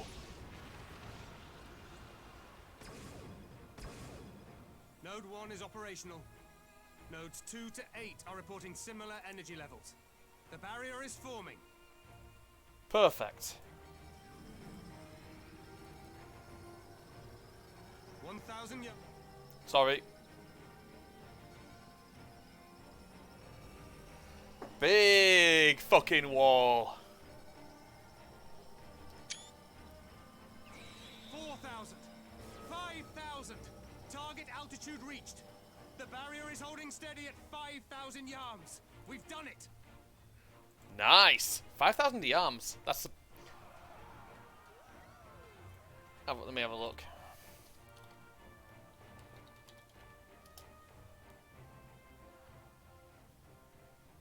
Is that an Imperial airship? Of all the rotten timing. Oh, But brilliant. This is a gift, Mistress Alize. They can test our new wall for us. Place, that's damn near 2 miles high. That's damn near 3 miles high. Or 3 arms. By the look of things, it works. Looks like a flying fucking helmet. Seems solid enough, though I was hoping for a fireball. Bit bloodthirsty, aren't we?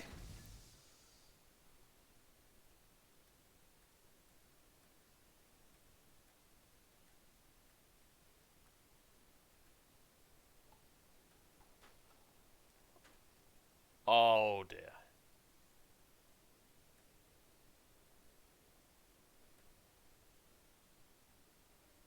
Oh fuck. By the gods. It's Alphino. What are you? Let me go! He has my brother! Lower the barrier!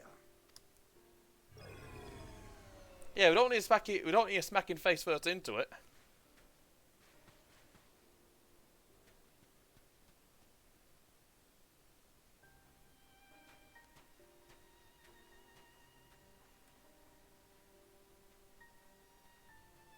Fuck. Be at ease, girl. The lad is not dead, merely locked in slumber. No, not him too.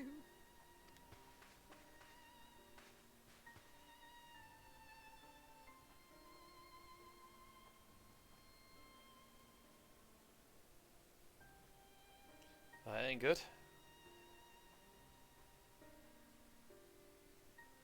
We could identify no cause and found no remedy. Thus I sought to return him to Doma, and into the arms of Lord Hien himself, it would seem. It is a day for fated reunions. I guess Would so. you not agree, adventurer? Or should I address you as the Warrior of Light? Yeah, it's taken me a moment to remember you. Oh. Black Wolf. Aye. Gaius van Baelsar, the Black Wolf. That was the title I was given. One I have long since relinquished. It's about time. Explain yourself. Stand down. The legatus of the 14th Imperial Legion died in Castrum Meridianum. I am no more than Gaius Baelsar, a man without rank or allegiance. Yeah, we still fought. There's no way you could have survived. Yeah, you're gonna have to do some fucking Do you explaining. remember how it unfolded? Yeah, I remember the place getting blown up. How I was deceived by La Habrea? How I was convinced that reviving the Ultima weapon would allow me to bring peace to Eorzea? Yeah. The Ascian used me, as he used so many others, all to further the restoration of his wretched god. Yet even with the might of Alec at my command, you bested me. And as the Praetorium went up in flames, I was content to burn along with it. For a moment at least. A moment of folly. To surrender my life thus would have been to betray all who died for my cause. It was for them that I dragged myself free of the rubble, and swore vengeance on the Ascians. Good move.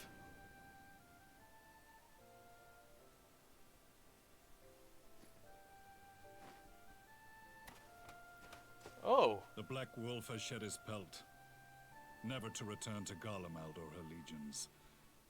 I live now only to exact revenge.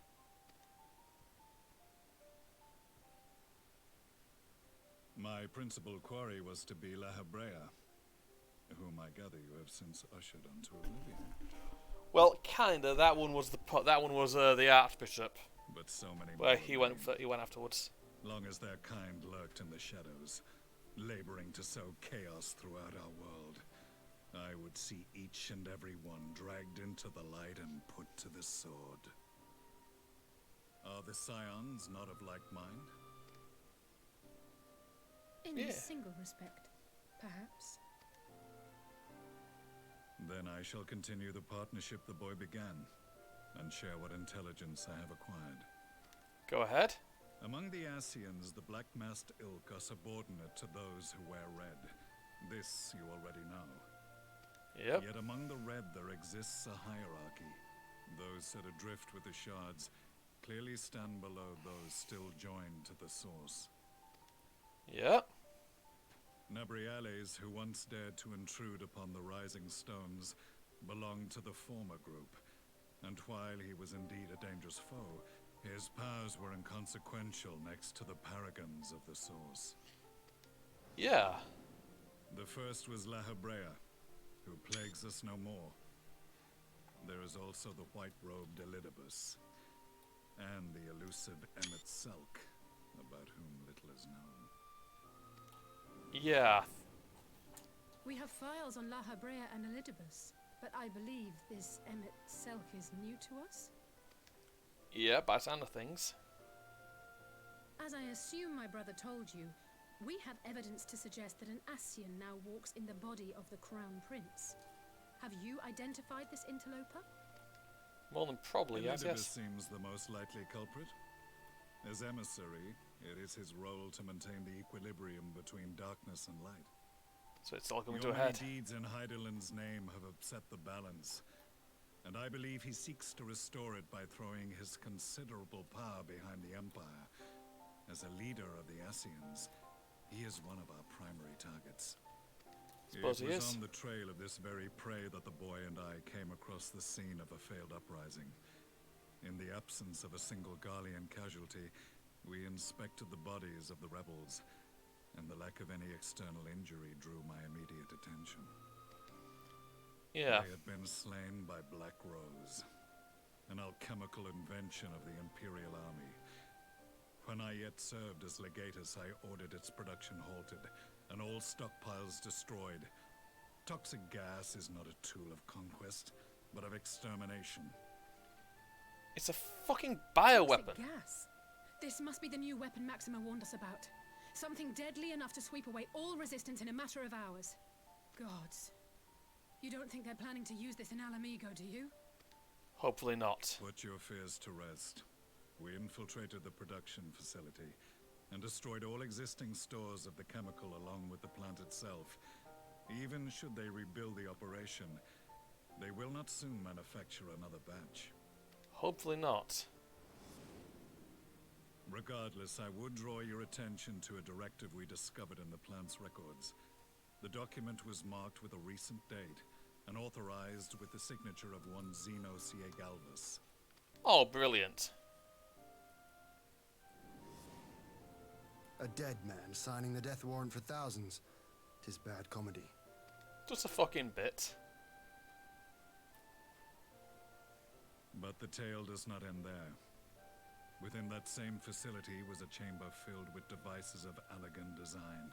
Cloning technology, we realized. What? And what should we find in each and every incubator? But a young Emperor Solus.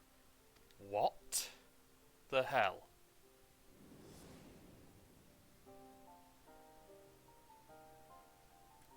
All of which prompts the question, were the Ascians responsible for these abominations, or was it the will of the Emperor?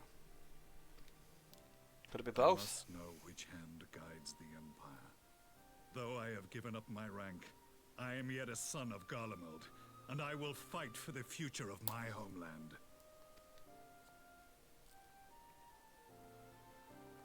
It is time I return to the hunting of shadows. We should focus on our common foe. To reopen old quarrels now would serve no purpose. You saved my brother's life, so I'm willing to let sleeping dogs lie. But in truth, it's not my decision to make.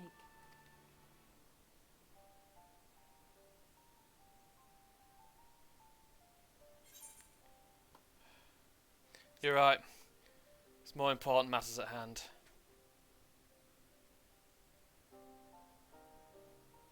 There was a time when I scorned those who placed their faith in false gods, even as I, in my blinkered conviction, place mine in Ascian promises. Unlike yours, my strength of will and my restraint was found wanting. We shall meet again, warrior of light. Suppose we will.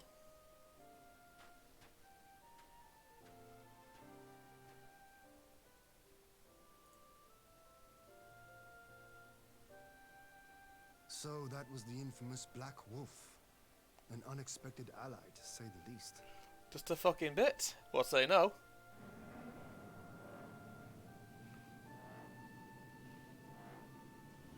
Well, I am content to leave the fine-tuning of the barrier to cleverer minds. Let us bid our friends from the Ironworks farewell, and see what can be done for Alphino back in Dorma. Sounds good to me.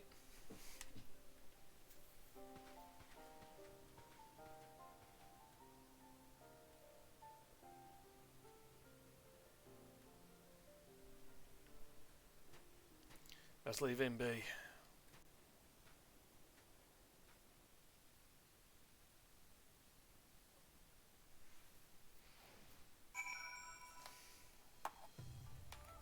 we go.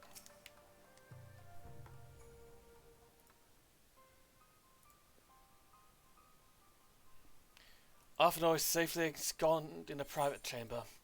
My finest healer is examining him as we speak.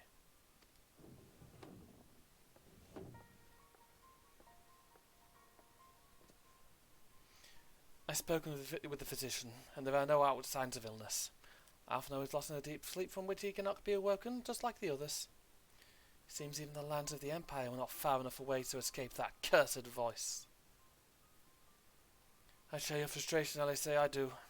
But Alphino has returned to us alive and otherwise unharmed. All that remains is to find the means to wake him.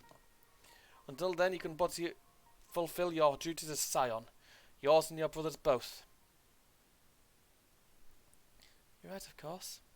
There are arrangements to be made and little time to make them. To business then, my lord. Now that we know Seryu's wall works as intended, can we expect reinforcements for Alamigo? You almost certainly can. As promised, we will send troops to bolster our allies in Eorzea without delay. Pray be aware, however, they will not arrive without delay. Save for some few, both teleportation magics, the bulk of our forces must be transported by sea. An lengthy voyage for which the smaller vessels favoured by the Confederacy are ill-equipped. Accordingly, I mean to enlist the assistance of the East Algnard Trading Company in finding suitable ships. As for navigating the distances in question, we are in the happy position of being able to call upon those who plotted the course of my people's exodus to Eorzea. Beyond the procurement of ships, I think it unlikely that our East Algnard friends will consent to any involvement in military operations. But I'm certain they will afford Alphino a berth aboard one of their vessels. I shall have a Chirurgeon accompany him every ilm of the way to the Rising Stones. You have my thanks, Lord Hien. Yugiri, I will go on ahead with our friends to Alamigo, enlist all those capable of teleportation and put them at the disposal of the Eorzean Alliance as soon as possible. They'll form the vanguard. Yes, my lord. 1 second. Don't let it try my bloody logo up. Hair's getting in the way again.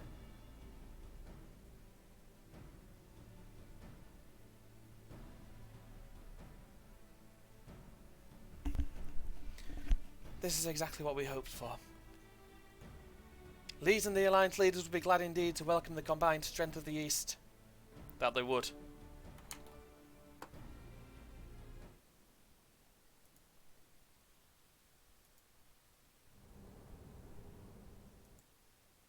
Meanwhile, the Black Rose chemical plant.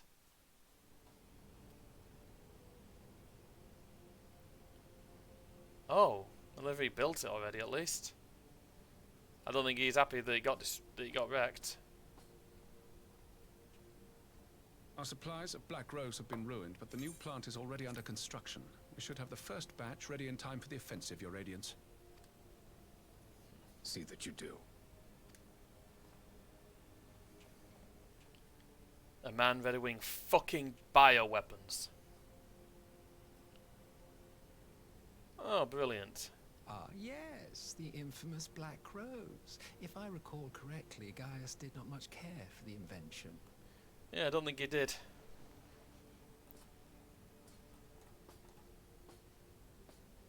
A ruthless and indiscriminate weapon indeed, this airborne poison. It seems you are capable of making decisions worthy of your bloodline. With no gift for sorcery, we Garleans must look to Magitech to even the odds. If it spares the needless deaths of our soldiers and serves the cause of this empire, there is no method I would not employ. Still a war crime. How very noble of you. Truly, though, I must commend you for embracing your role as Emperor. You play the part of the determined ruler well. Sometimes even I catch myself believing. He likes taking shots at him. A silent agent of death. Now that I think on it, Black Rose may well possess the perfect aspect. Those aren't words I wanted to hear. Slowly but surely, the deluge of light has worked upon the ether here in the source, and the gas should be most susceptible to its influence. Well, I shall leave you to your own devices. Go forth and bloody the land with your grand and glorious war. Oh, great. While you do what, precisely?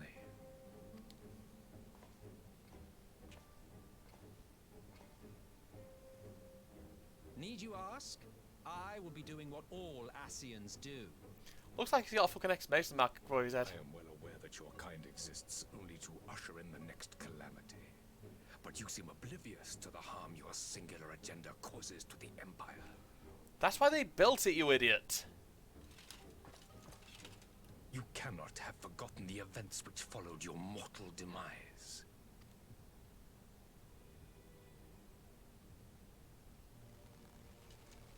Our homeland was plunged into a civil war for your failure to name a successor. The edifice you so carefully constructed was but a hair's breadth from collapse. He doesn't care. Are you truly so naive? You thought me oblivious to the consequences of a departure so painstakingly timed? Oh, wonderful. It was by design? Oh, he's pissed at that. Well, of course it was. Though I will admit the resulting panic exceeded even my wildest expectations. But how can you be surprised? Throwing the world into disarray was the very purpose for which this nation was, as you say, so carefully constructed. And Varys is like, I'm not even going to try. Now, if you have no further questions, I must be on my way. Since we may not meet again in this lifetime, it would be remiss of me not to offer a word or two of gratitude. I really must thank you for this surplus of vessels. I can mold any host into my own image, but having bodies tailor-made for me in this fashion is so much less tiresome. You dabbled in elegant cloning techniques, yes? It certainly is a compelling, not to mention entertaining, field of research. Probably bloody chaotic. And of all the options available, you chose the founding father on whom to experiment. You have a twisted streak to you, Varys. Like grandsire, like grandson, hey? Guess so.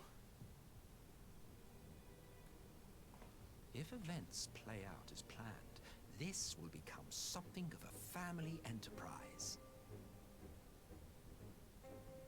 You will be the capstone of this world, I the anchor and shard, and together we will give the lie to this star's fraudulent existence.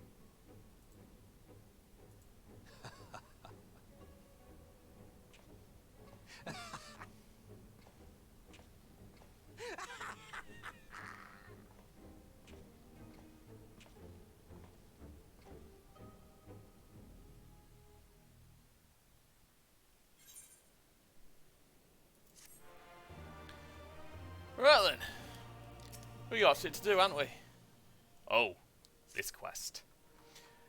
We must leave now to convene with Eorzea's leaders, and it may be some time before I return to Doma. Akuro, I leave you in command. My lord. I shall assemble an advance party with all haste and join you at Alamigo forthwith.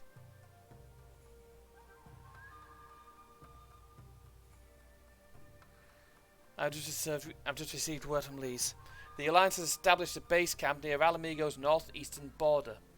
Once we've arrived in the locks, we're to report to a resistance officer stationed in Porta Praetoria who will point us in the right direction. Let's not keep him waiting. Right, let's go.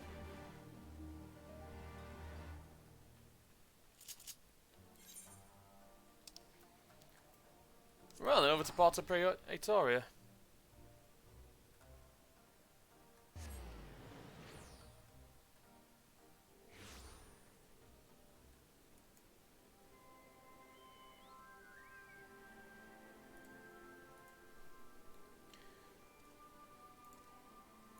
Right then. Things are about to get very interesting. Because I know what this quest is. And we're getting near to the end. Ah, you must be the Scion party. I was told to keep a lookout for you. If you'll follow me, I'll take you directly to Alliance headquarters. Off we go then.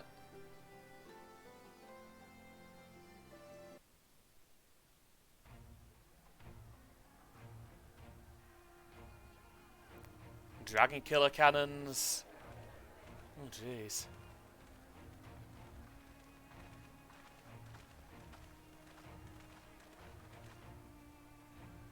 Basically, this is a frontline camp. Welcome back, you two. Greetings, Lord Hien. Glad you could join us. Glad to be here. I would have come sooner, where our own defense is not in question, but I am pleased to report that our soldiers are assembling for deployment to Alamigo as we speak. Perfect. We're grateful for your support. Thanks to the efforts of our allies, it won't be long before we've established defensive positions on this front as well.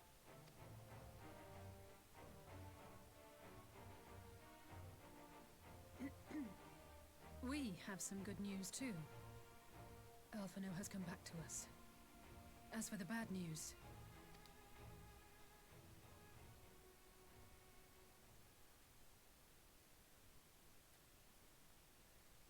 so Alphino won't wake up. Gaius van Baelsar is alive and hunting Ascians, and the Empire is planning to poison us all with toxic gas. Does that sound about right? Ordinarily, any one of those things would have left me in shock. But the way things have been lately, it's all starting to seem pretty normal. Getting back to your report, are we sure this Black Rose is the weapon Maxima was talking about?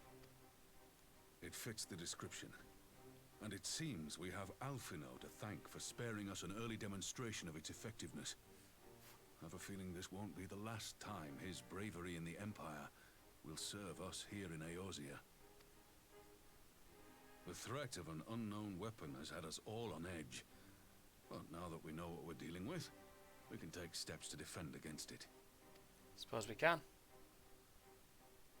As for Gaius, I'm not sure what to think. Am I happy he's alive? Not in the slightest. Am I happy he's hunting Ascians? Aye, I'd have to say I am. So just trouble dealing with them. Oh, speaking of Garleans you didn't expect to see, we have a tale of our own, as it happens.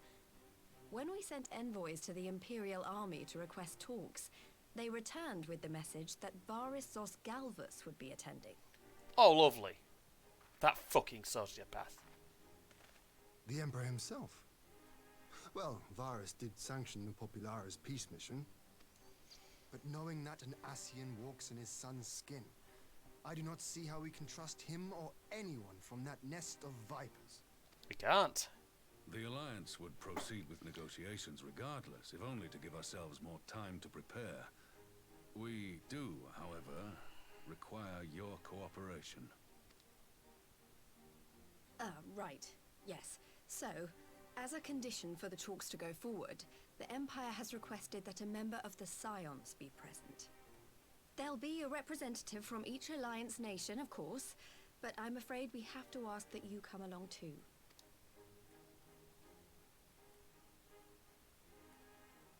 gods, Lise, you know how much I hate politics.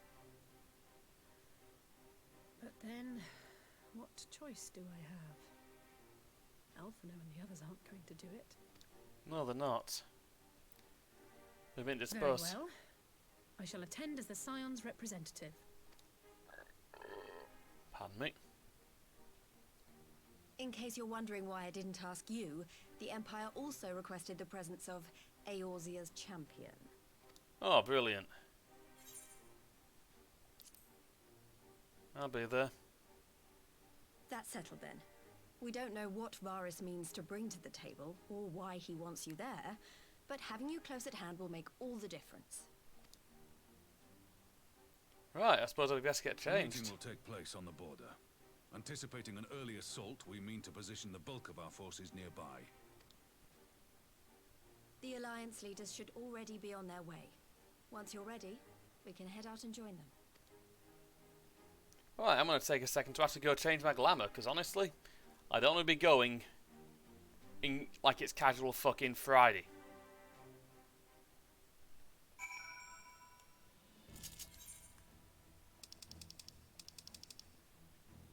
Ragos Reach is pretty much next fucking door.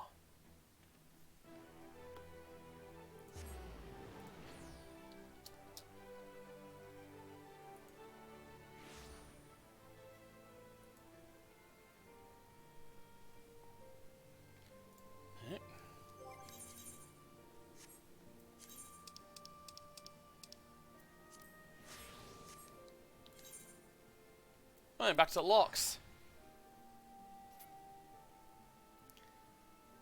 This is becoming a shit show. There we go. Come on. Resistance fighter. Well, if I have to meet the Emperor, I've got to look the fucking part, haven't I?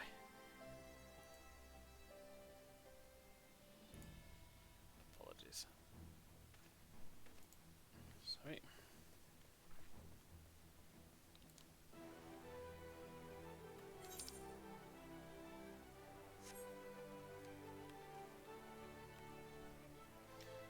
That's a lot of flags.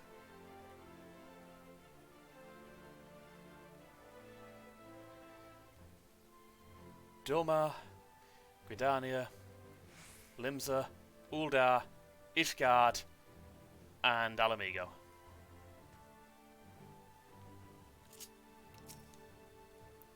Well, I don't suppose it's polite to keep an Emperor waiting too long, shall we? Parley with the Emperor, alright.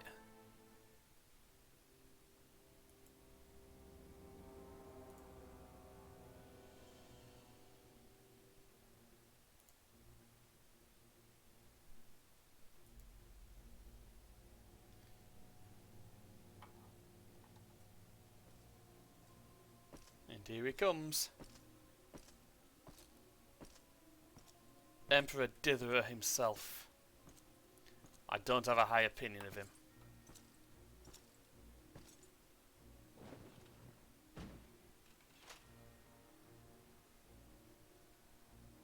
He's a big fucking man, though. Esteemed representatives of the Eorzean Alliance.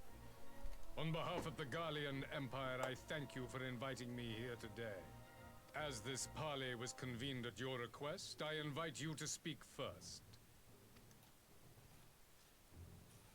Very well, Your Radiance. I, Nanimo Ulnamo, 17th in the line of Ul, should be pleased to oblige you.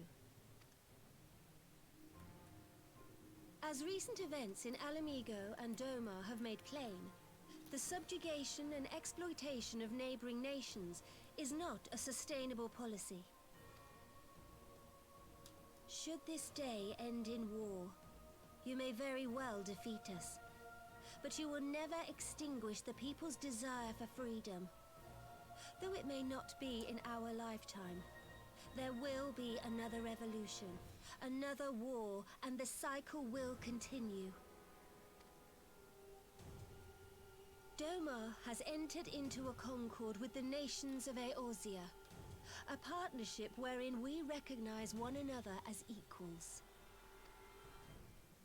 Garlemald could be afforded similar treatment.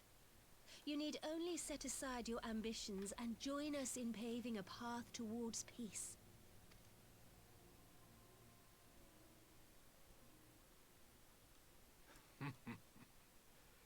You will not win me over with sophistry, Your Grace. As you know only too well, this alliance lacks the strength to keep the peace within its own borders. Even now, your struggles with the Beastmen continue unabated. It's not like yours don't.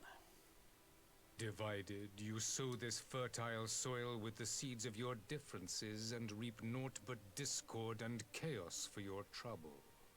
Eorzea must be united under one leader, one purpose. I would offer you both and bring an end to your strife. With all due respect, Your Radiance, the only thing that you offered the people of Alamigo was fear and hopelessness. The citizens of Doma can also attest to the meager arms of Imperial rule. There is no purpose to be found in a life of oppression, each day more uncertain than the last. Our people are willing to die for their freedom. A great many already have, and countless more will, if we don't put an end to this madness here and now.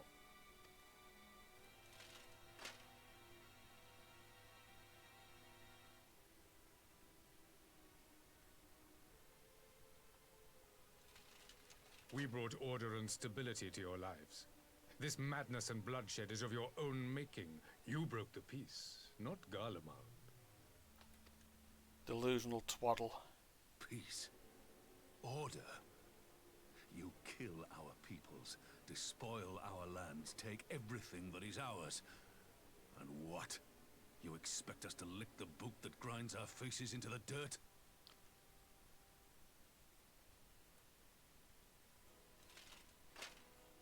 I expect you to weigh the costs.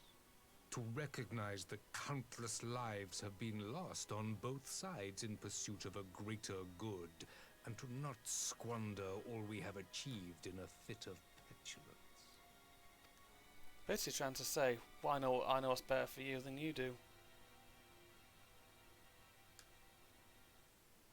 Your Radiance. I fear I can personally attest to the dangers of pursuing one's vision with such righteous fervor. For 1,000 years, the Holy See of Ishgard waged war with dragons. 1,000 years of sacrifice, of sorrow and hate, in which we bathed in the blood of friend and foe alike. Had it gone on any longer, we may well have drowned. Yet we have chosen to raise ourselves out of this bloody spiral, and have since made peace with our former enemy. So I understand. No doubt the dragons were more receptive to your overtures in the wake of their leader's demise. Surely you guys would. You speak of peace, yet use war to achieve it. Your father would not have bothered to obscure his intent with honeyed words. He understood that strength is all that matters in the end.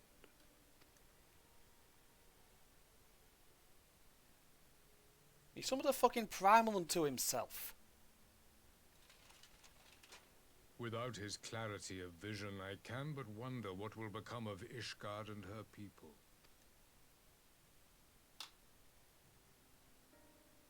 There was a time when Garlemald too lacked a leader of conviction. Weak and unable to wield magic, we were at the mercy of the strong, from whom we sought refuge in the bitter cold of the north. Were it not for the discovery of ceruleum and the subsequent development of magitech, we might never have gained the power to take back that which was rightfully ours. Fuck you.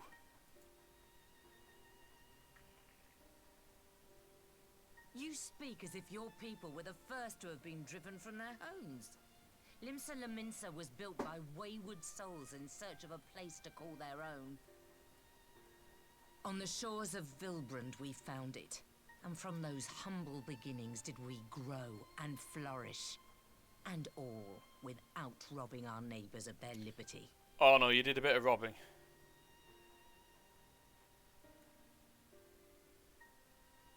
So saith the pirate. Am I to believe that you simply asked the kobolds to yield up their lands and that they were happy to oblige you? That you did not drive them out like rats in the hold of one of the many ships seized by your privateers?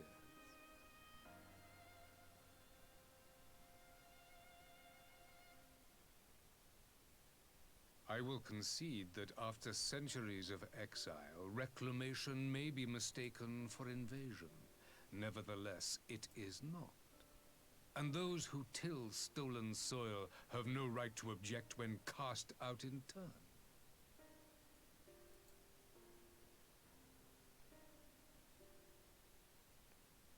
Your uncompromising nature rivals that of the Ixal. They too lament circumstances which they themselves perpetuate. Were they but to embrace peace, we would welcome them with open arms. Indeed, some few have done just that, and now receive of the 12's Wood's bounty. Would that your people might learn from their example.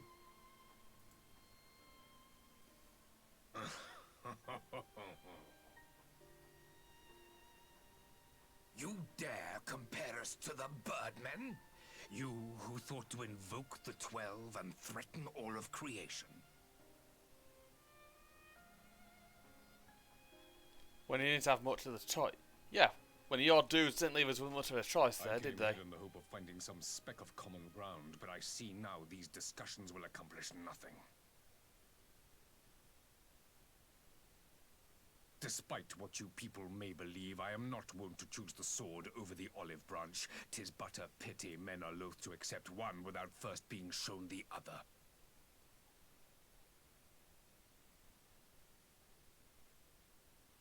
Wait! I beg you. This meeting was supposed to be a chance to find a way forward together, not to bemoan the missteps which brought us here.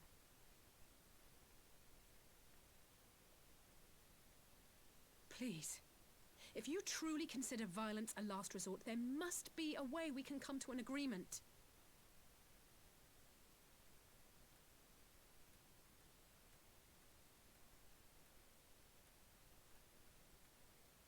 As Mistress Alisaie says, we did not come here to bicker over the past, but to discuss how we might strive towards a brighter future. So I was reading something while this cutscene's on. Emperor Varys, may I suggest a short recess, that all present might compose themselves prior to beginning anew? Varys is a fucking lunatic.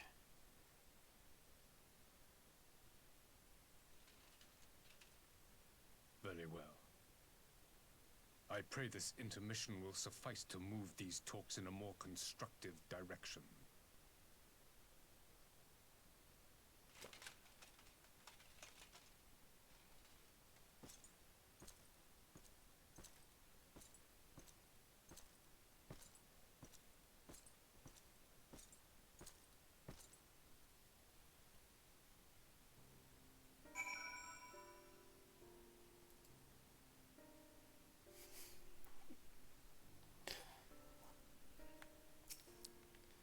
That's an anime and manga I need to rewatch and reread. Fucking Black Lagoon.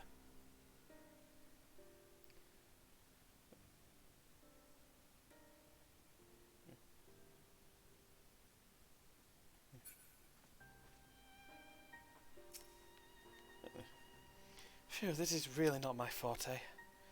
After his Radiance's little performance, it was all I could do not to swear at him. Honestly, don't know how I ended up playing the mediator. To ask myself what else I would have done, trying my best to do the same, and by some miracle it worked. There really is no common ground to be found with that man, nor do I think he looked for any. So the question becomes, what did he come here to do? Because you may be certain he wanted to make peace. Whatever it is, I can't make it out. Not yet, at least. We do have a little time before the parley is due to reconvene.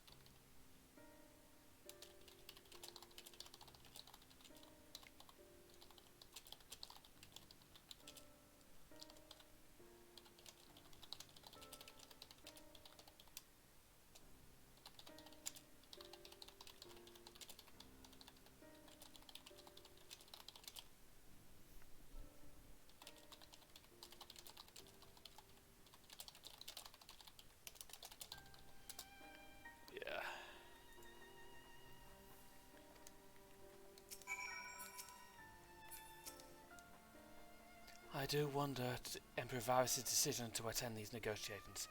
It's plain he has no intention of hearkening to our entreaties. What then is his goal? I'll say one thing for Varys, he's well versed in Eorzean history. His interest in our affairs is that of a beast in its prey. The conqueror would know his enemies. Or to know their enemies. There isn't much we don't know of the Empire. So let's change that, here and now. You would have me ask the Emperor himself? Mayhap there is some wisdom in that. If we could skirt the storm of his displeasure, we may yet come to our answers. Even if it does mean sailing close to the wind. Varys holds fast to his ideals, just as I knew he would. He will not be swayed from this path. Why do I get the feeling the Emperor is hiding something? 'Twill have mercy, but for Lady Alisaie's town interjection, we might well have come to blows at the negotiating table. Not that Emperor Varys left us a great many options. Is unconditional surrender all he will accept, do you think? Ere he arrived, I said yeah, but having heard him speak, I cannot help but think he came with some other end in mind. Exactly, it's building up to something, I know it. And how then should we approach the rest of the parley? Have you anything to say, Warrior of Light? Invite Varys to explain himself. You believe he is more apt to reveal the truth if he put him at ease? Mayhap you're right. Thank you, Taylor. Whatever rebuttal I had in mind was lost when Varys mentioned my father. The man is certainly skilled at keeping his opponents off balance. This parley was never like to bring peace, but I had hoped to learn something of Emperor Varys' relationship with the Ascians. As had we all. Yet if he is in league with them, he is not like to volunteer the fact, and if he's not, how much weaker would his position seem for their presence? If we are to broach that particular subject, we will need to be subtle. Would that I knew more of the man, if you'd indulge me. Lord Hien, you received an imperial education, did you not? Is it true the Emperor's will is considered absolute? There is no higher authority in all of Garlemald. Nowhere else in the heavens, come to that, veneration of the god is forbidden, yet the only worship permitted being that of his radiance, his own person. That sounds suspicious like religion itself. I share your disdain for their hypocrisy. Even as they denigrate the idea of the faith, they revere their leader with a further, others revere for the reserved for the divine. It is a flaw common to much of the doctrine they fed us. Logical on the surface, perhaps, but on the contradictory upon closer examination. I wonder if a discussion of the various discrepancies might prompt Emperor Varys to reveal something. Hopefully. We've spoken to everyone then. Good. Now all that remains is to await the pleasure of the Emperor and hope we fare better at the second attempt. Again, pardon me. Now then, who would have the floor? Before we resume, I wish to offer you an apology. After you graciously accepted our invitation to discuss an armistice, we have done naught but rebuke you at every opportunity. I believe I speak for all of us when I say we are deeply sorry for our discourtesy.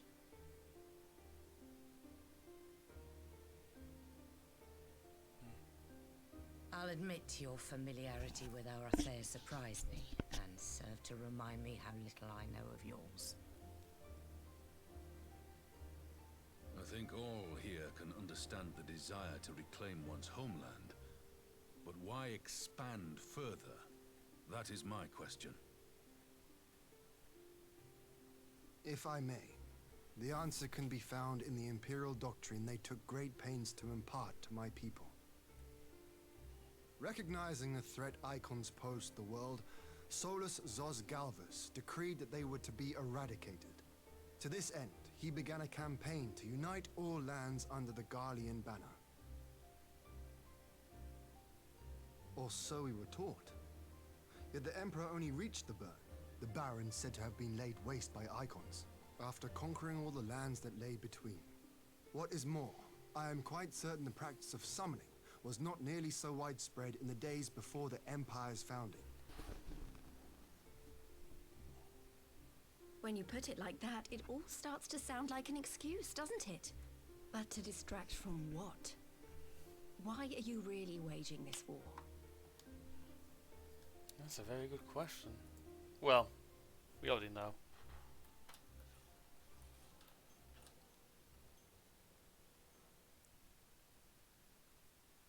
Finally, you ask the right question.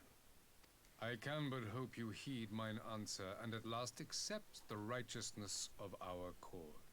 I'll see you for the fucking psycho you are. My goal is this: to return the world to the way it once was, the way it was always meant to be. In doing so, mankind will be made whole once more.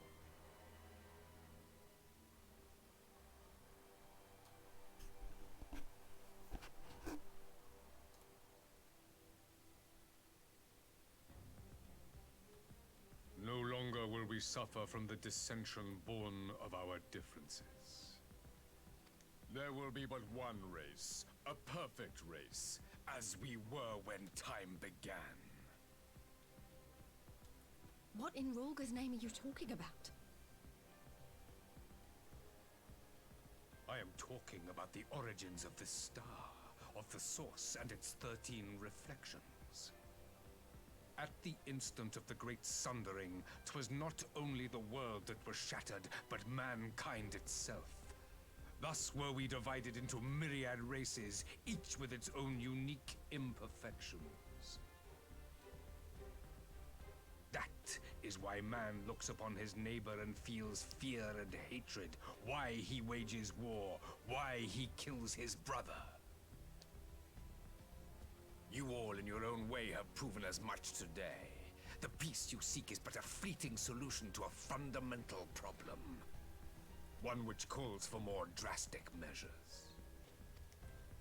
To bring about everlasting peace, our worlds must be rejoined.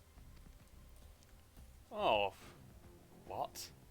That is the goal the Empire would see realized. The glorious future unto which we shall one day shepherd mankind.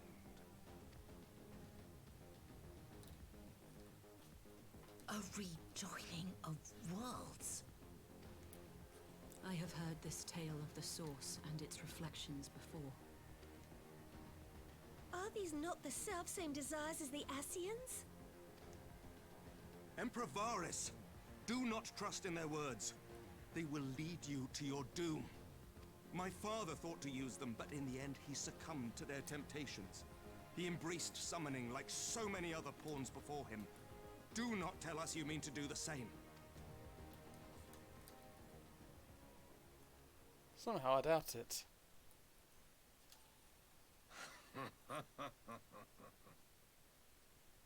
To be a pawn, free from the burden of choice, would be a blessing.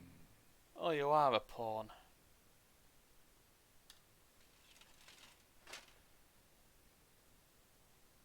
But I forswore that privilege the day I learned that the Garlean Empire was built by the hand of an Ascian.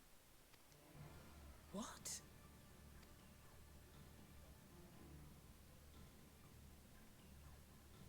Yes. My grandsire, the former emperor, is of their number. And who better to build an empire capable of bringing about the calamitous change we desire? Would you condemn me for this alliance? For bowing to the will of these shadowy masters, when the prize is true and lasting peace? Not that cost, holy shit. We've seen a calamity already, and how much damage they do.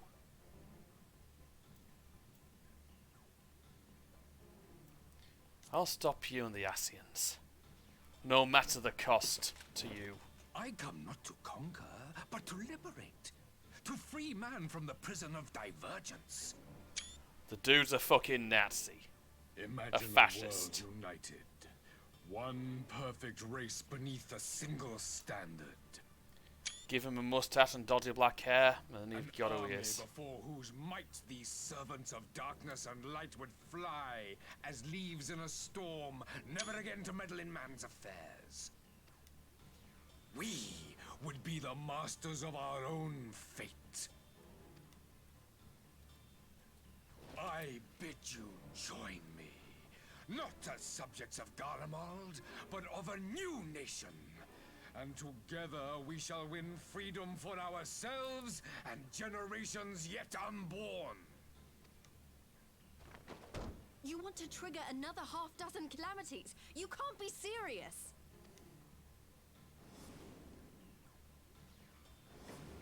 Have you forgotten how many died? There will be no one left. Do you truly imagine we would aid you in your bloodletting? It is unthinkable, unconscionable. And he's pissed them all off.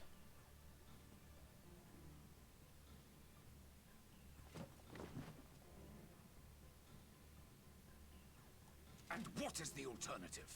To be as cattle waiting for slaughter? I would have us work together, that we might take fate into our own hands. Into your hands, perhaps. But what of the other worlds, your radiance? With every calamity, you obliterate a star and every soul that dwells on it. To the Ascians, we are all but tiny, momentary specks within an indifferent universe. We cannot hope to oppose them until we have been made whole once more. We've already killed a big fucking chunk of them, mate. Are these truly the words of Garlemald's ruler? The flaws and foibles which you so abhor are what make us who we are. Every nation, even yours, Emperor Varys, is made whole through the combination of these imperfections, the strengths of one compensating for the weaknesses of another. While it is true that man succumbs all too often to anger and avarice, he may yet overcome his baser instincts through the forming of bonds with others, fostering community and cooperation.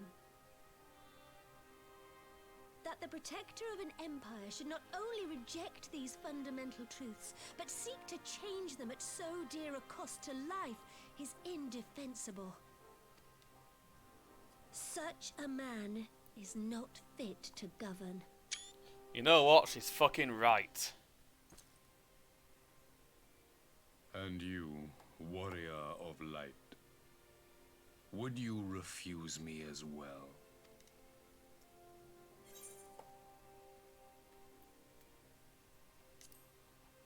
We can defeat the Ascians as we are. We already have done.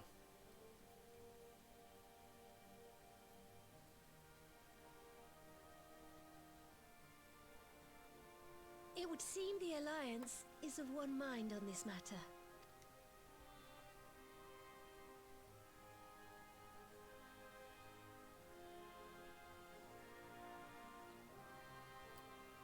You Eorzeans never cease to disappoint me. Though I suppose I have only myself to blame for expecting more from savages. If you want a savage, look in the mirror. This discussion is at an end. I bid you make ready for our next meeting. It will not be at the negotiating table.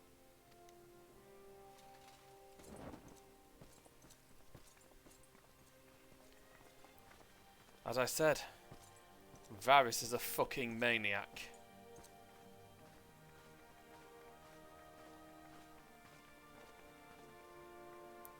We should have taken his head right there, but then they would have used Black Rose straight away.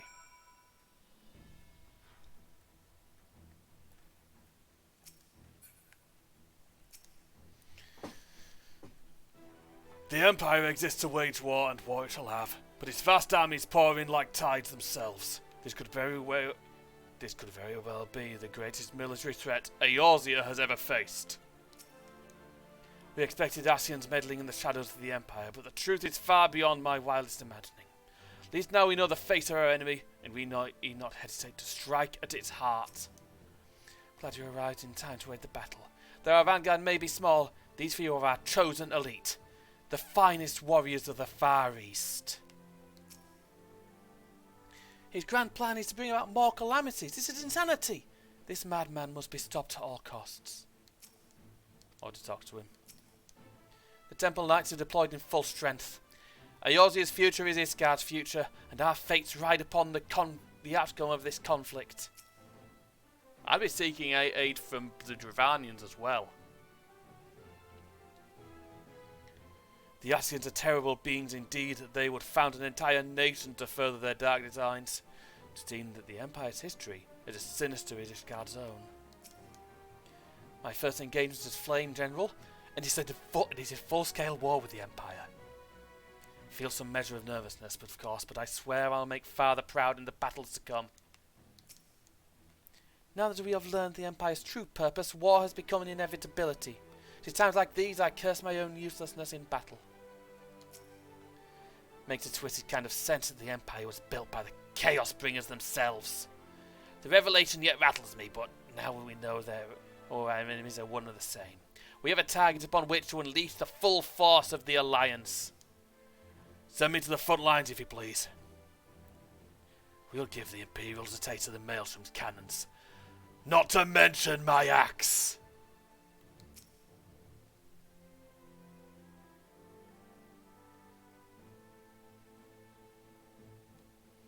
I refuse the Emperor's words with all of my being. What justice is there in an ideal that demands the sacrifice of so many? I was born in the Empire, but I will never serve the Emperor. Only the Seed Seer commands my loyalty. I came back to Doma's advance party, ready and waiting for battle. So as worrying as our little chat with the Emperor was, it did buy enough time for at least some of our allies to arrive.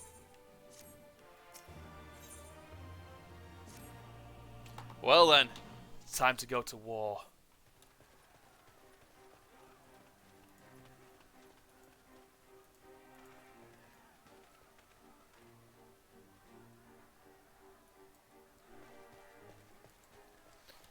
Here we are. I'm not sure what I was expecting from our meeting with the Emperor, but it wasn't that. Still, at least we know now what he's really after. That we do. Aye, a future built on a mountain of bodies. I too want the Ascians dead, but not at any cost. No, that cost, no. The last of the reinforcements from Doma arrived not long ago. I pray it will be enough. Given the Emperor's stated goal, this is a battle we can ill afford to lose. Yeah, pretty much. They've got numbers, we've got training. If the Gallians come in force, we may not have much say in the matter, even with our combined strength. We knew from the first that the odds would be against us. But if there is even the slightest chance of victory, we must do everything in our power to seize it. That we must. That we must. We must seize it, full stop. Yep.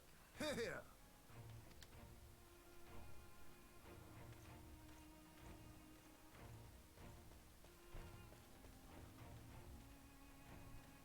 The two of you are to join an irregular unit and support the main host. I won't bother asking if you're minded to fight. You know us too well. After coming this far, how could I not? And for once, there's no one around to countermand me. Not that they would. Not even my brother. I guarantee you they'd be involved. But we all know who'll really make the difference. Ready to frighten some Garleans? Very. I wouldn't want to be on their side. Might I ask you to accompany the Dorman contingent? They are strangers here, and your presence would do much to raise their spirits. We will. We would be honored. When our people stride out with you in their midst, I dare say the Eorzeans will feel an ilm taller themselves. High spirits have a way of spreading. That they do. What I wouldn't give to join you. But my duties as field commander will not allow it. I'll leave the front lines in your capable hands. Perfect.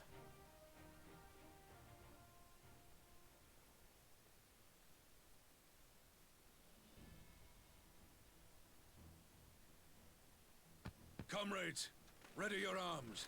The hour of battle has come. May the crystal guide us to victory!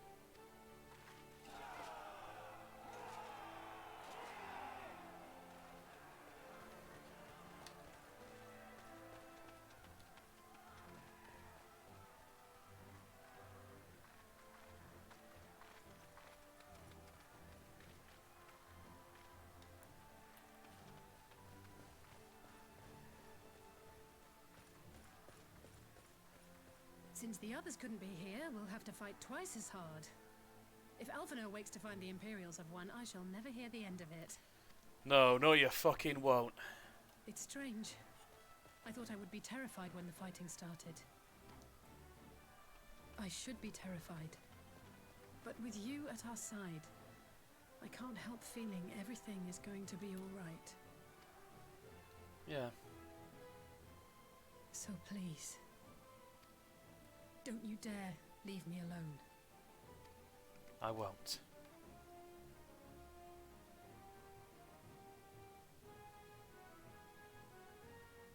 No matter what happens, we have to survive together.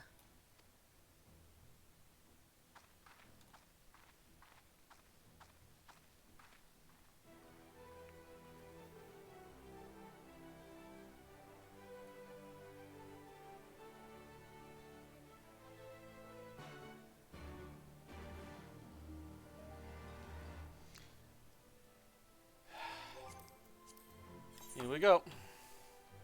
That's the FC.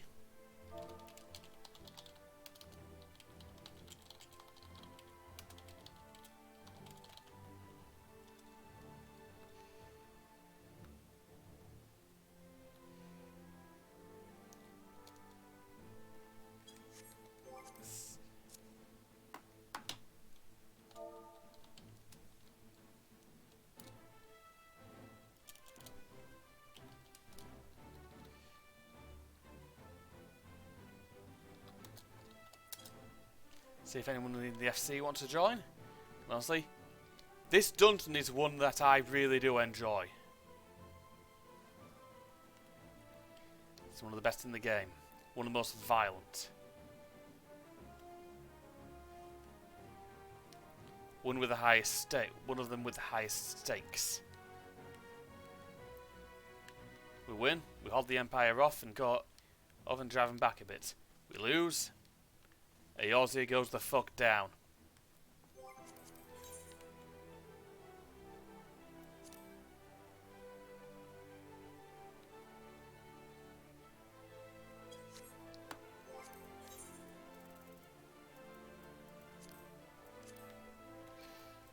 Might not be the need to. It's tomes. Meaning I'll get a quick queue with any hope.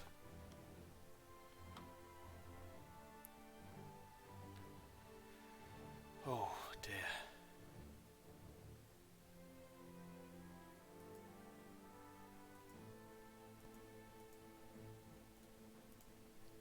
But yeah. The Garleans are led by a fucking maniac.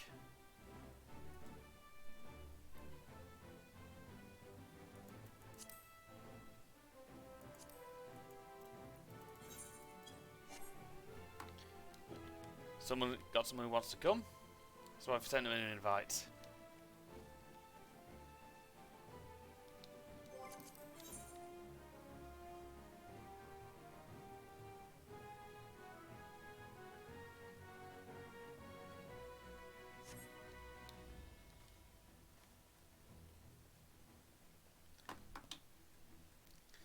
I guess let's go raise some hell. Waiting for them to accept the invite.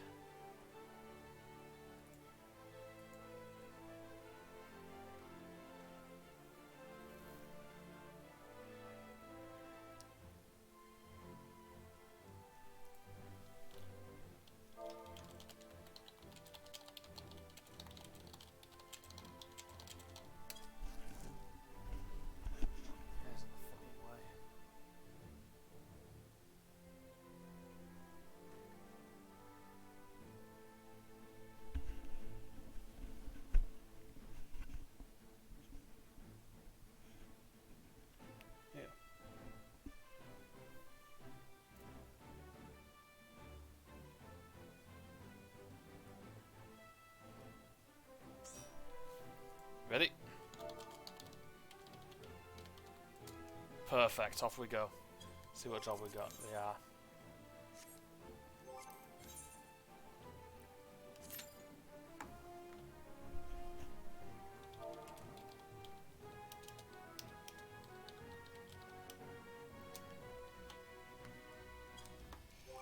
See if anyone wants to go. Rex is gone, unfortunately. It's Cellophane and ask if anyone wants to join me. Oh!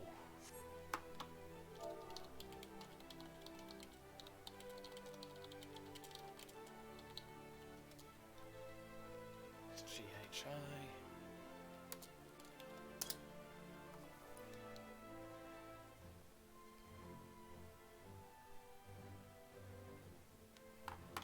Yeah.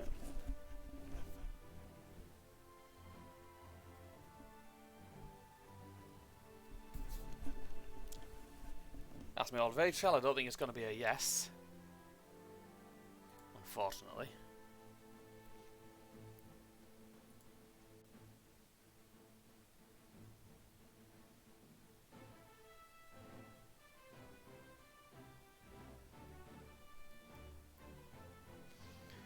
Should be a quick queue. Quickish at least.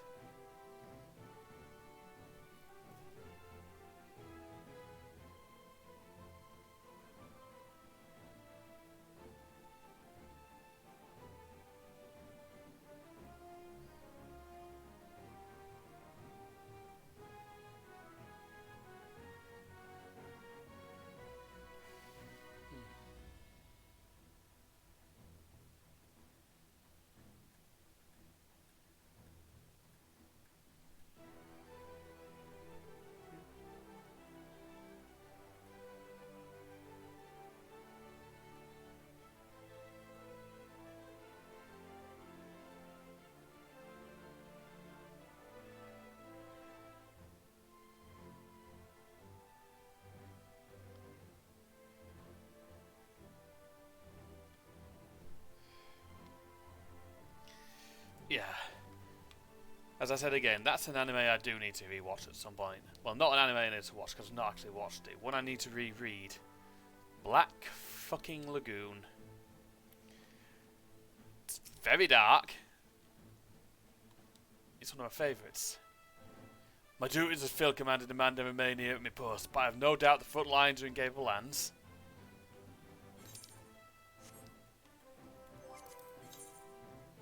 Guess no one else wants to come along.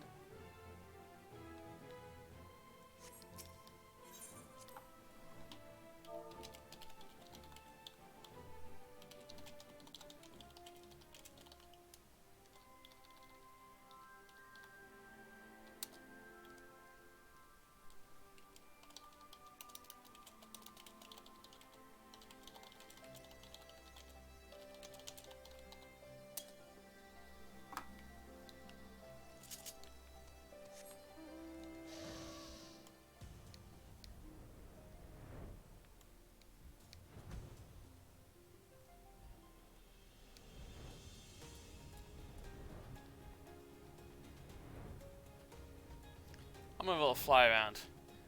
Ah, here's the saltery.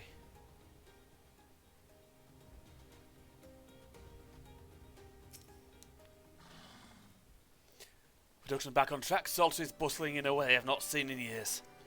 Giving us tools to build a future for ourselves as well as Alamigo.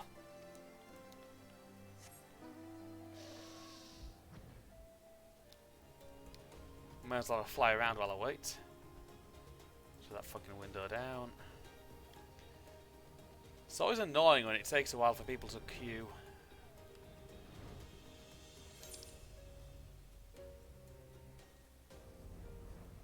Tall tale, might as well go help him with that while I wait. Oh, never mind. In we go, in we go. Hope the tank says yeah.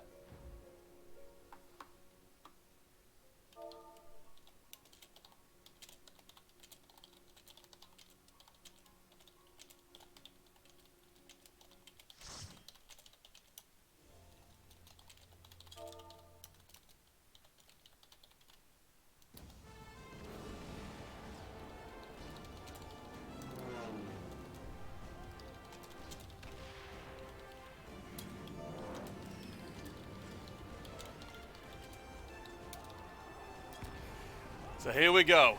You get to watch as it all starts unfolding. And we all actually, well, mostly look the part.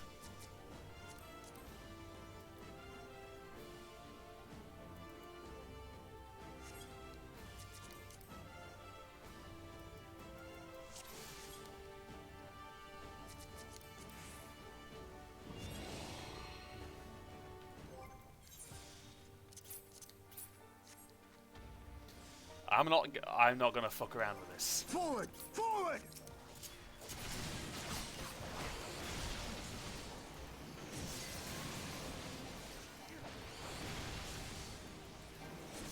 Oh, please, not another single puller.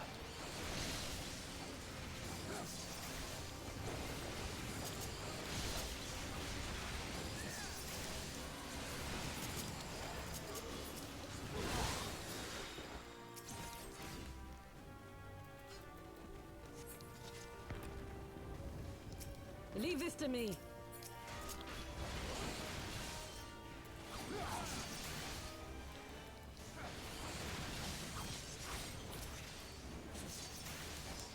I think you were trying to go for big pull there. I think we were just gauging how far we could go.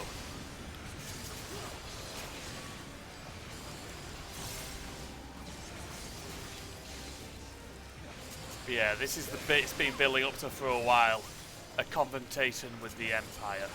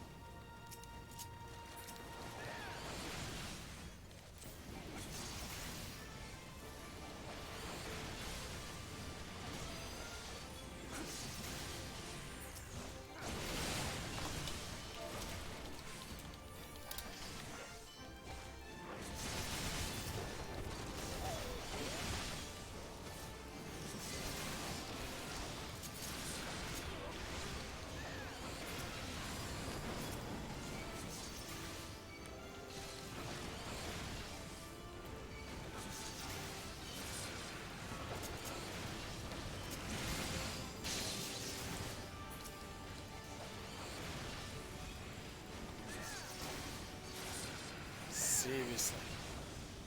I don't want another single puller.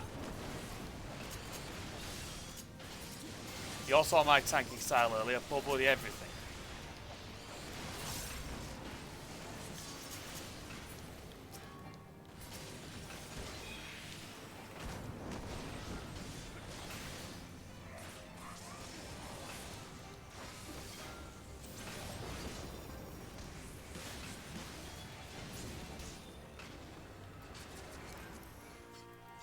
That healer has gear enough to keep him alive, easily.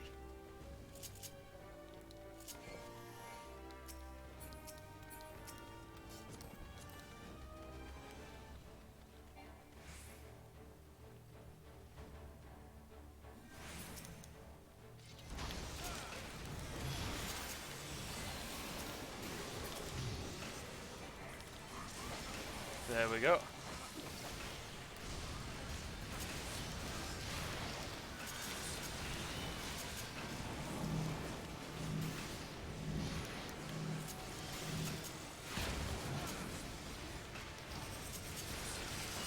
Oh dear.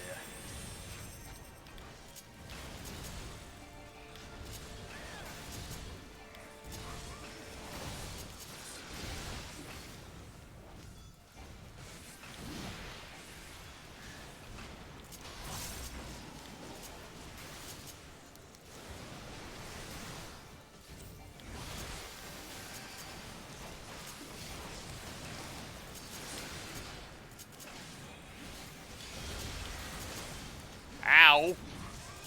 I forgot how this boss actually hits. Wrong side.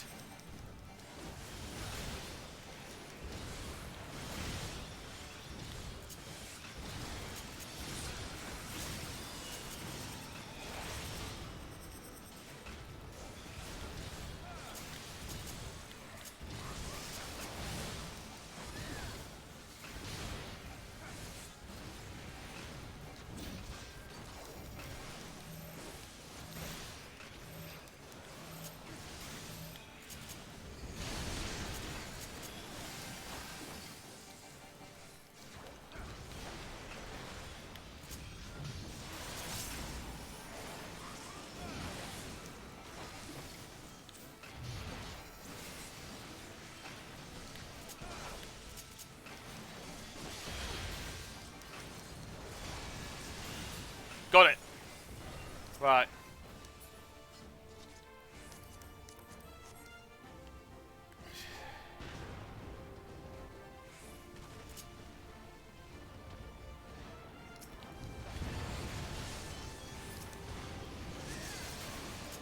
Okay, now he's getting the right idea.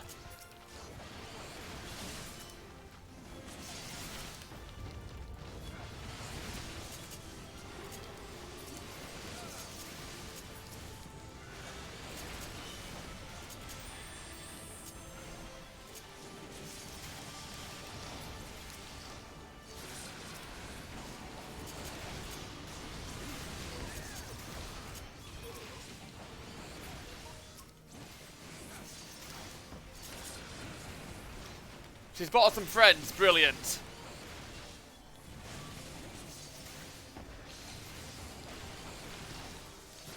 This healer is violent. This is what we need.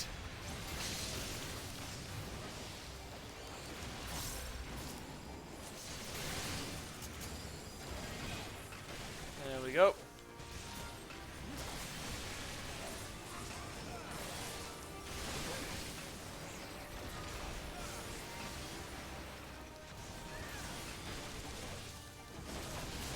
Got it.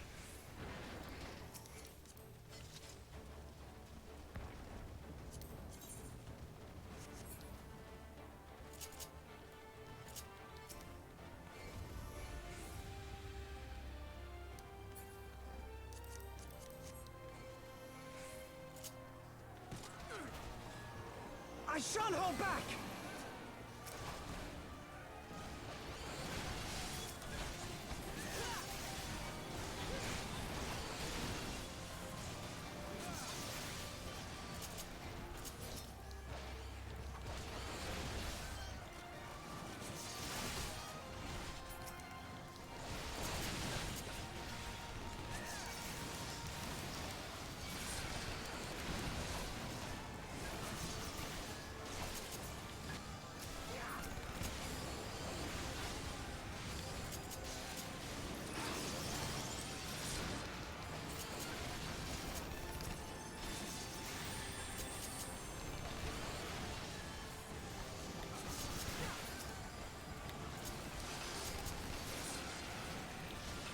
He's nearly dead.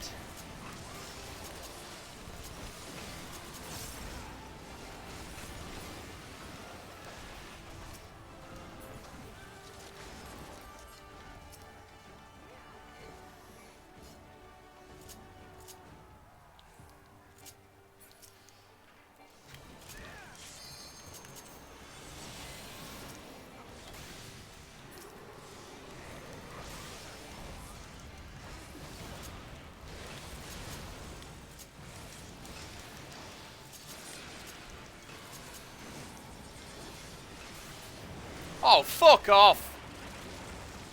Right, where's he aiming from?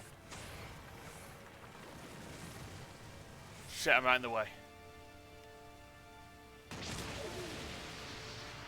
Standing at that will kill you, pretty much. That is nasty. That AoE is brutal.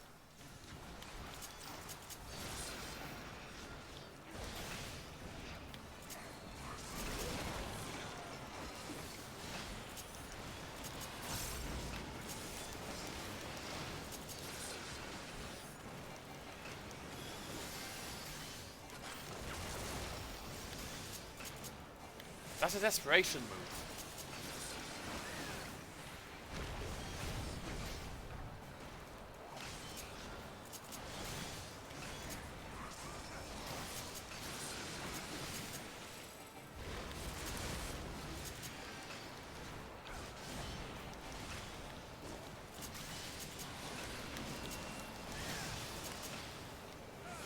Right, freezing missile gets to the middle.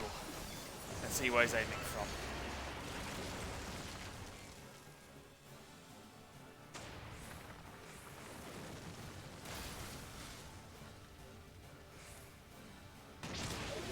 See, that is when you use rescue. I don't know how to tell someone's a girl IRL. They say fudge or sugar rather than actually swear. Well, that's more from a joke from Terry Pratchett book. Wrong way.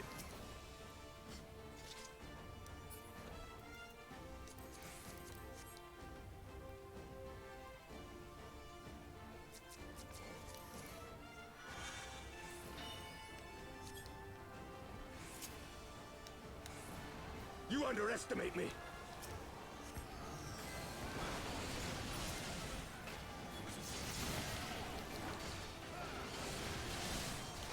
Didn't realise I've got allies here now.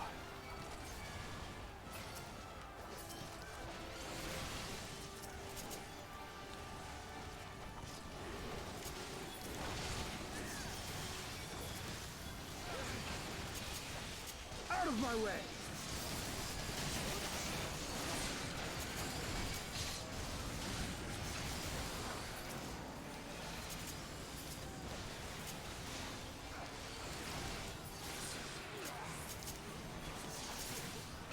Right, now we've got a giant.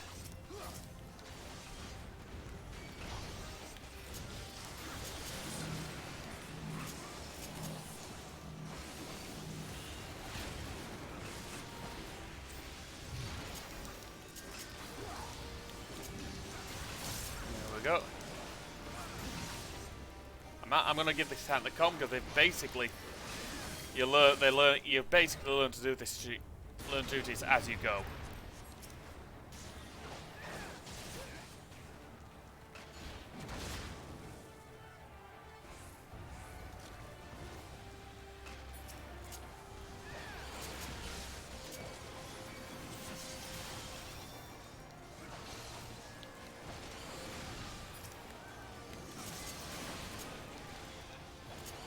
One.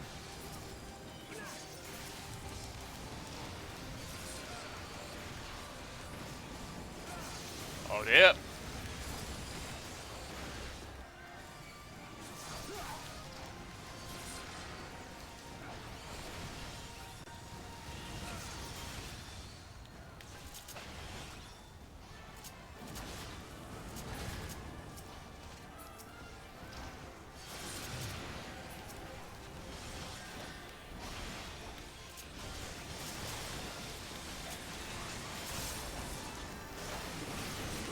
But yeah, these colossi can be quite vicious.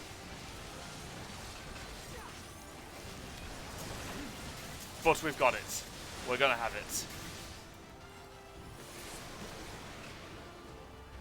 And there we go. So we haven't seen in a while. A Rubricratus.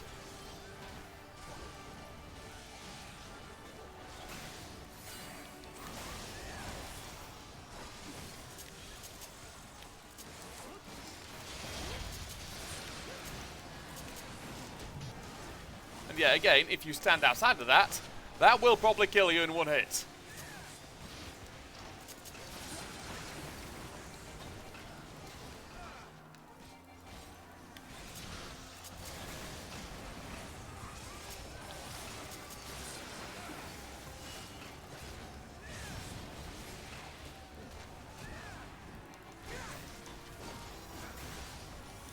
Nice one here.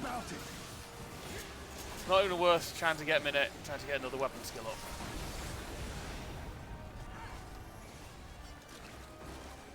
Other than a strong, I mean.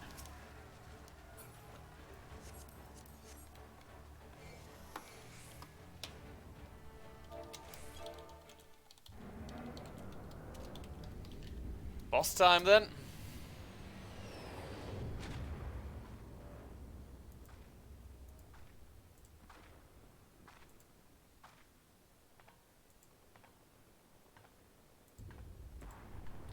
They're the Emperors, personally. I'm not even going to voice them. His Radiance is going to be bitterly disappointed that his troops couldn't win. Let's go kick some ass.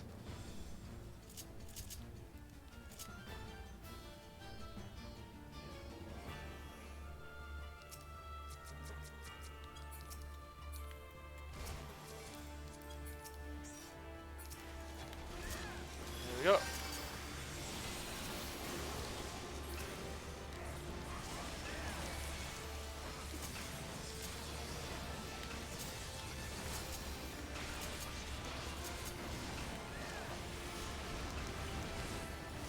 It's bloody aiming at me.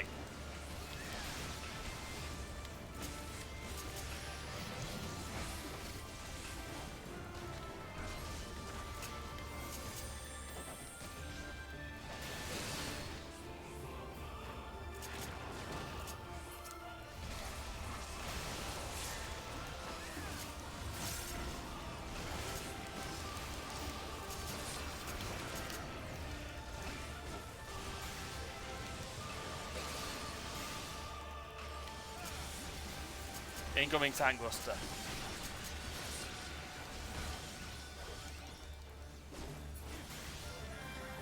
I didn't get a chance to focus target there. Don't matter.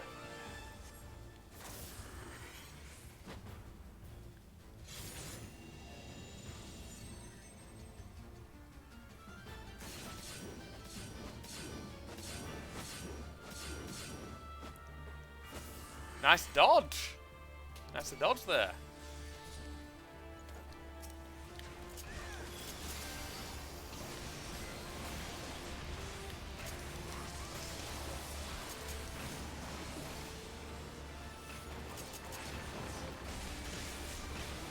There we go.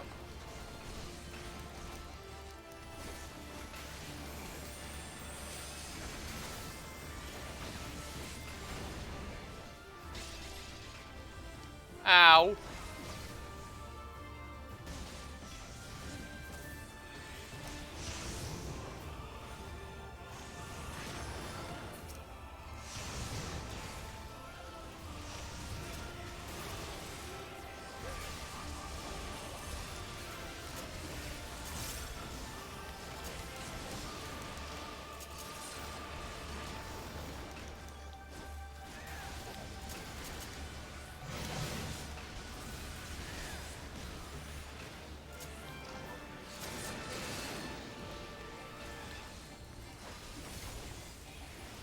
We've got it, pretty much.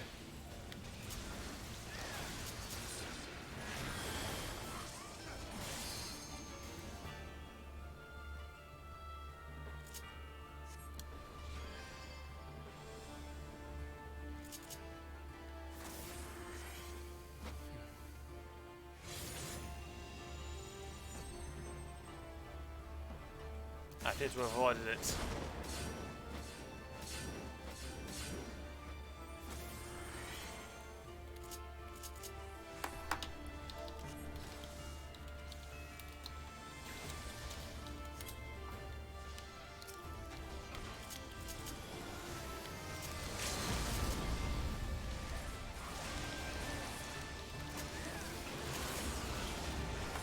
Nice! Holy shit!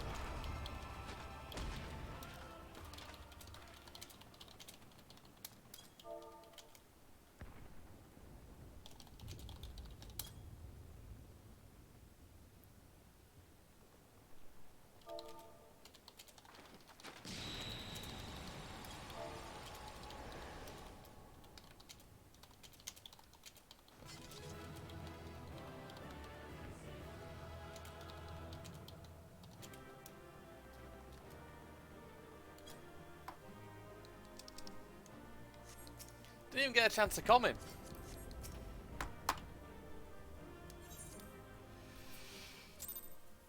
I sort of didn't get a chance to comment, unfortunately, which I did.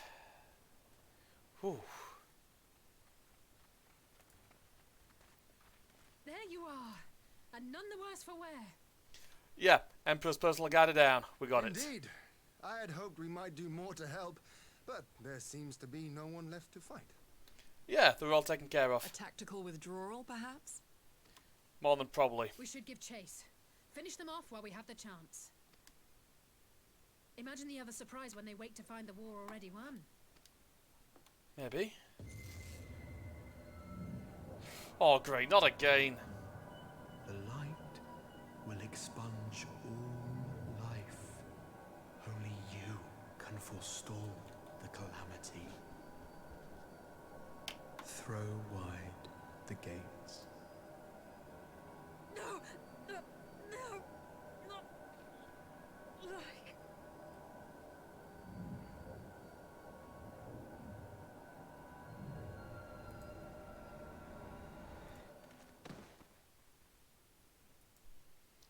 Oh, that's not good. All of us are down. Apart from me. Oh no. Don't tell me. Are you all right? We will be. Quickly! We must get her back to the encampment.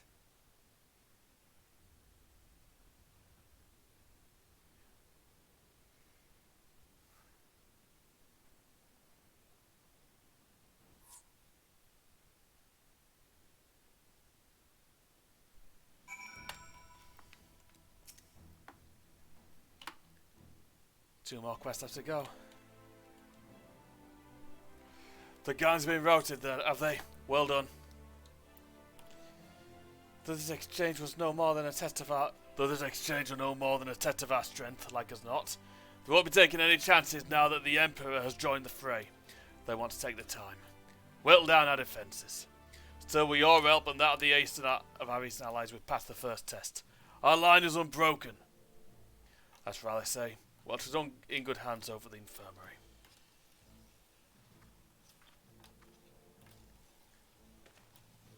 My lord, the Carusians have completed their examination of Mistress Alice, and it's as we feared. She's locked in a slumber without any outward cause. Fucking brilliant. It's like the others, damn it all. Aye, the Galleons picked a fine time to come knocking.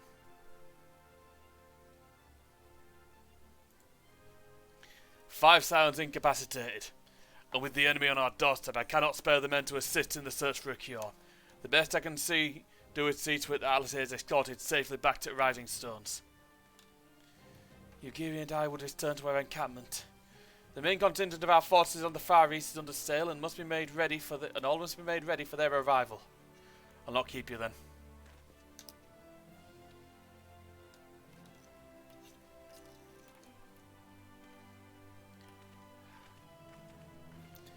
Judged by the Garleans' recent movements or lack thereof, they won't be launching another offensive in the immediate future. You to return to Rising Stones. Given the plight of your fellow Scions, I can understand if you feel on edge, but you'll be no good to anyone without rest. You're right.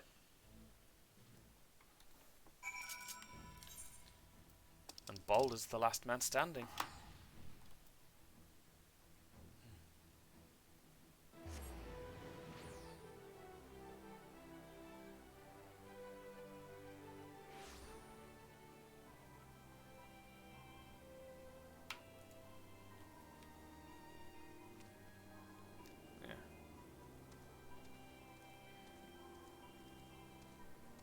Well, let's go kick some ass then.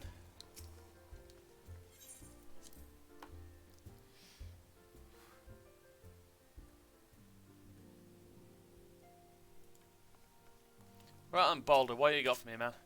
See who everyone else is. Both Mistress Kryle and Master Matoya have taken up a search to cure taken up the search for a cure to this strange sleeping sickness. Pray they find a remedy soon. You're saying exactly the same thing. Ah, Taylor, welcome home. Word has it that you and Mistress Alice gave the Garleans quite a thrashing. Speaking of whom, where is Mistress Alice? I was certain she would have returned by now. No, afraid not.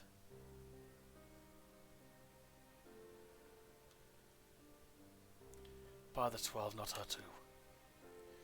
Osha and I will ready the infirmary for her arrival.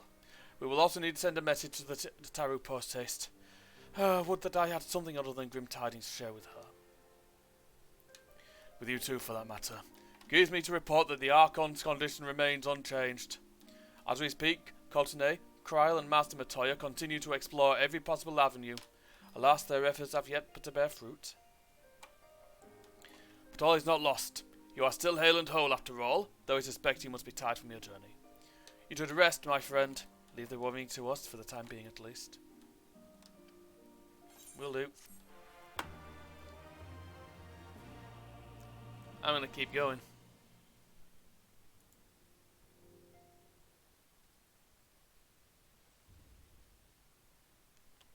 Meanwhile, at the border of Alamigo.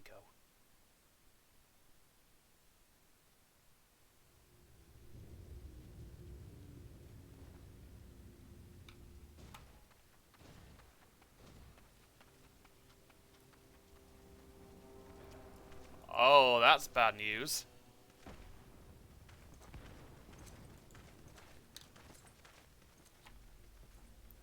And they sent some elite troops.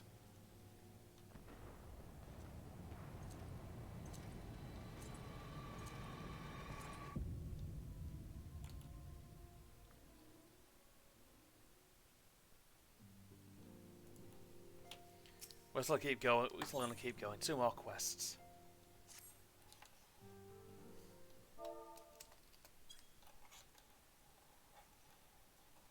Talo, yours is a welcome face in these troubled times. Though if you've come to inquire about our stricken brothers and sisters, I'm afraid I have naught to report. Coulter and the others continue their tireless search for answers, and I too have done all in my power to assist them. Alas. My apologies for the intrusion. I was told Master Alphino had been brought here and were to see if his condition had been improved.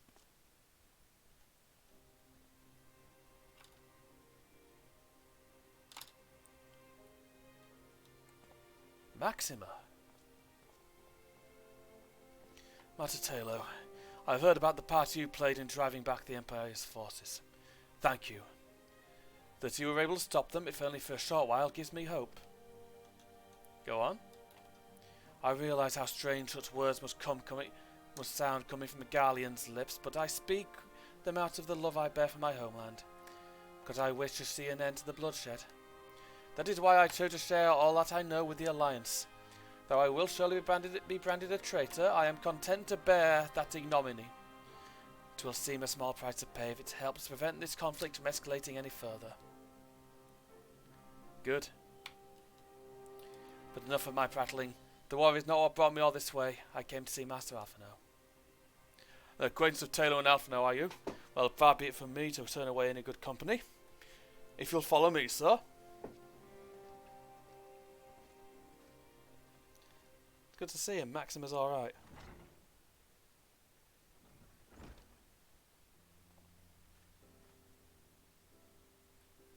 When word reached me that Alphino had returned, it seemed only right that I visited him.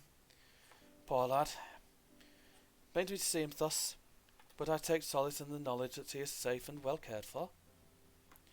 He fought valiantly at the burn. The Popularis could not have wished for a more committed ally. I know not of how he came to be so afflicted, but I pray a cure will be found soon. On an unrelated note, you may be interested to know that I travelled here in the company of another acquaintance of yours. Oh, yeah. He awaits my return at North Silvertier, and I am certain he will be glad to see you. Assuming he can spare time, that is. Sure I could. Alright.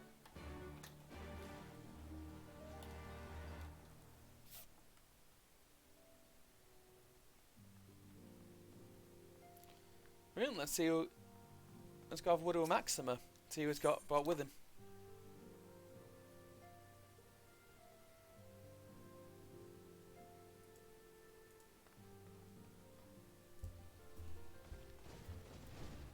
Yeah, everything's gone rather complex all of a sudden again. We've lost a lot of people. Let's see who's brought with us. And again, we're in the gloom. It ain't nice losing people, you know. It's not nice losing family Oh. Sid. It's the only person who could be on that airship. Oh, there you are. I was beginning to think you would not come. Sorry, got an itch. Sounds like you've been through the mill. You should have called me. You were busy, man. Though I must confess, tracking down missing souls isn't exactly within my field of expertise. As you may have surmised, I heard much of Master Garland growing up in Garlemald. Indeed, he has been a source of information, long been a source of inspiration for me. Most Garleans would say he's a traitor, that he turned his back on his country. We of the Popularis, however, consider him a revolutionary, a man willing to defy the Empire's dreams of subjugation, that his inventions might bring about a better future for all mankind. Please, revolutionary is a term best reserved for my work. I am but an Imperial defector who thought to aid another Imperial defector. Whatever Master Garland says, I am humbled to find myself in such distinguished company. Speaking of distinguished company, we heard from Rauban that you ran into an old friend in the burn. Is it true? Gaia still lives? Yep. Like nurse in the army, I've never had the privilege of seeing the Legatus without his mask. To think I walked halfway across the burn in the presence of the Black Wolf. Did he claim to have severed ties with the Empire to hunt down Ascian, did he? He did, yeah. After his humbling at the Praetorium, one would think he'd have the good sense to stay dead. Should we meet again, I should be sure to tell him so. Oh shit, hold on. Oh, that wasn't bad.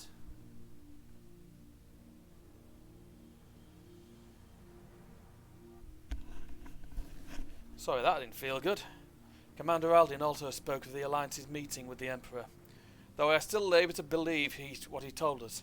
Did His Radiance really claim that Garlemald was founded by the Ascians? Yep. That is madness. The very notion is absurd. Every fibre of my being rails against it, yet I see there is no escaping the truth. From the very founding of my homeland, my brothers and sisters have laid down their lives in service to a lie. The Ascians must be stopped to save my people, to save all peoples. For all the Empire's many crimes, even I did not suspect. Had I known, I would have left a lot sooner. That is in the past. Here in the present, we must apply ourselves to the problem of how the Empire's ambitions may be thwarted, not only in Eorzea, but in the Far East as well. The Ironworks will spare no effort to achieve that end. Seiyu's wall was a good start, but we can do no more. But we can do more, and we will. We'll show them what it means to achieve freedom through technology. Begging your pardons, I bear a message for the Warrior of Light. Go on. What you got for me? Commander Aldin requests your presence at Alliance headquarters in Alamigo. He will discuss matters of strategy or at earliest convenience. Alright, I'll be right there. Ah yes. The inevitable messenger. Hang on. Sorry. I knew it wouldn't be long before duty called you away. Time no doubt being of the essence. Could I tempt you a ride aboard the Excelsior? There's a faster way to Rauband's side. I'll personally apologise to the commander for keeping him waiting. Right then, let's get going.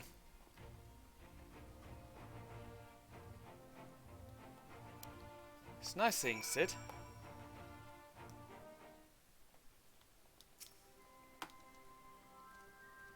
I swear, every time you board my airship, you seem to be barreling headlong into danger, and every time you somehow contrive to emerge victorious. Which, of course, is an admirable skill.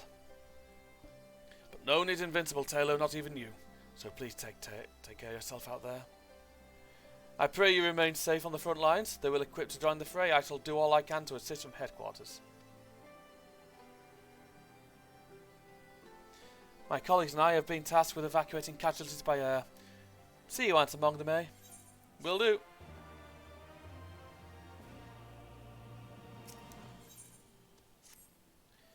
Commander Aldin is waiting, sir.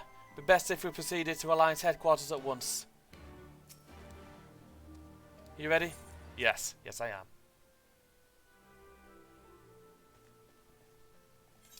Right then. Time for a word with Rauban. Straight into an instance.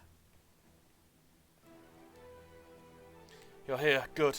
I summoned you to discuss strategy, but first I'd apprise you of the Garlean's movements. Let's proceed then.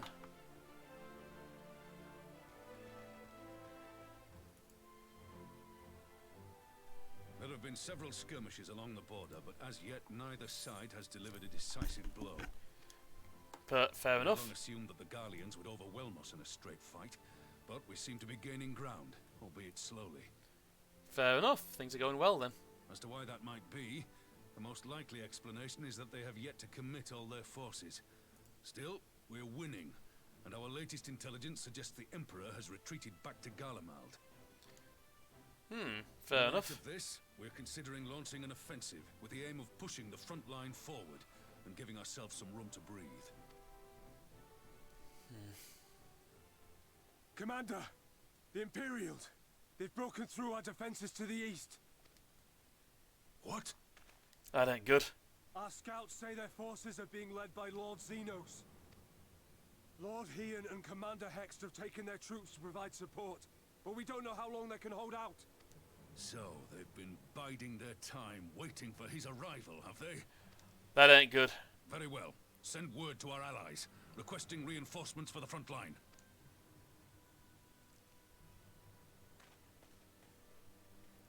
Should the worst come to the worst, I may need to enter the fray myself. But what of you? Do you still have the strength to fight?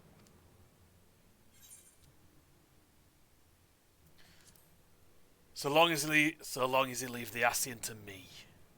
He may not die as such, but to see Lord Xenos fall on the battlefield would deal a heavy blow to Imperial morale. I'll see to it the men stay clear.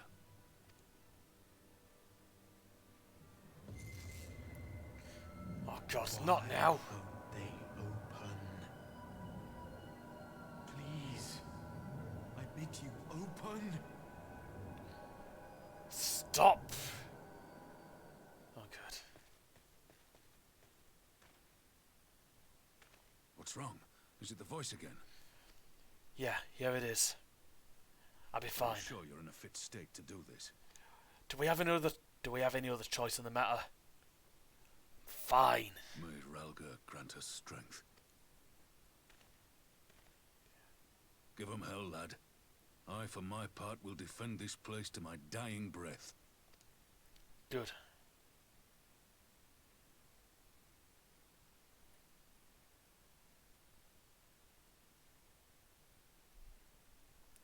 Meanwhile, at the border of Alamigo.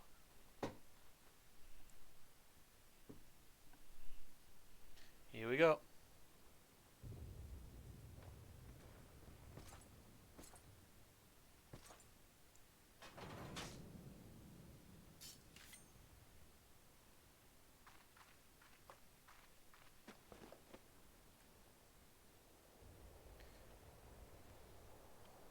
Looks like he's got on the battlefield himself.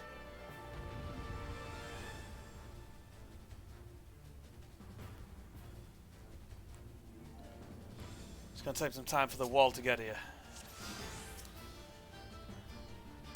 Right.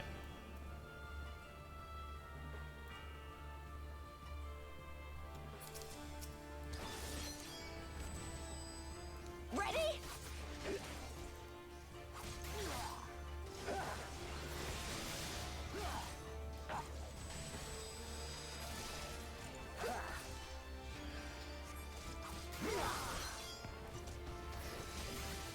Guys, a lot of hell. He has a lot of health.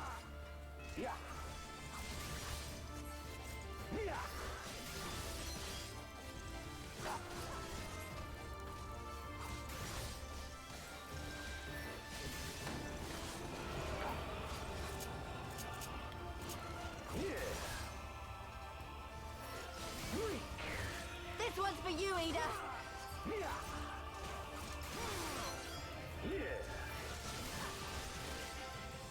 Oh, he's like a fucking tank.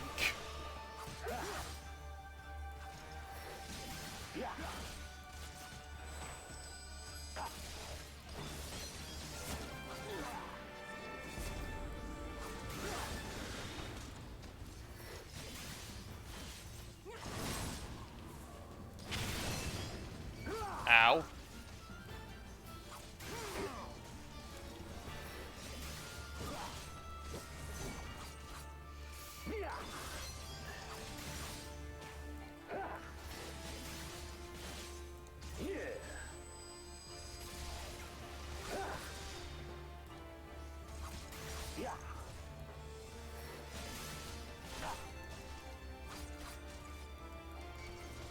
So I do need to concentrate, otherwise I would voice it normally.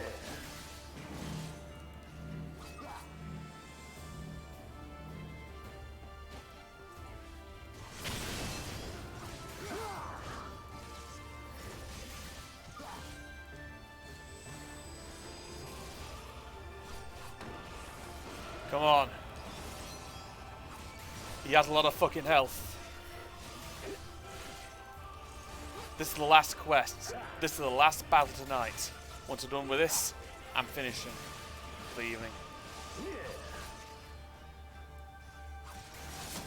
I'll put you in yours.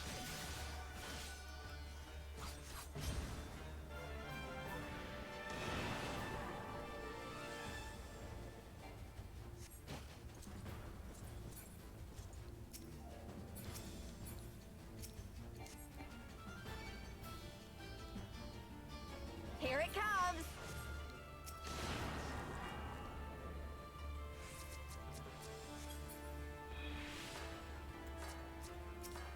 weave of a shinobi's power.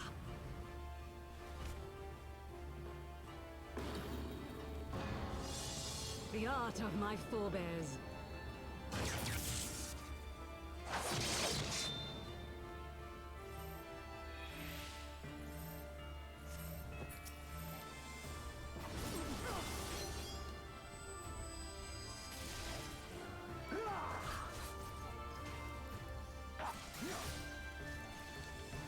He's near. He's near. We've got this.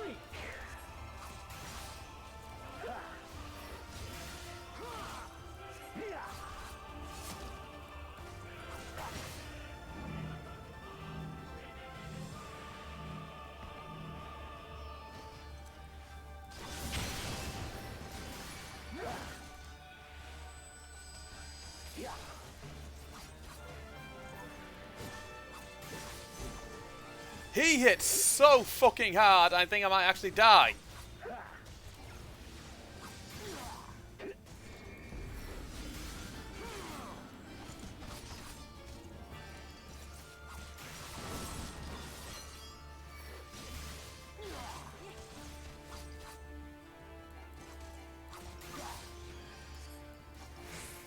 We've got him.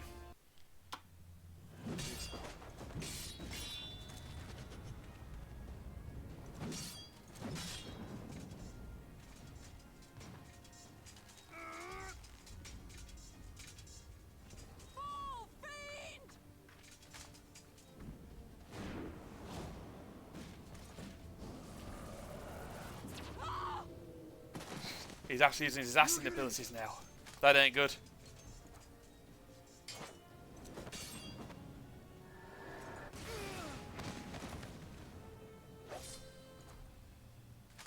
Damn you!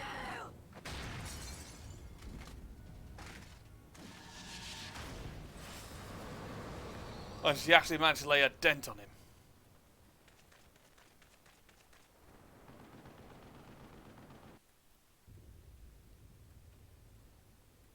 And it's time.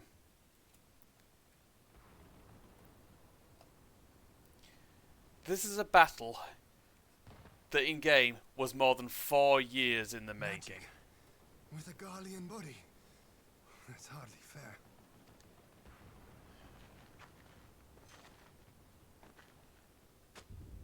Still, he must be stopped, no matter the cost.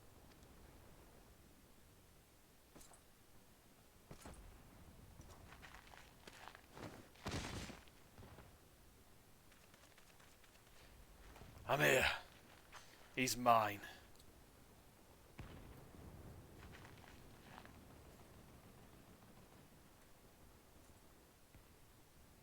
Ah, bringer of light.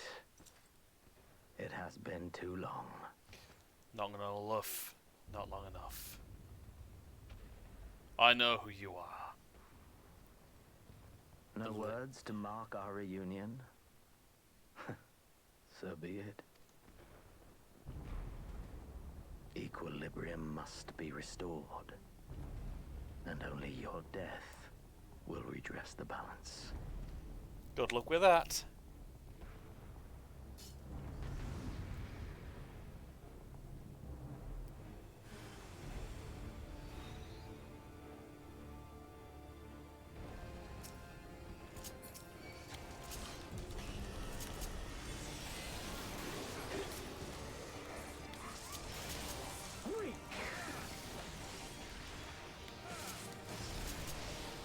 Got him.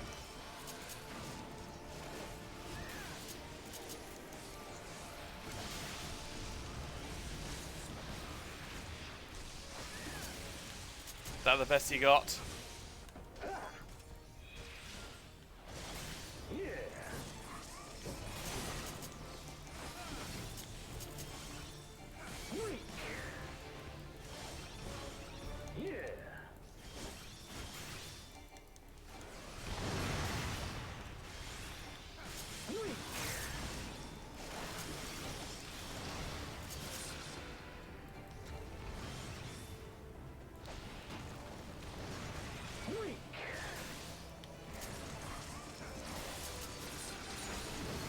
You ain't got a chance.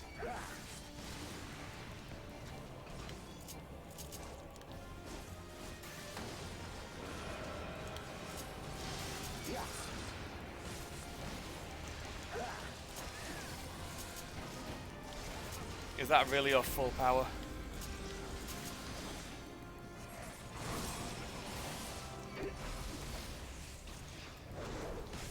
If that's it, I'm a little disappointed.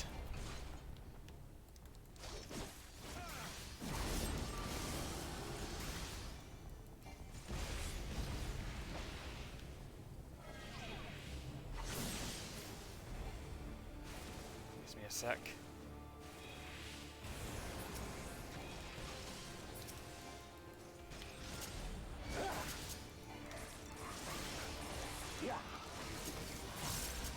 Yeah.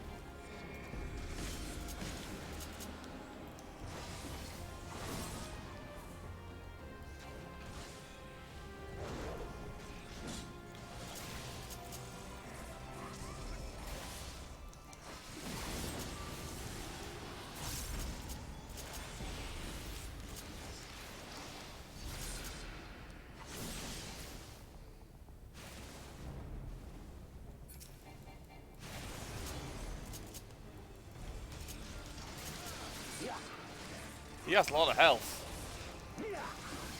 Basically, this dude's a solo DPS check, and we've got him. I see. Got him.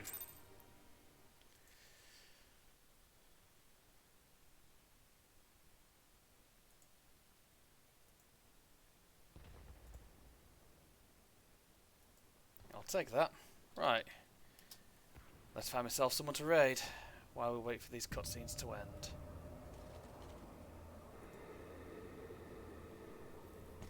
Multiple people I can go with.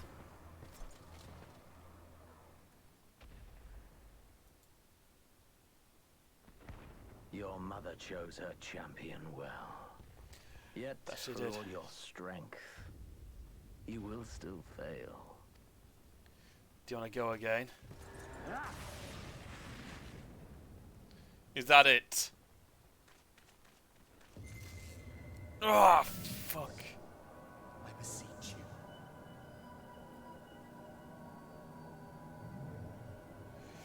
Why now?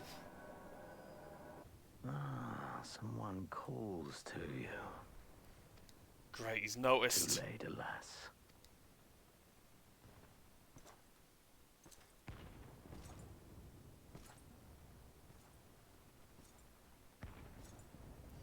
Not like this, you son of a bitch.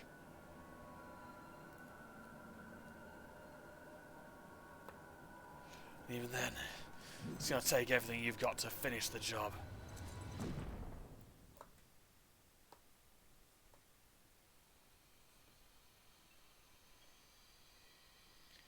This it?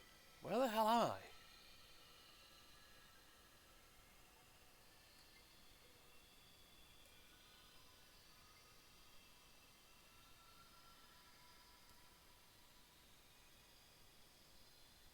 At last, I found you. And you are...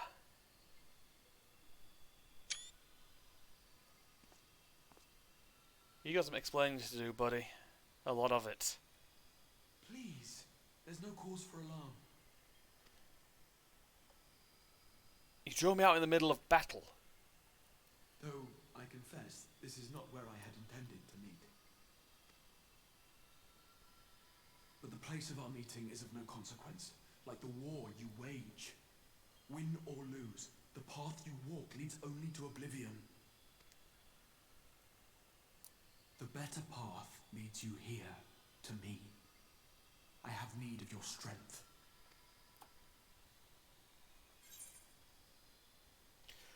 You have to send me back now.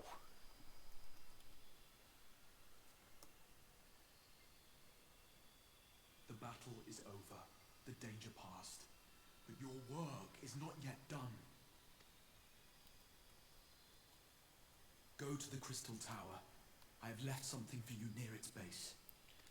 It will serve as a beacon of sorts, one which I pray will help you on your journey. Maybe. What the hell's going on? All you need to do is find it. I will take care of the rest. Hopefully.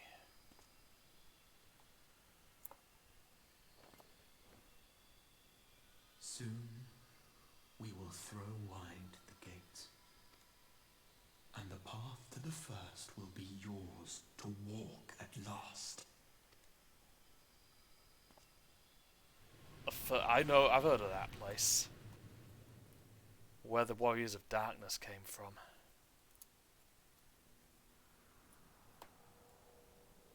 What the hell? Huh?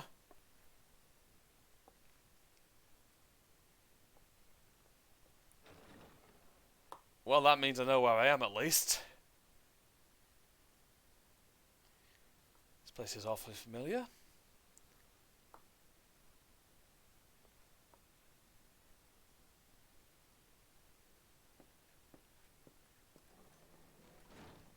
You're awake. Thank heavens. Yeah, what the fuck happened? What happened? What the hell happened? Do you recall the confrontation with Xenos?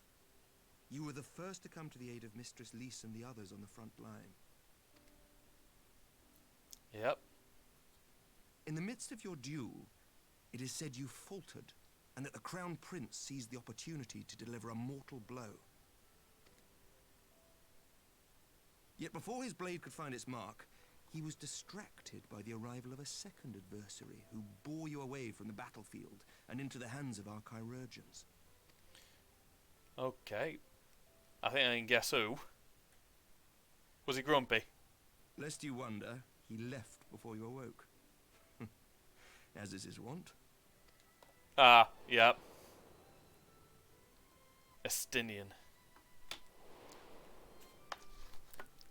Estinian never was one for emotional farewells. No, he wasn't. When you see him again, tell him thank you. Though Xenos bested all before him, the battle clearly took its toll, for he retreated shortly after your rescue.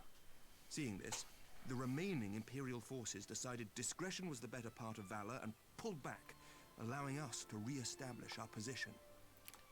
Perfect. We have since received word of renewed unrest in the provinces, doubtless inspired by the efforts of the Eorzean Alliance and our Far Eastern allies. Nor does the good news end there. We have also come into possession of intelligence suggesting unrest within the Imperial Court. Oh. Go this on. would certainly explain why both the Emperor and Lord Xenos appear to have abandoned the fight. Makes sense. A long-awaited ray of hope in these dark times. That it is.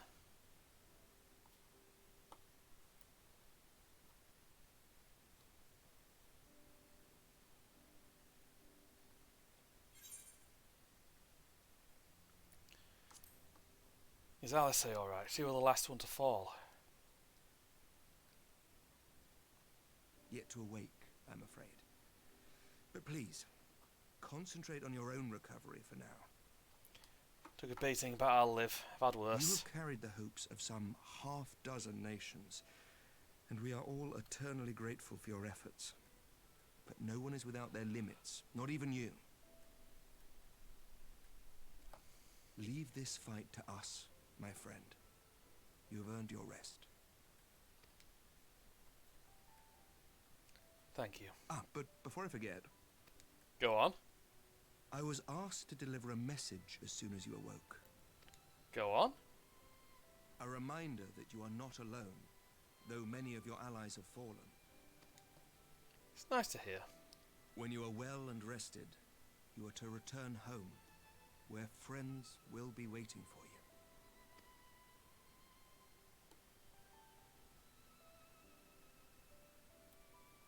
Now, if you will excuse me, I must return to the front. May we meet again soon, under happier circumstances. Yeah. Okay.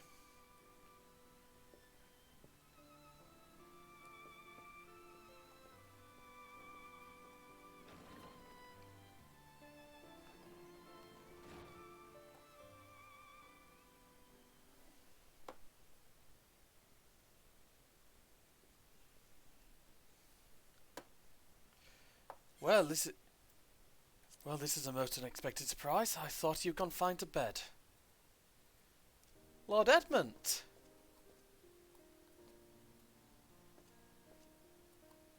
When I heard that you had collapsed on the field of battle, I confess I feared the worst. But with you standing here before me, I see now the reports of your defeat were greatly exaggerated. Thank the Fury? Yeah. As long as we have you, Master Destriner, history suggests we have a fighting chance. Speaking of fighting, you may be surprised to hear that the war's efforts can already be felt here in even here in Ishgard.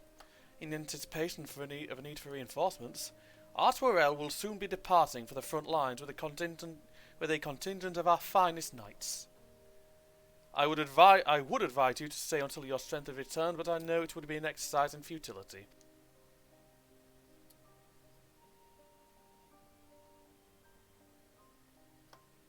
Indeed. I suspect you've already decided on your next destination. Dark days lie ahead, of that I have no doubt. But the light of hope shall ever guide our steps so long as we have the will to press onward. And press onward we must. Farewell, my friend. I pray our next meeting will be under happier circumstances. Hopefully, Lord Edmund. It's always nice seeing him. Edmund's a good lad.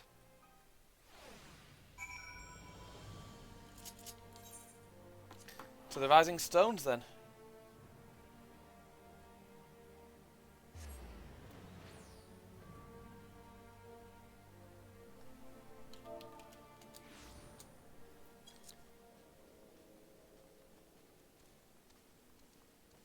Really then, in we go.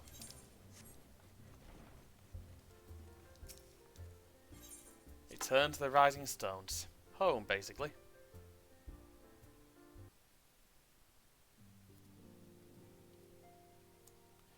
And everyone's here. Lovely.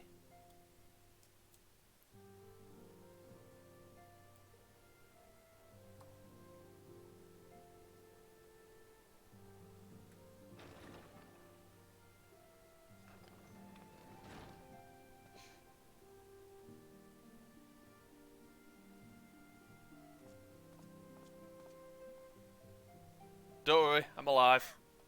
By the 12! I don't believe it!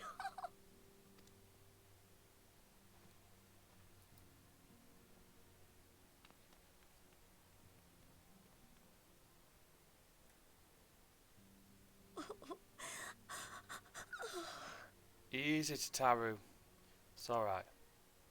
I rushed back as soon as I could. I swear, my heart nearly stopped when I heard you'd collapsed like the others. What in heaven's name is going on? If I knew, I'd tell you. Something to do with First and the war. Something to do with that world the Warriors of Darkness are on, the First.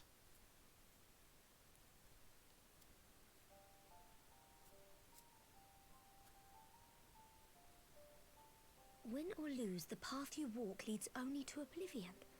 Oh, well, that's helpful.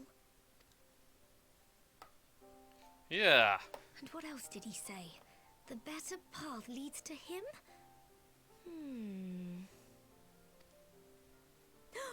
If his is the voice you've all been hearing, perhaps the others are with him. Certainly possible. Yeah, Sir probably. Emmerich said the fighting had reached a stalemate, didn't he? But if that He did. monster masquerading as Xenos comes back... Thancred, Yestola, Urianger, Alphino, Alize... You're going to need all of them on your side to defeat him. Yes, we are. And I forbid you from going to face him on your own. Do you hear me? Don't worry, I'm not gonna. So if you must leave, go and find the others. Bring them home.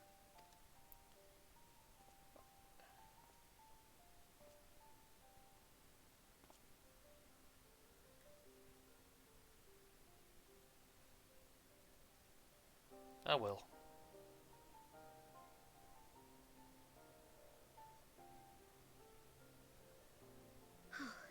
As for where to start, you said the stranger had left a beacon for you at the Crystal Tower, right? Aye, I did.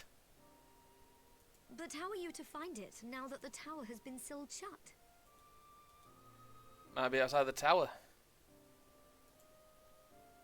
There has to be a way. If anyone would know, it's Sid, and the researchers of St. Coinac's find. Probably, yeah. Don't you worry, we'll find that beacon for you. Thank you.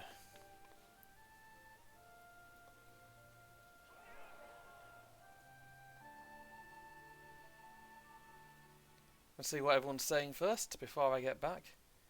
Meanwhile, in the Imperial Palace.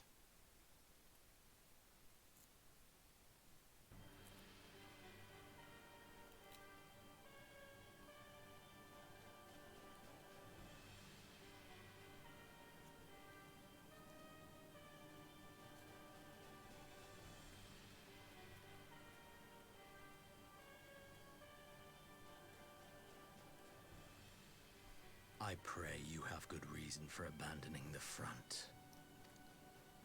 How could I remain there while the rumor that my son is possessed by a demon spreads like a sickness here at home?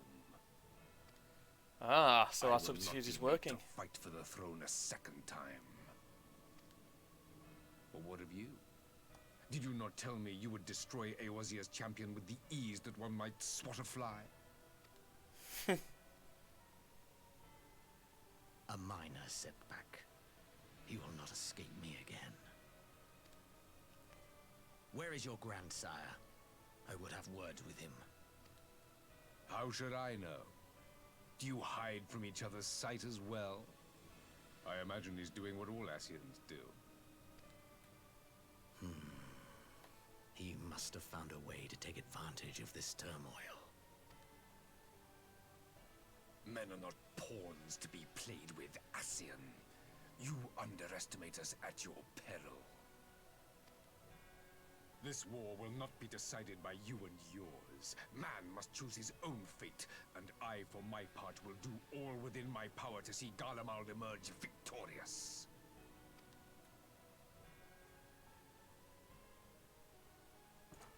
He's like, I got no time for this bullshit anymore.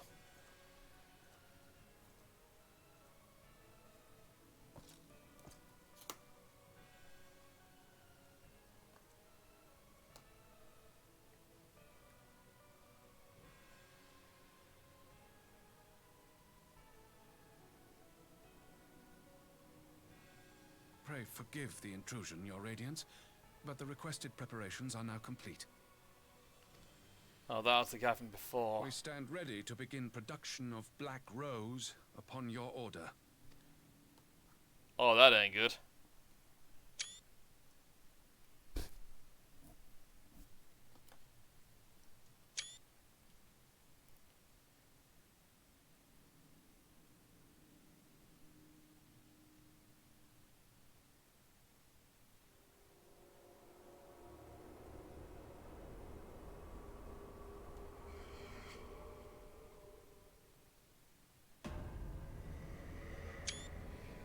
His fucking face at the thought of unleashing a fucking nerve gas. Dude's a fucking psychopath, as I said.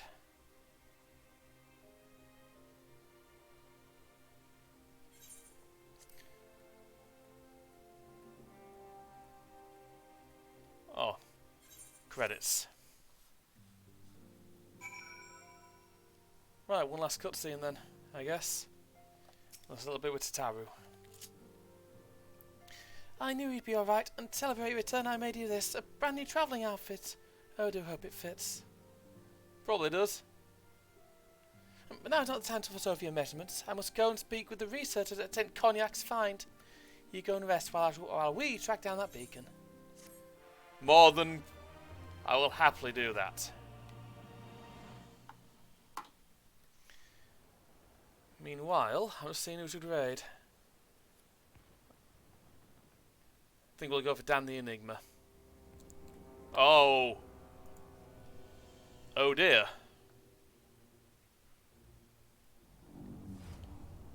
That'll let you know exactly who that is. My enemy. My friend. Had I been but a step faster. You'd have got your fucking body back, and that would have been bad.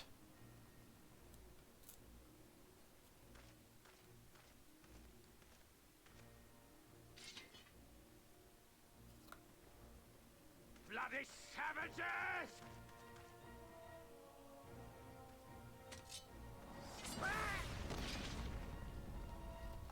Even in someone else's body, Xenos is no fucking slouch. A pity your hunt leads you elsewhere. Not that I am surprised. Elizabeth skinnied his body while he did something similar to someone else and used his own abilities. You find joy in it. Grow stronger, more savage, and savor every triumph.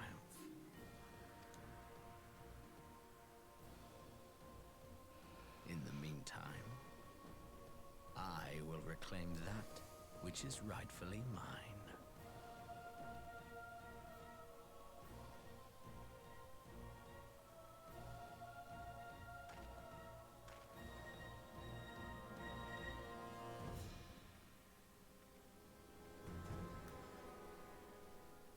Yeah.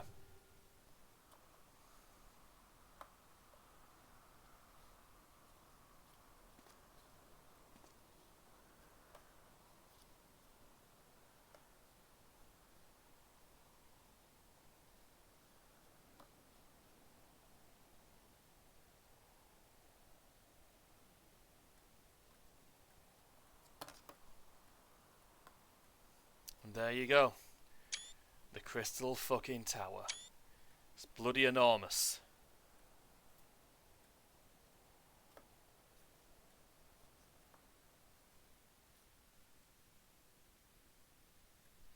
In the midst of a requiem for heroes, a voice rings out across time and space.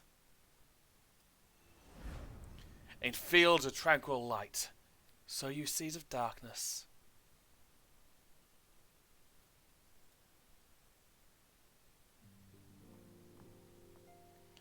And Stormblood Part 4 is over. So with that, ladies and gentlemen, I am done for the night. We are going to be raiding, I believe. I'm going to raid Akami, I think, tonight. They're doing Cyberpunk 2077. Raid Akami. There we go. Get myself ready. In any case, you guys all take care, and I'll see you all tomorrow for the start of Shadowbringers.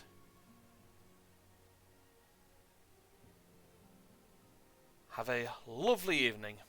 Good night.